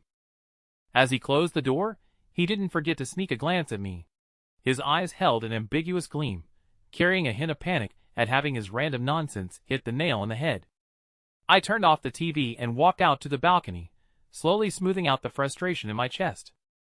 Am I being too sensitive? I asked myself. But Xavier gave me a terrible first impression. I learned the art of reading people from my father, and I've always been highly accurate. Just as I was deep in thought, Claire's car pulled into the villa. The car stopped below me, and a man stepped out of the driver's seat. It wasn't the chauffeur, it was Xavier. He was still wearing the same suit from earlier today. He jogged around to the back and opened the car door. Claire stepped out, steadying herself by holding on to the arm Xavier offered her. Seeing this scene stung my eyes. The irritation in my heart flared into a crackling rage. A moment later, the front door of the villa opened. I turned around to see Xavier walking in, supporting Claire by her shoulders. My blood pressure instantly spiked. Striding quickly over to them, I forcefully shoved Xavier aside and pulled a dead-drunk Claire into my arms. "Assistant Xavier, it's too late, so I won't ask you to stay." I stared daggers at Xavier, my voice sharp as a blade, looking as though I wanted to skin him alive. I was completely oblivious to the smug, upward curve of Claire's lips as she leaned against my chest. Xavier staggered from my push. After steadying himself, the look he gave me held a hint of a chuckle. "Chairman Leo, CEO Claire had a bit too much to drink tonight. Please take good care of her." His words made me laugh out of sheer anger. My voice was cold enough to drop ice shards. "Get lost." He gave a disdainful smirk, turned around, and left. I helped Claire back into the bedroom. The moment the door clicked shut, she wrapped around me like a seductive viper, her red lips seeking a breakthrough on my face. Dodging her kisses, I roughly tossed her onto the bed. She let out a gasp, propping up her upper body to look at me. Her exquisite curves and alluring eyes were an undeniable invitation. Had it been any other time, I would have pounced on her immediately, but tonight, I didn't feel a shred of lust. My coldness was far too obvious.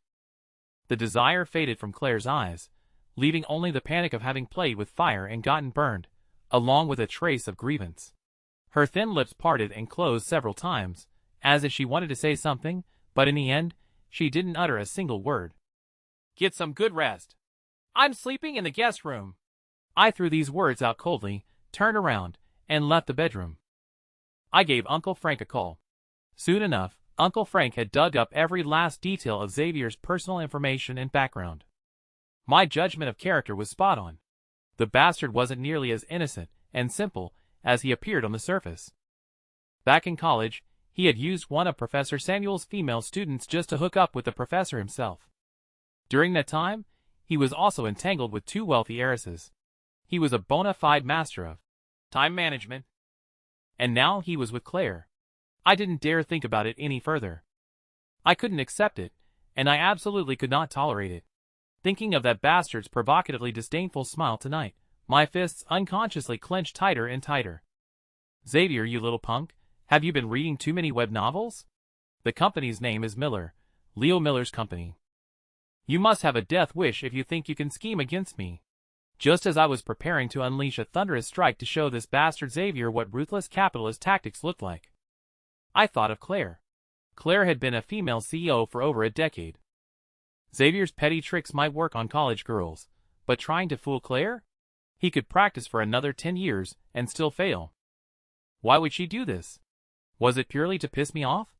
Or was she bored and looking for something fresh? I sat in the study all night. I thought back to when Professor Samuel had just returned to the country, and the whole stunt Martha pulled. Was Claire just copying her playbook?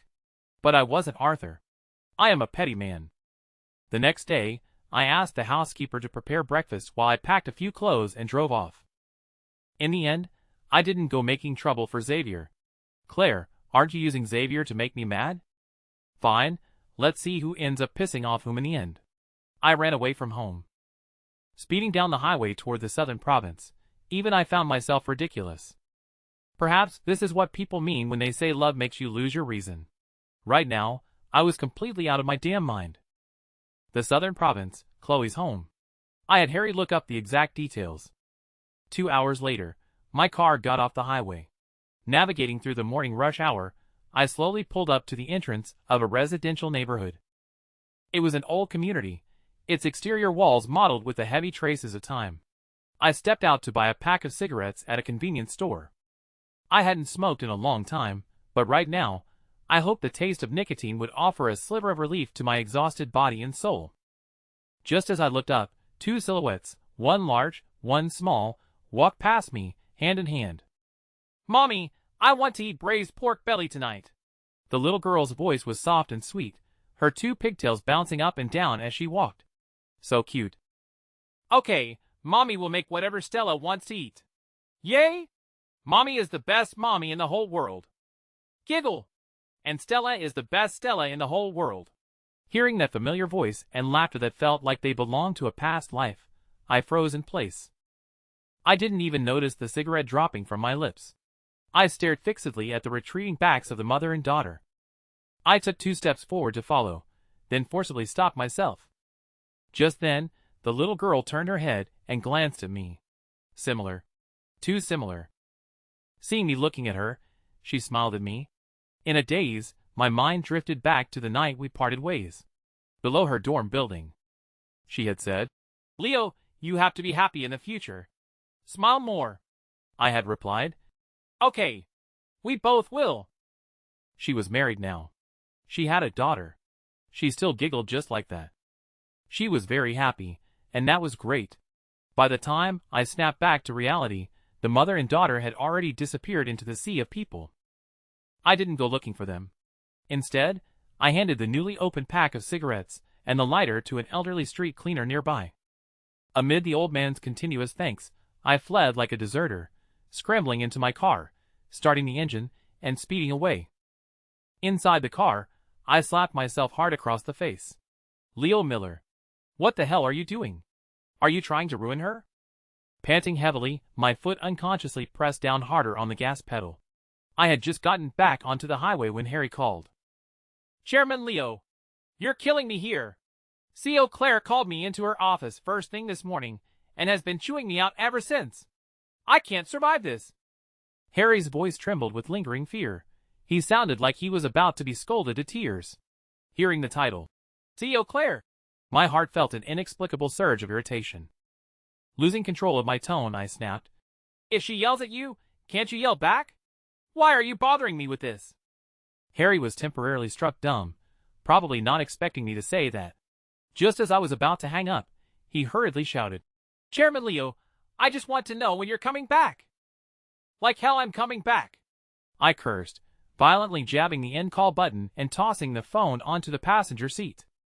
On the other end of the line, Harry stood in the chairman's office. His phone was on speaker, broadcasting the beep beep beep of the disconnected call. Claire sat in the boss's chair with her back to Harry. Hearing the call disconnect, she didn't turn around. She merely waved her hand over her shoulder. Harry, feeling as though he had just received a royal pardon, practically scrambled out of the office. It wasn't until the door clicked shut that he let out a long breath and wiped a cold sweat from his forehead. Just then, Xavier approached. He was dressed in the same outfit as yesterday, holding a document and wearing a perfectly crafted smile. Vice President Harry, is CO Claire inside? I'm here to report on my work. Still panting from his narrow escape, Harry hadn't noticed Xavier walking up. The sudden voice startled him so badly he jolted. Once he saw clearly that it was Xavier, his gaze instantly turned icy. So it's this little shit who caused all this trouble. He cursed inwardly, though his face immediately shifted into a warm, genial smile. Ah, Assistant Xavier. CO Claire just gave me a task and told me to coordinate with you. Come over here for a second. Suspecting nothing, Xavier obediently followed Harry downstairs and out through the company's main access gates. Harry gave his personal driver a location and told Xavier to head there first. Xavier nodded in agreement. Seeing that Harry, a vice president, was actually letting him use his personal company car, Xavier felt a bit lightheaded with pride. Tisk TSK. A dedicated chauffeur and a luxury car. Look at this treatment. Once I win over CO Claire, I'll get myself a VP title too, he thought smugly. Little did he know, the look in Harry's eyes had already lost every trace of warmth. The moment Xavier left, Harry immediately summoned the heads of HR and security. Listen up. CO Claire's assistant, Xavier, is fired. Effective immediately. Revoke all his building access and system permissions. Right now. Understood? Understood. The two department heads answered in unison. Xavier was taken by the driver to the middle of nowhere. Stepping out of the car, Xavier looked around in total bewilderment. Just as he was about to ask the driver where they were, the driver slammed on the gas and bolted. He hastily pulled out his phone. He had been locked out of the company's internal workflow app. He was simultaneously kicked out of all the department WeChat groups. His face drained of color. Panicking, he flipped through his contacts and called Harry, only to find he was blocked. He tried calling Claire. Blocked again. By now, Xavier's face was deathly pale. Refusing to give up, he called several coworkers. Some had blocked him, others picked up only to hang up immediately. Trembling all over, he couldn't maintain his grip on his phone. It slipped from his hand, hitting the ground with a sharp clack. How can this be? He muttered to himself, his voice laced with overwhelming terror. Just then, a van slowly pulled up in front of him. 6 or 7 burly men stepped out, surrounding him with malicious intent. He stared at them, mouth agape, completely out of his wits. For a moment, he even forgot to yell for help. Of course, being in the middle of nowhere, screaming his lungs out wouldn't have done a damn thing anyway. The next day, a bruised and battered Xavier rushed to his company building, only to find that his access card had been deactivated. That was when reality finally set in. The massive blow made him completely abandon his carefully crafted persona, and he began screaming and making a scene at the entrance. Security quickly shut him up, and it wasn't long before the cops arrived. By the time he walked out of the police station, it was already afternoon. He caught a cab, planning to head back to his university first. Walking down the vibrant campus paths, a somewhat dazed Xavier noticed everyone pointing and whispering about him. A wave of suppressed anger washed over him, but he didn't dare lash out. He simply quickened his pace and hurried back to his dorm. It was graduation season. 2 of his 3 roommates had already moved out. Only one, who was staying behind to prep for grad school, was still there. Seeing Xavier walking bruised, swollen, and looking like an absolute mess, a flash of disgust crossed the roommate's face before he looked back down at his book. At that moment, all the pent-up anger Xavier had been harboring completely exploded. What's your problem? Why are you looking at me like that? Xavier roared, looking like he was ready to murder someone. His roommate was on the university basketball team, a guy who stood 6'3" and was built like a tank. Seeing Xavier dare to bare his fangs at him, the roommate slammed his book onto the desk, closed the distance in 2 strides, and delivered a swift, hard slap to Xavier's face. What's my problem? You make me sick. Xavier, how do you even have the nerve to show your face on campus? What did I even do? Xavier was genuinely stunned. Humph. Go check the campus forum. The roommate dropped the sentence, stood up, and walked right out of the dorm. The disgust in his eyes was practically overflowing. He wasn't willing to spend a single extra second in the same room as him. Xavier frantically dug for his phone. He had dropped it yesterday, leaving a crack down the screen, but it still worked. With trembling hands, he opened the campus forum. The pinned post had already gone viral. Exposed, our university's famous time management master.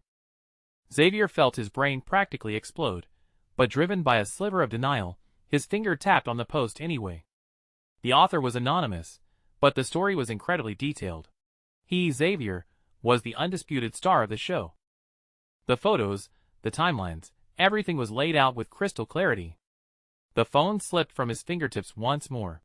When it hit the floor, the screen completely shattered into a spiderweb. Just like his life, which had just blown up alongside that post.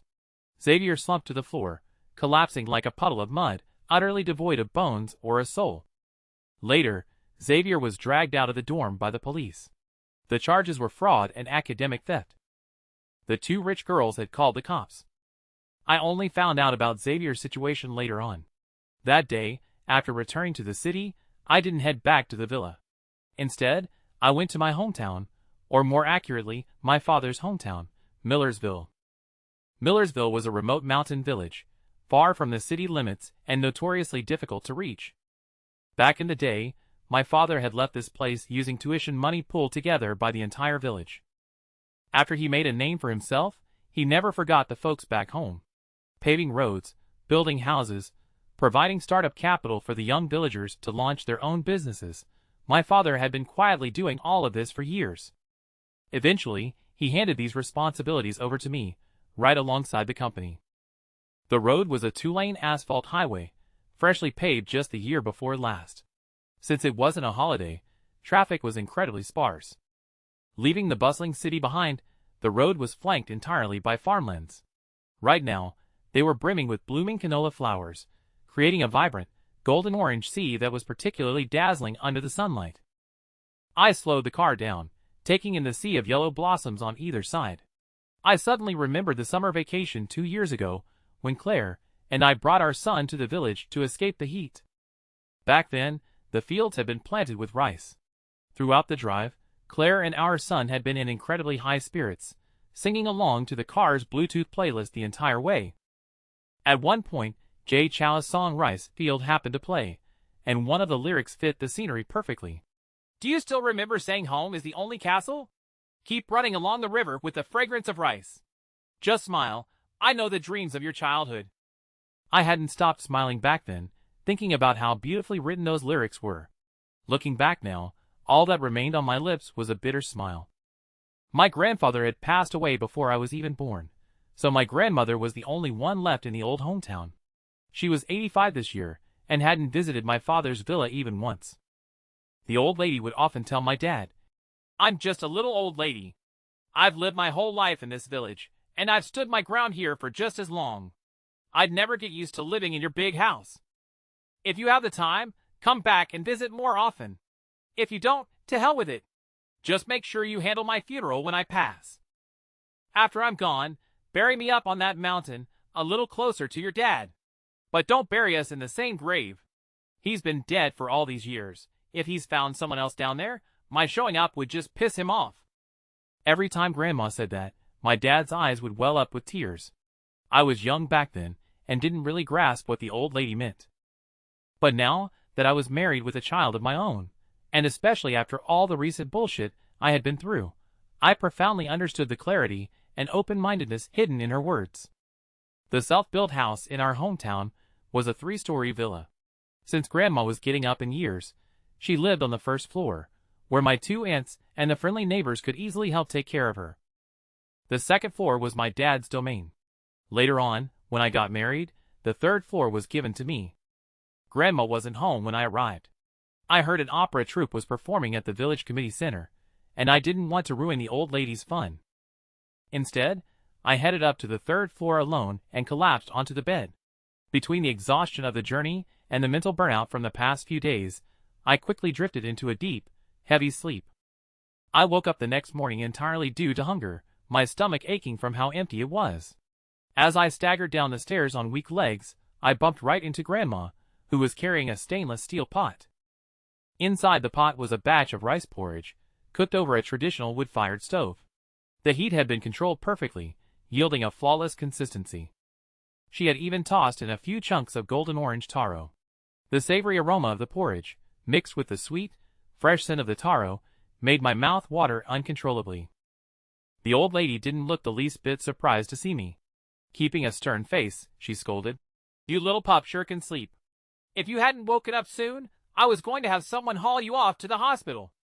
Back in my hometown, there was an old superstition that giving a child a lowly, rugged nickname made them easier to raise. My dad had been dubbed second dog by Grandma, which naturally made me the little pup. I took the stainless steel pot from her hands and gave her a sheepish grin.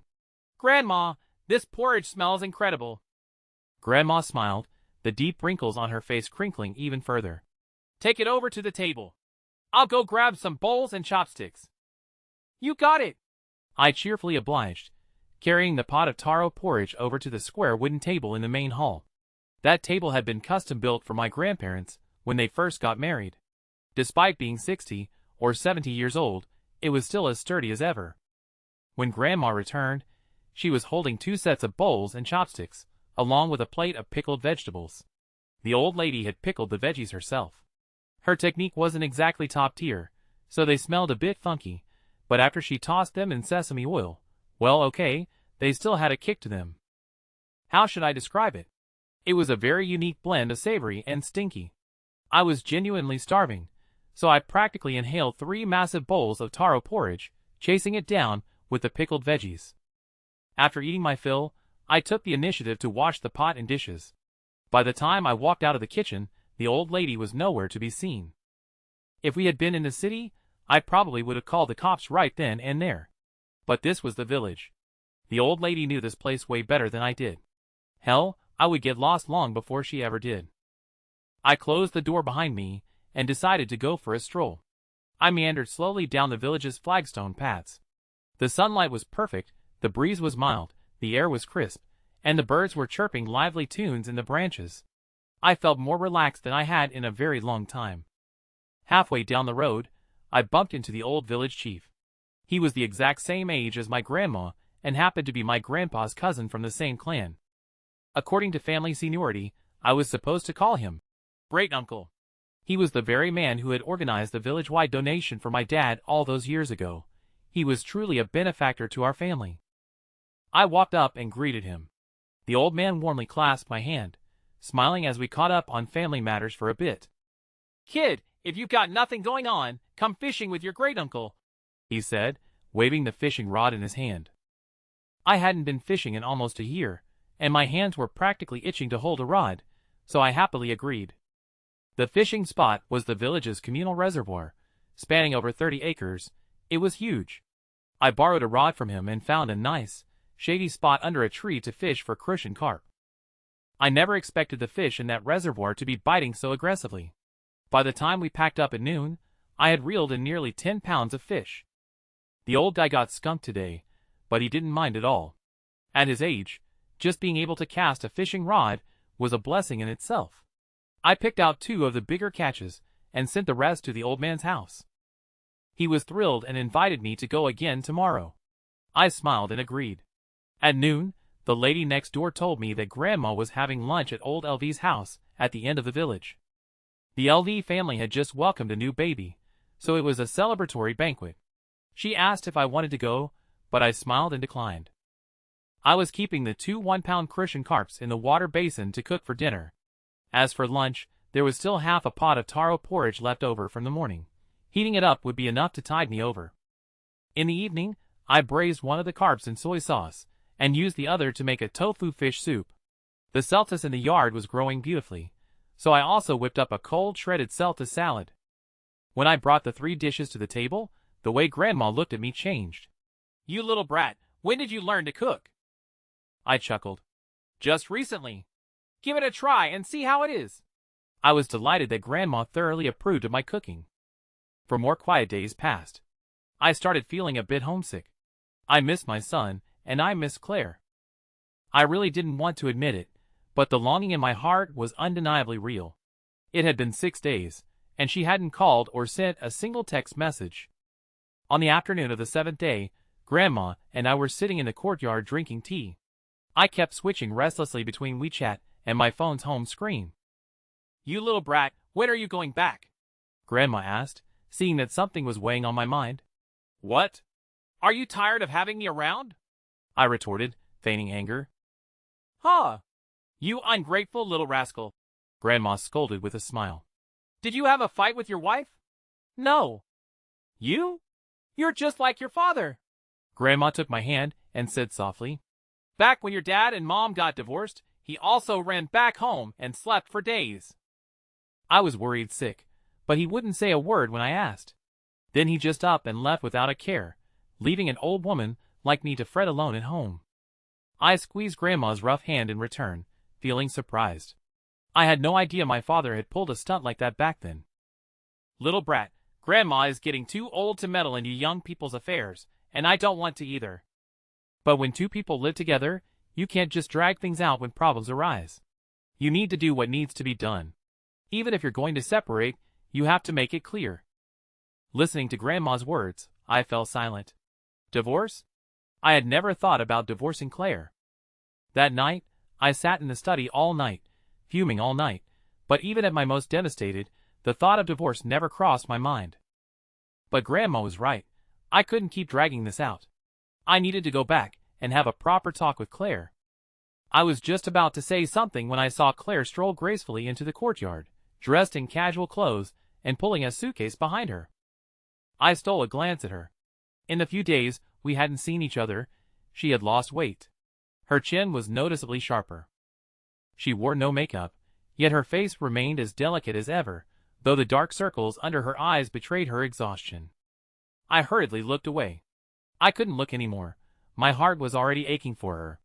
Grandma, I came to see you, Claire said with a smile. Oh my! My granddaughter-in-law is here. Grandma's voice carried an unprecedented enthusiasm. She immediately tossed my hand aside, stood up, and pulled Claire close. Looking her up and down, she said with a heartbroken expression, You've lost weight. You haven't been eating well these past few days, have you? Sit down first. Grandma is going to go buy some groceries. Grandma, I'll go, I offered. Grandma turned back and glared at me fiercely. Why would you go? How many vegetables do you even recognize? You'd just be causing trouble. Hurry up and tidy the room for your wife. After scolding me, Grandma put on a smiling face again, said a few more comforting words to Claire, and strode out of the courtyard. My filial piety had just earned me a scolding out of nowhere, and I stood there stunned for a moment. Watching Grandma chatting and laughing with Claire, I couldn't help but grumble inwardly.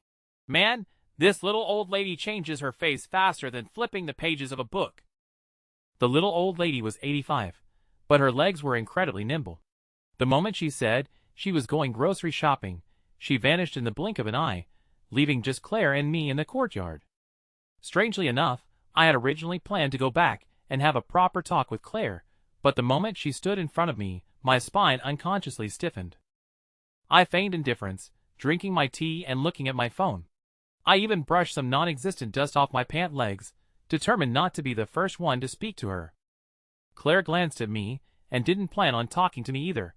She dragged her suitcase straight upstairs. Listening to her receding footsteps, I started to sulk. You're the one in the wrong here. What are you acting so arrogant for? That entire afternoon, I didn't go up, and Claire didn't come down. Grandma went grocery shopping in the afternoon and didn't return until dusk, and she came back completely empty-handed at that. As soon as the old lady came back, she pulled me into the kitchen and asked in a low voice, How did it go? I played dumb and replied, What? The old lady gritted her teeth and gave me a hard smack. You little brat, what are you playing dumb for? She came all this way to find you, and you're still putting on airs? Do you really want a divorce? Hearing the word divorce, I felt a wave of irritation, and my volume unconsciously rose a few notches. That's right, I just want a Devo, Grandma. Before I could finish my sentence, Claire walked into the kitchen. She had changed into pajamas, and her hair was a bit messy. She had clearly just woken up. The dark circles under her eyes had faded a bit, but her complexion was even worse than when she first arrived in the afternoon. She was as pale as paper, without a single trace of color. A wave of regret washed over me. I didn't know if she had heard what I just said. You're awake. Dinner will be ready soon. Come on, go sit in the courtyard with Grandma. Grandma continued to greet Claire with a welcoming smile. After saying that, she turned and glared at me fiercely. What are you standing there like an idiot for? Hurry up and cook. For dinner, I stewed some pork ribs. Grandma kept putting food in Claire's bowl, making me feel a little jealous. Claire seemed to have a good appetite. She ate a large bowl of rice and drank a large bowl of rib soup. There wasn't much entertainment in the village, so after dinner, Claire and I went up to the third floor one after the other. Actually, as I went upstairs, I was harboring a little bit of anticipation. But when I saw Claire walk into our son's room, a flash of disappointment still crossed my eyes. Sleepless all night, I grabbed my fishing rod early the next morning and ran to the reservoir to fish. I didn't even know what I was running away from. I guess I just stubbornly wanted to hold onto my pride. Around 7 or 8 o'clock, to my surprise, Claire followed me out there, also holding a fishing rod in her hand. Today she was wearing a white t-shirt and slim-fit jeans, making her figure look especially tall and toned. I withdrew my gaze and quietly swallowed hard. She sat down on a stone block not far from me. Playing a fishing tutorial video on her phone, she followed the instructions to adjust her float and prepare the bait. Watching her clumsy, flustered movements, I felt a wave of amusement. Every angler knows an ironclad rule called the beginner's protection period. I didn't believe in beginner's luck before, but today I did. I had chummed the water in advance and fished for 2 hours, but my float hadn't moved an inch. Meanwhile, Claire cast her rod with fierce momentum, and on her very third cast, her float was dragged completely underwater. She was still watching the tutorial on her phone and didn't notice the massive bite. It was me, constantly sneaking peeks at her, who noticed the situation. In a panic, I threw our Cold War out the window and shouted, "You got a bite! Quick, pull up the rod!" Startled by my shout, Claire frantically grabbed the rod. But having missed the best window to set the hook, the fish had already darted into the deep water. Claire couldn't lift the rod at all. Instead, losing her balance, she was pulled right into the water by the fishing rod. Ah! Claire let out a shriek, followed immediately by a loud splash as she crashed into the water. My heart tightened. Not even bothering to take off my clothes, I dove headfirst into the water and swam toward her. By the time I reached Claire, she was treading water. The rod in her hand was bent into a full bow, but she still had a death grip on it. I had been blinded by panic, completely forgetting that Claire was an even better swimmer than I was. Well, since I was already here, I couldn't just go back empty-handed. I swam right up to Claire and snatched the rod from her hands. "Get up on the bank first. You can't handle this fish." Claire was extremely unhappy with my behavior and turned to grab the rod from my hands. "Leo Miller, you're shameless." We wrestled for the fishing rod right there in the water. She was a strong swimmer, but I had brute strength. For a while, neither of us could gain the upper hand. After struggling for a bit, Claire's stamina gave out. She shot me a fierce glare and swam toward the shore. Watching her back, I let out a soft snort. "Nice try fighting me for it." The frustration in my heart instantly dissipated. Dragging the fish along, I slowly swam toward the bank as well. Thanks to my masterful fish-tiring techniques, 10 minutes later, the massive fish surfaced and rolled onto its belly. Holy crap, it was a big-head carp that looked like it weighed over 10 pounds. My landing net was way too small to hold it. In the end, I had Claire hold the rod while I dove back into the water to haul the fish out by hand. Once the big catch was ashore, Claire and I looked at each other and smiled. Even though we were both drenched like drowned rats, we felt a great sense of accomplishment. When we got back, Grandma saw that we were soaked to the bone and quickly shooed us off to shower and change into clean clothes. I showered faster. Seeing Grandma in the yard swinging a hoe to tend the vegetable garden, I stepped forward and took it from her hands, offering to do it myself. Grandma didn't insist. She said she was heading to the market to buy some green onions, ginger, and garlic to cook the fish for dinner. I sweated buckets in the vegetable patch, getting my hands and feet covered in mud. In reality, I had no idea how to hoe a garden. I just wanted to find something to do. Even though the whole fishing incident had broken the Cold War between Claire and me, I still didn't want to talk to her, or at least, I didn't want to be the first one to speak.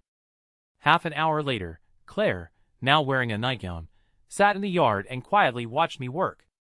Her gaze made me feel completely awkward, and farm work was genuinely exhausting anyway, so I simply tossed the hoe into the dirt, planning to take a break. As I walked past her, Claire reached out and grabbed my arm. Leo Miller, are you done throwing this tantrum?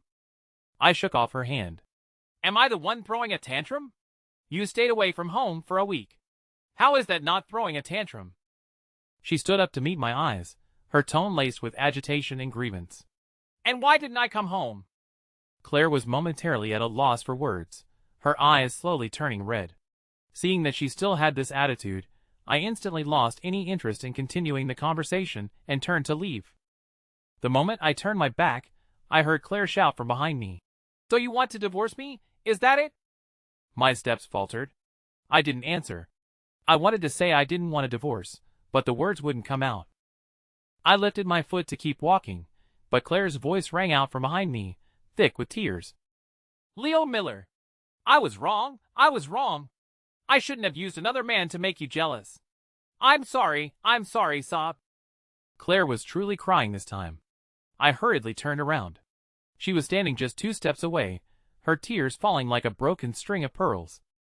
They rolled down her cheeks, gathered at her chin, and dripped onto the bluestone slabs of the courtyard, splashing into little watermarks before pooling together. Claire had lost all the poise and aura of an icy female CEO. She wiped at her tears, letting out whimpers like an injured little beast. No matter how much she rubbed her eyes, the tears just wouldn't stop, yet she still stared at me with stubborn determination. I never imagined she could cry like this, and it was the first time anyone had ever cried like this in front of me. My throat burned as if I had swallowed 1,000 needles, and my chest felt completely blocked. The ache made me want to cry too. I rushed forward and pulled Claire into a tight embrace. I had to. I couldn't hold back my own tears anymore. Claire immediately buried her face in my chest, her sobs growing louder. In no time, she was crying so hard she was gasping for air. Honey. I don't want to divorce you. We won't. Whoever brings up divorce again is a puppy. My voice was a little hoarse. We held each other for a long time that day. We didn't let go until Claire's crying gradually subsided. Her eyes were red and swollen from crying, but a smile touched the corners of her lips. My heart ached as I reached out to wipe the wet tear tracks from her face. However, my hands were covered in mud, leaving her with a smeared, dirty face. It wasn't ugly though. Paired with her curving smile, it was actually quite adorable. I couldn't help but let out a chuckle, and a snot bubble untimely blew out of my nostril. Claire froze for a second before bursting into a fit of laughter. Both embarrassed and annoyed, I quickly let her go and blew my nose. Stop laughing! I scolded, though I couldn't stop myself from bursting into laughter as well. Eventually, we were laughing so hard, we couldn't even stand up straight, leaning on each other, as we hobbled over to the chairs in the yard to sit down. Our fingers intertwined, holding on tightly. We both shared the joy and relief of having regained something we thought was lost. With her face smudged like a little cat's, Claire gently rested her head on my shoulder. Honey, I'm sorry. I love you. Claire looked up at me, her eyes astonishingly bright. Just when I thought she was going to say it back, she asked, Were you crying just now? I froze, but my mouth moved faster than my brain. No. Then how come you blew a snot bubble? TSK, why are you still bringing that up? I said, reaching out to tickle her. Claire giggled and nimbly dodged my attacking hands. She ran, I chased, and bursts of laughter echoed through the yard once more. Soon, I had her backed into a corner with nowhere left to retreat. With a wicked grin, I stepped forward, pinned both of her wrists, and lifted them over her head. The playful chase had left Claire slightly breathless. Pinned against the wall, her delicate lips were slightly parted, offering a faint glimpse of her pink tongue. My own breathing began to quicken, and I leaned down to kiss her. Right at that moment, Grandma returned. Her coughing shattered the intimate atmosphere between Claire and me, and we quickly sprang apart. It's broad daylight, and people are walking by. Mind your manners. Grandma scolded with a straight face, though the corners of her eyes were crinkled with amusement. Once Grandma had walked away, Claire and I exchanged a look and smiled. Claire stood on her tiptoes, planted a quick peck on my lips, and then laughed as she ran off. The main course for dinner was that unlucky bighead carp. It was the happiest meal I'd had in days. The next day, the sun was already high in the sky by the time I came downstairs, supported by Claire. Seeing us like this, Grandma beamed, the wrinkles on her face seeming to smooth out from her wide smile. I'm going to go buy some bones to make a nourishing broth for you two tonight. You should take advantage of your youth and give me a great-grandchild. That would be best. Claire's face flushed red with embarrassment, and the slender hand resting on my waist gave me a vicious pinch. My mouth twitched, but I silently endured the pain alone. After breakfast, Claire and I grabbed our fishing gear and headed back to the reservoir. That bighead carp last night was so incredibly fresh and delicious that we decided to try our luck again today, just in case there was another clueless fish waiting for us. Of course, a person isn't always that lucky. As the sun set, we walked home hand in hand, returning empty-handed. On the way back, Claire tugged at the necklace around her neck and asked me if it looked pretty. The necklace was made of silver, and the pendant was a simple starstone. At first glance, you could tell it was cheap. When did your taste take such a massive nosedive? My teasing didn't provoke a counterattack from Claire.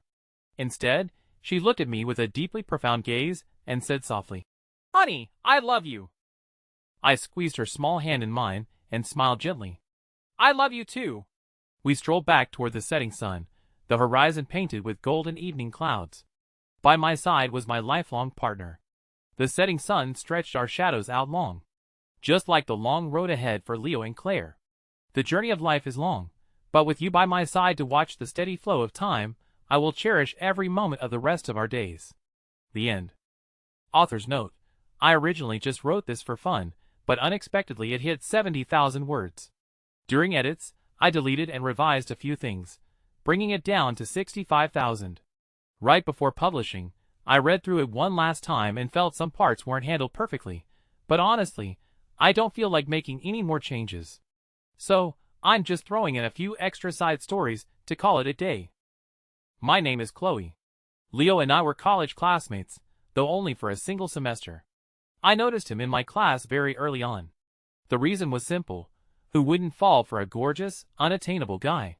His good looks were universally acknowledged by the girls in my dorm, but his aloofness was just as real. His brows were always slightly furrowed, like late autumn frost or early winter snow. It wasn't quite at the level of pushing people away entirely, but he certainly didn't look like an easy person to approach. Our first real interaction was after a class activity. I can't even remember what we talked about that day, but I do remember how red his face was when he spoke to me.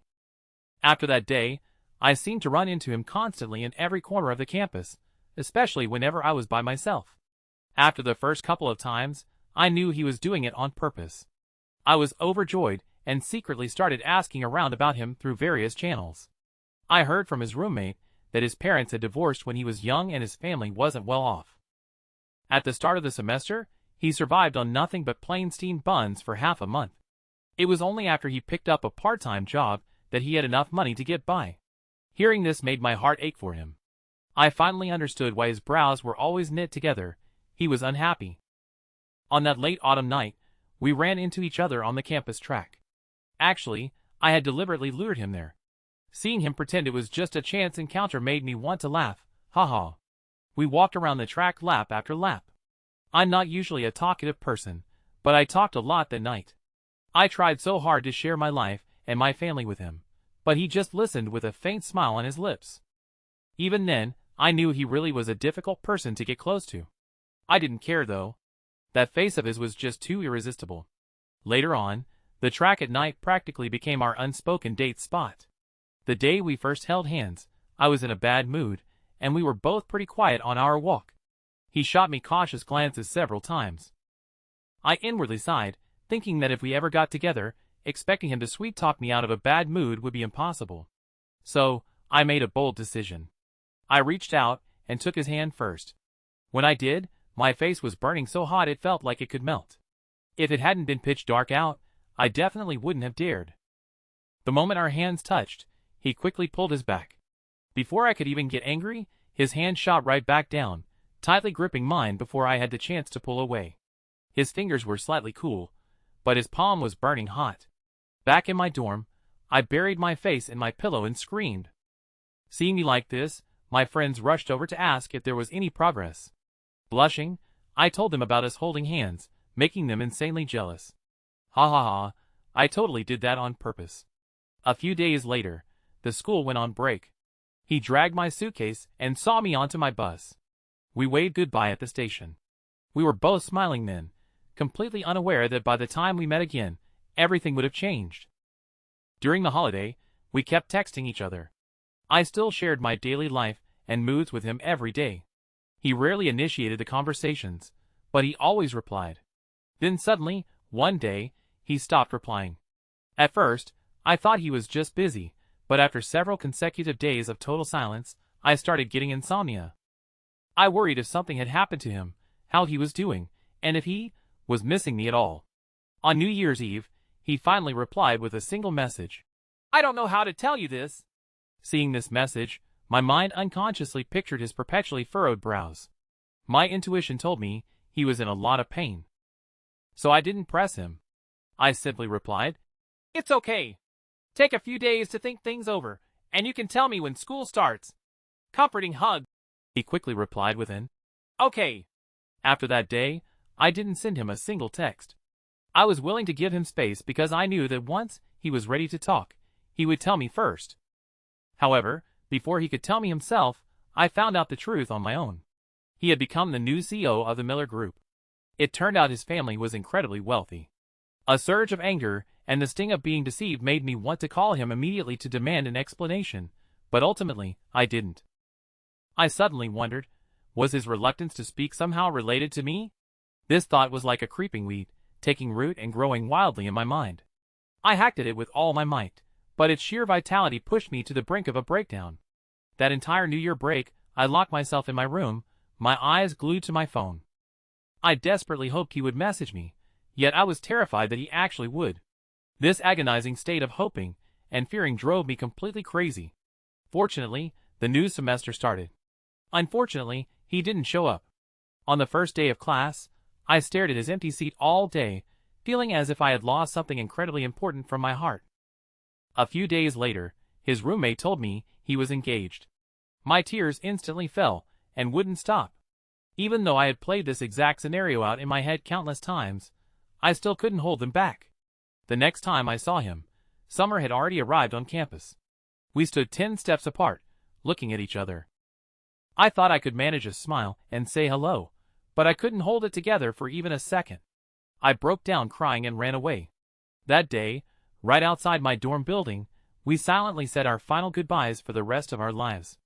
It was so hard to let him go, but we were ultimately people from two completely different worlds. I thought our paths would never cross again. But the very next day, I saw her on campus. Her. His fiancée. She was incredibly beautiful, like someone who had walked straight out of a painting. But when she looked at me, her eyes were filled with obvious hostility, as if she had come to interrogate and condemn me. We sat down in the campus cafe. Neither of us was in a rush to speak first, and the atmosphere was tense. After sitting there for a while, she just left. It was true, we had absolutely nothing to say to each other. That May, he got married. To her. I didn't cry this time. I was just caught off guard by how fast it happened. College life without him was monotonous and dull. I poured all my energy into my studies, winning scholarships for 3 consecutive years. My friends said I had changed a lot, and they often complained about him on my behalf. I never defended him, because he didn't need me to, and he wouldn't hear it anyway. During this time, a few guys tried to pursue me, but I explicitly rejected them all. My excuse was simple: I didn't want to date. But deep down, I knew the real truth: I just couldn't forget him. After graduation, I returned to my hometown and got a stable government job. The pay wasn't great, but the work was easy, and more importantly, it was close to him. What if he came looking for me? I kept living, while holding on to that tiny shred of hope. As I got older, my parents started pushing me to go on blind dates. Just to keep them from worrying, I went along with it, but I never saw any of the guys more than twice. One evening, right after I got off work, a man stopped me and asked for a chat. I fully intended to ignore him, but when he dropped the name Leo Miller, some mysterious force compelled me to follow him into a coffee shop. When the man explained his actual intentions, I almost laughed out of pure rage. He offered me $5 million to seduce Leo Miller and cause a cheating scandal. I picked up the freshly served coffee, threw it violently right into his face, and walked away without ever looking back. All these years, I had been secretly keeping tabs on his life.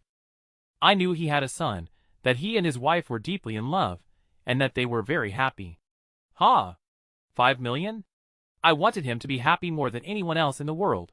That night, I wanted to send him a warning message to let him know someone was plotting against him. But in the end, I never hit send. We hadn't spoken in so many years, and I didn't want to suddenly intrude on his life again, even with good intentions. Besides, I trusted him. After that incident, I realized I couldn't keep living in the past like this. I started becoming much more proactive about the blind dates my parents set up. The weather was beautiful the day I met my next blind date in the park. This guy wasn't handsome, his sense of style was a bit tacky, and he was a programmer. Honestly, I lacked any real enthusiasm the entire time. It was early summer, and after walking for a bit, we were both getting thirsty. We passed by a small convenience store, and he went inside to grab drinks. When he came out, he was holding 2 bottles of water, one ice cold, and one at room temperature. Blushing, he asked me to choose. It looked exactly like the very first time he had ever spoken to me. I smiled. It was the first time I had smiled all day. Later on, we got married and had a daughter. We gave her the nickname Stella. The year my daughter turned 3, I saw him again. At the entrance of the supermarket near the residential complex, he was looking down, lighting a cigarette. I didn't dare to look too closely, and chose to walk right past him. Suddenly, I remembered that summer, downstairs by the dormitories. She had said, "Leo, you have to be happy in the future, smile more." She had said, "Okay, we'll both do the same." "In this life, we were fated to meet but not meant to be, so it's best we go our separate ways and forget each other. In the next life, if there is a next life. My name is Claire, and my husband's name is Leo Miller." The first time I met him, I was visiting Leo's house with my father. He was only a few years old at the time, his brows always slightly furrowed like a little adult. That was when I first noticed him. Later, we attended the same elementary, middle, and high schools, in the same grade, but different classes. Since middle school, he had been the most popular guy on campus. Handsome, and the sole heir to the Miller Group, it was hard for a rich, good-looking young master like him to keep a low profile even if he wanted to. Unlike other wealthy heirs, who loved being surrounded by an entourage, he preferred to be alone. He had almost no friends, giving off an aloof and melancholic vibe. How should I put it? He was exactly my type. But I didn't dare get too close to him. First, my family was strict. Second, this guy was notoriously hard to pursue. I remember a girl in middle school who wrote him a love letter. The very next day, he pinned it to the school's bulletin board. That girl ended up transferring to another school. From then on, no other girl dared to make a move on him, myself included. After the college entrance exams, Uncle Richard came to our house to see my dad. The two of them whispered in the study for half the day. That evening, my dad called me into the study and showed me a photo. It was him. A marriage alliance with him, well, I supposed it wasn't a bad idea. Just as I was secretly rejoicing over the prospect of attending the same university as him, I was informed that he was going to a college far, far away. I cried out of sheer anger at the time. This man was simply too heartbreaking. But a turning point came quickly. Around the new year, Uncle Richard was hospitalized with heart problems, and he had to come back to take over Uncle Richard's duties. Early one morning, I was jolted awake by a ringing phone. Just as I was about to answer and vent my morning crankiness, a familiar string of numbers on the screen froze me in place. It was him. I waited a full 7 rings before picking up. It wasn't that I was playing hard to get, I just needed time to calm the secret flutter of joy in my heart.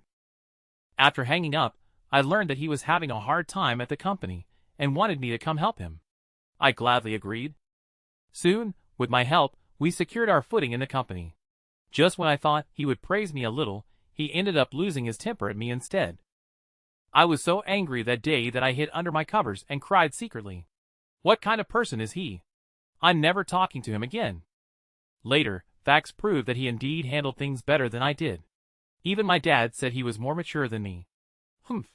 What's so great about that? Still, I secretly forgave him in my heart, swearing to myself that it would just be this once. A month later, my dad told me to invite him over for dinner. He agreed, and I was elated for a long time. I knew exactly what this dinner meant, so when he arrived at my house, I couldn't hide the smile on my face no matter how hard I tried.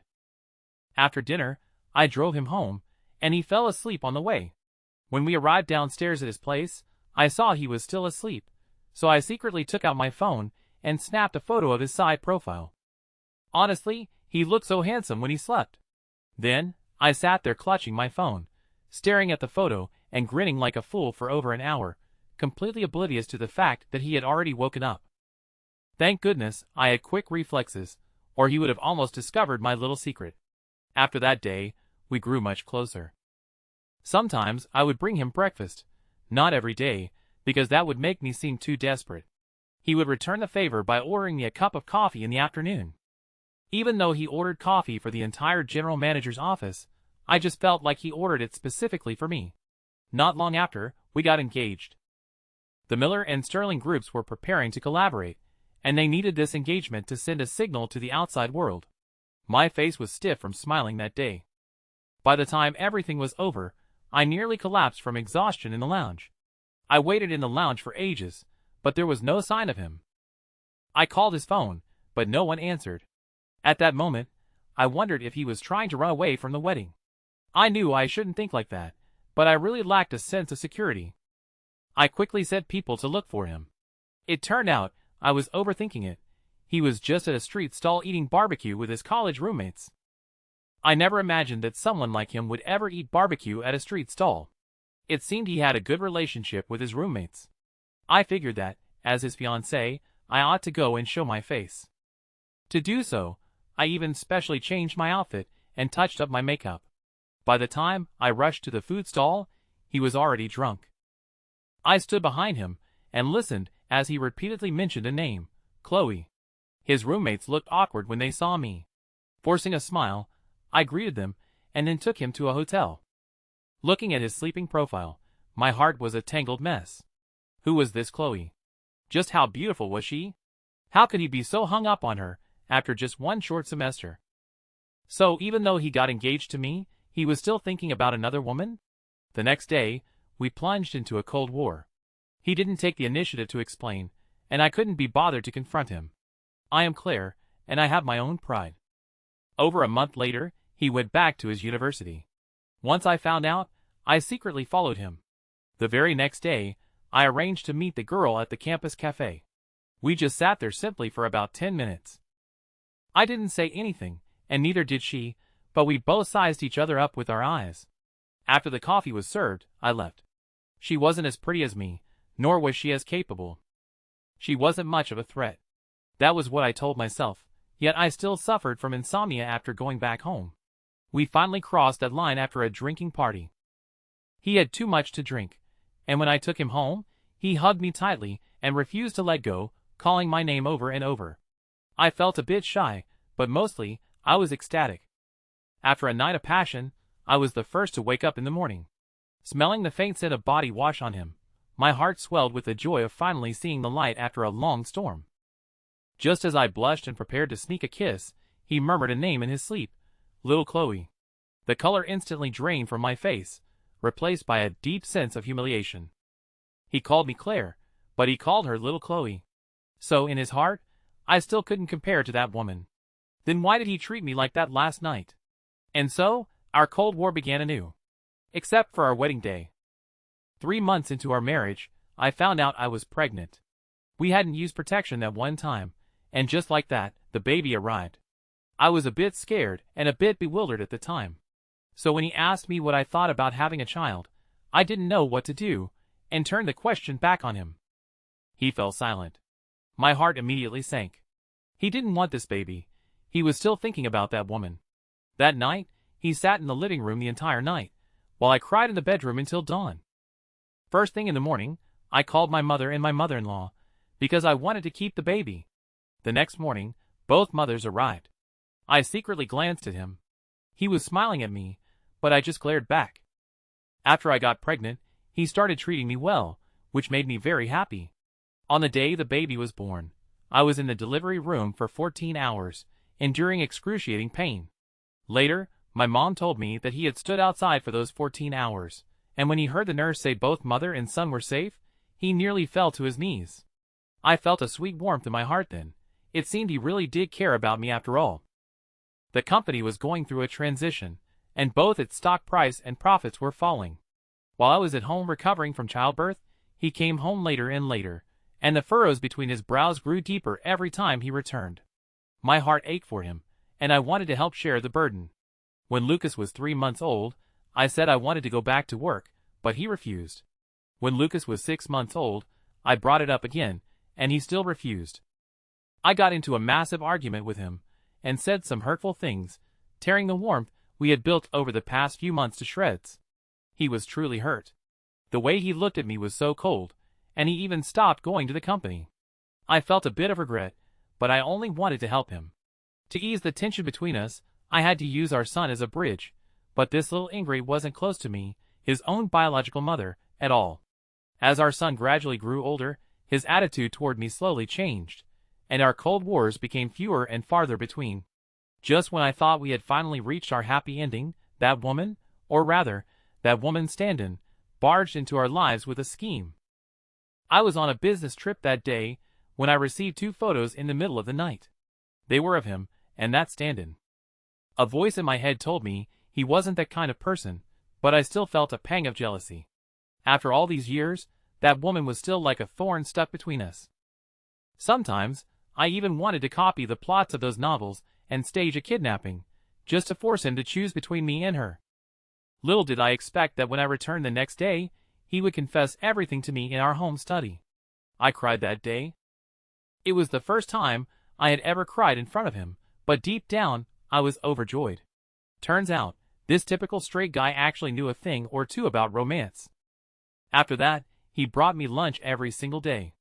To reward him, I remodeled the cubicle in my office into a private lounge. Everyone in the company was envious of our fairy tale romance. Well, even I was envious of myself. 3 years passed like this, and our love was thicker than ever. Sometimes he would bring me a bouquet of flowers, not roses, but lilies. My favorite. Whenever we had free time, we would go catch a movie or stroll down the streets hand in hand. If we got tired, we'd find a spot to sit and lean against each other. If not, we'd just keep walking. I asked him, "Leo, does this mean we're dating?" I laughed at my own question. Our kids were already grown, and here we were, still dating? The reason I caused all the drama later on was because of a jewelry box left behind in a corner of the office. Inside was a necklace that looked incredibly cheap. I was just about to throw it away when a piece of paper fluttered out. On it was a single sentence, "Tio Chloe, the best stars for the best you." There was no signature, but I recognized his handwriting immediately. In that moment, my jealousy started acting up again. Ultimately, I wore that necklace and stayed by his side all day, but he didn't even notice.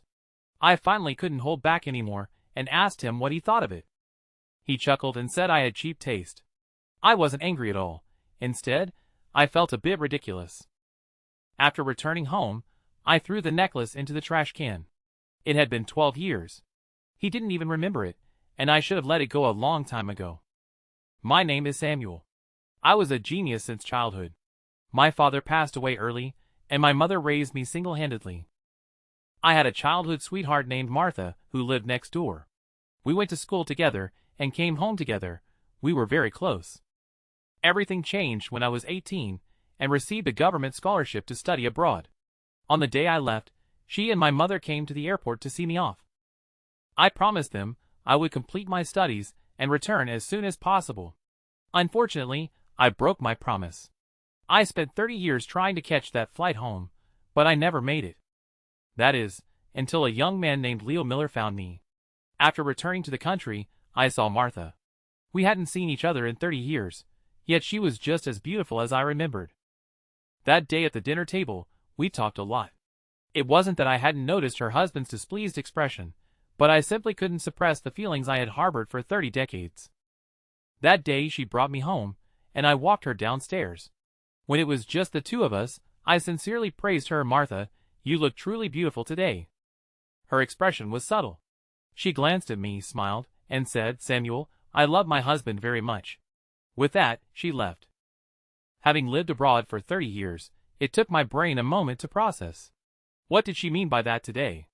When I got home, my mother pulled me aside and said, "Samuel, you need to stay away from Martha from now on." "Why?"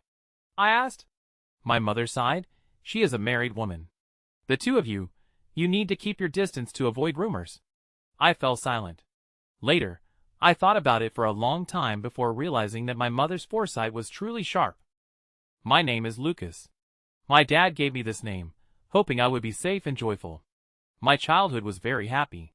My parents were deeply in love, and they loved me very much too. The only misfortune was that I had two aunts. My older aunt, Sunny, grew up abroad and was 6 years older than me. She was always threatening to flick my willy. Although I was little back then, I remembered every single time. My younger aunt, Mia, was only 8 months older than me.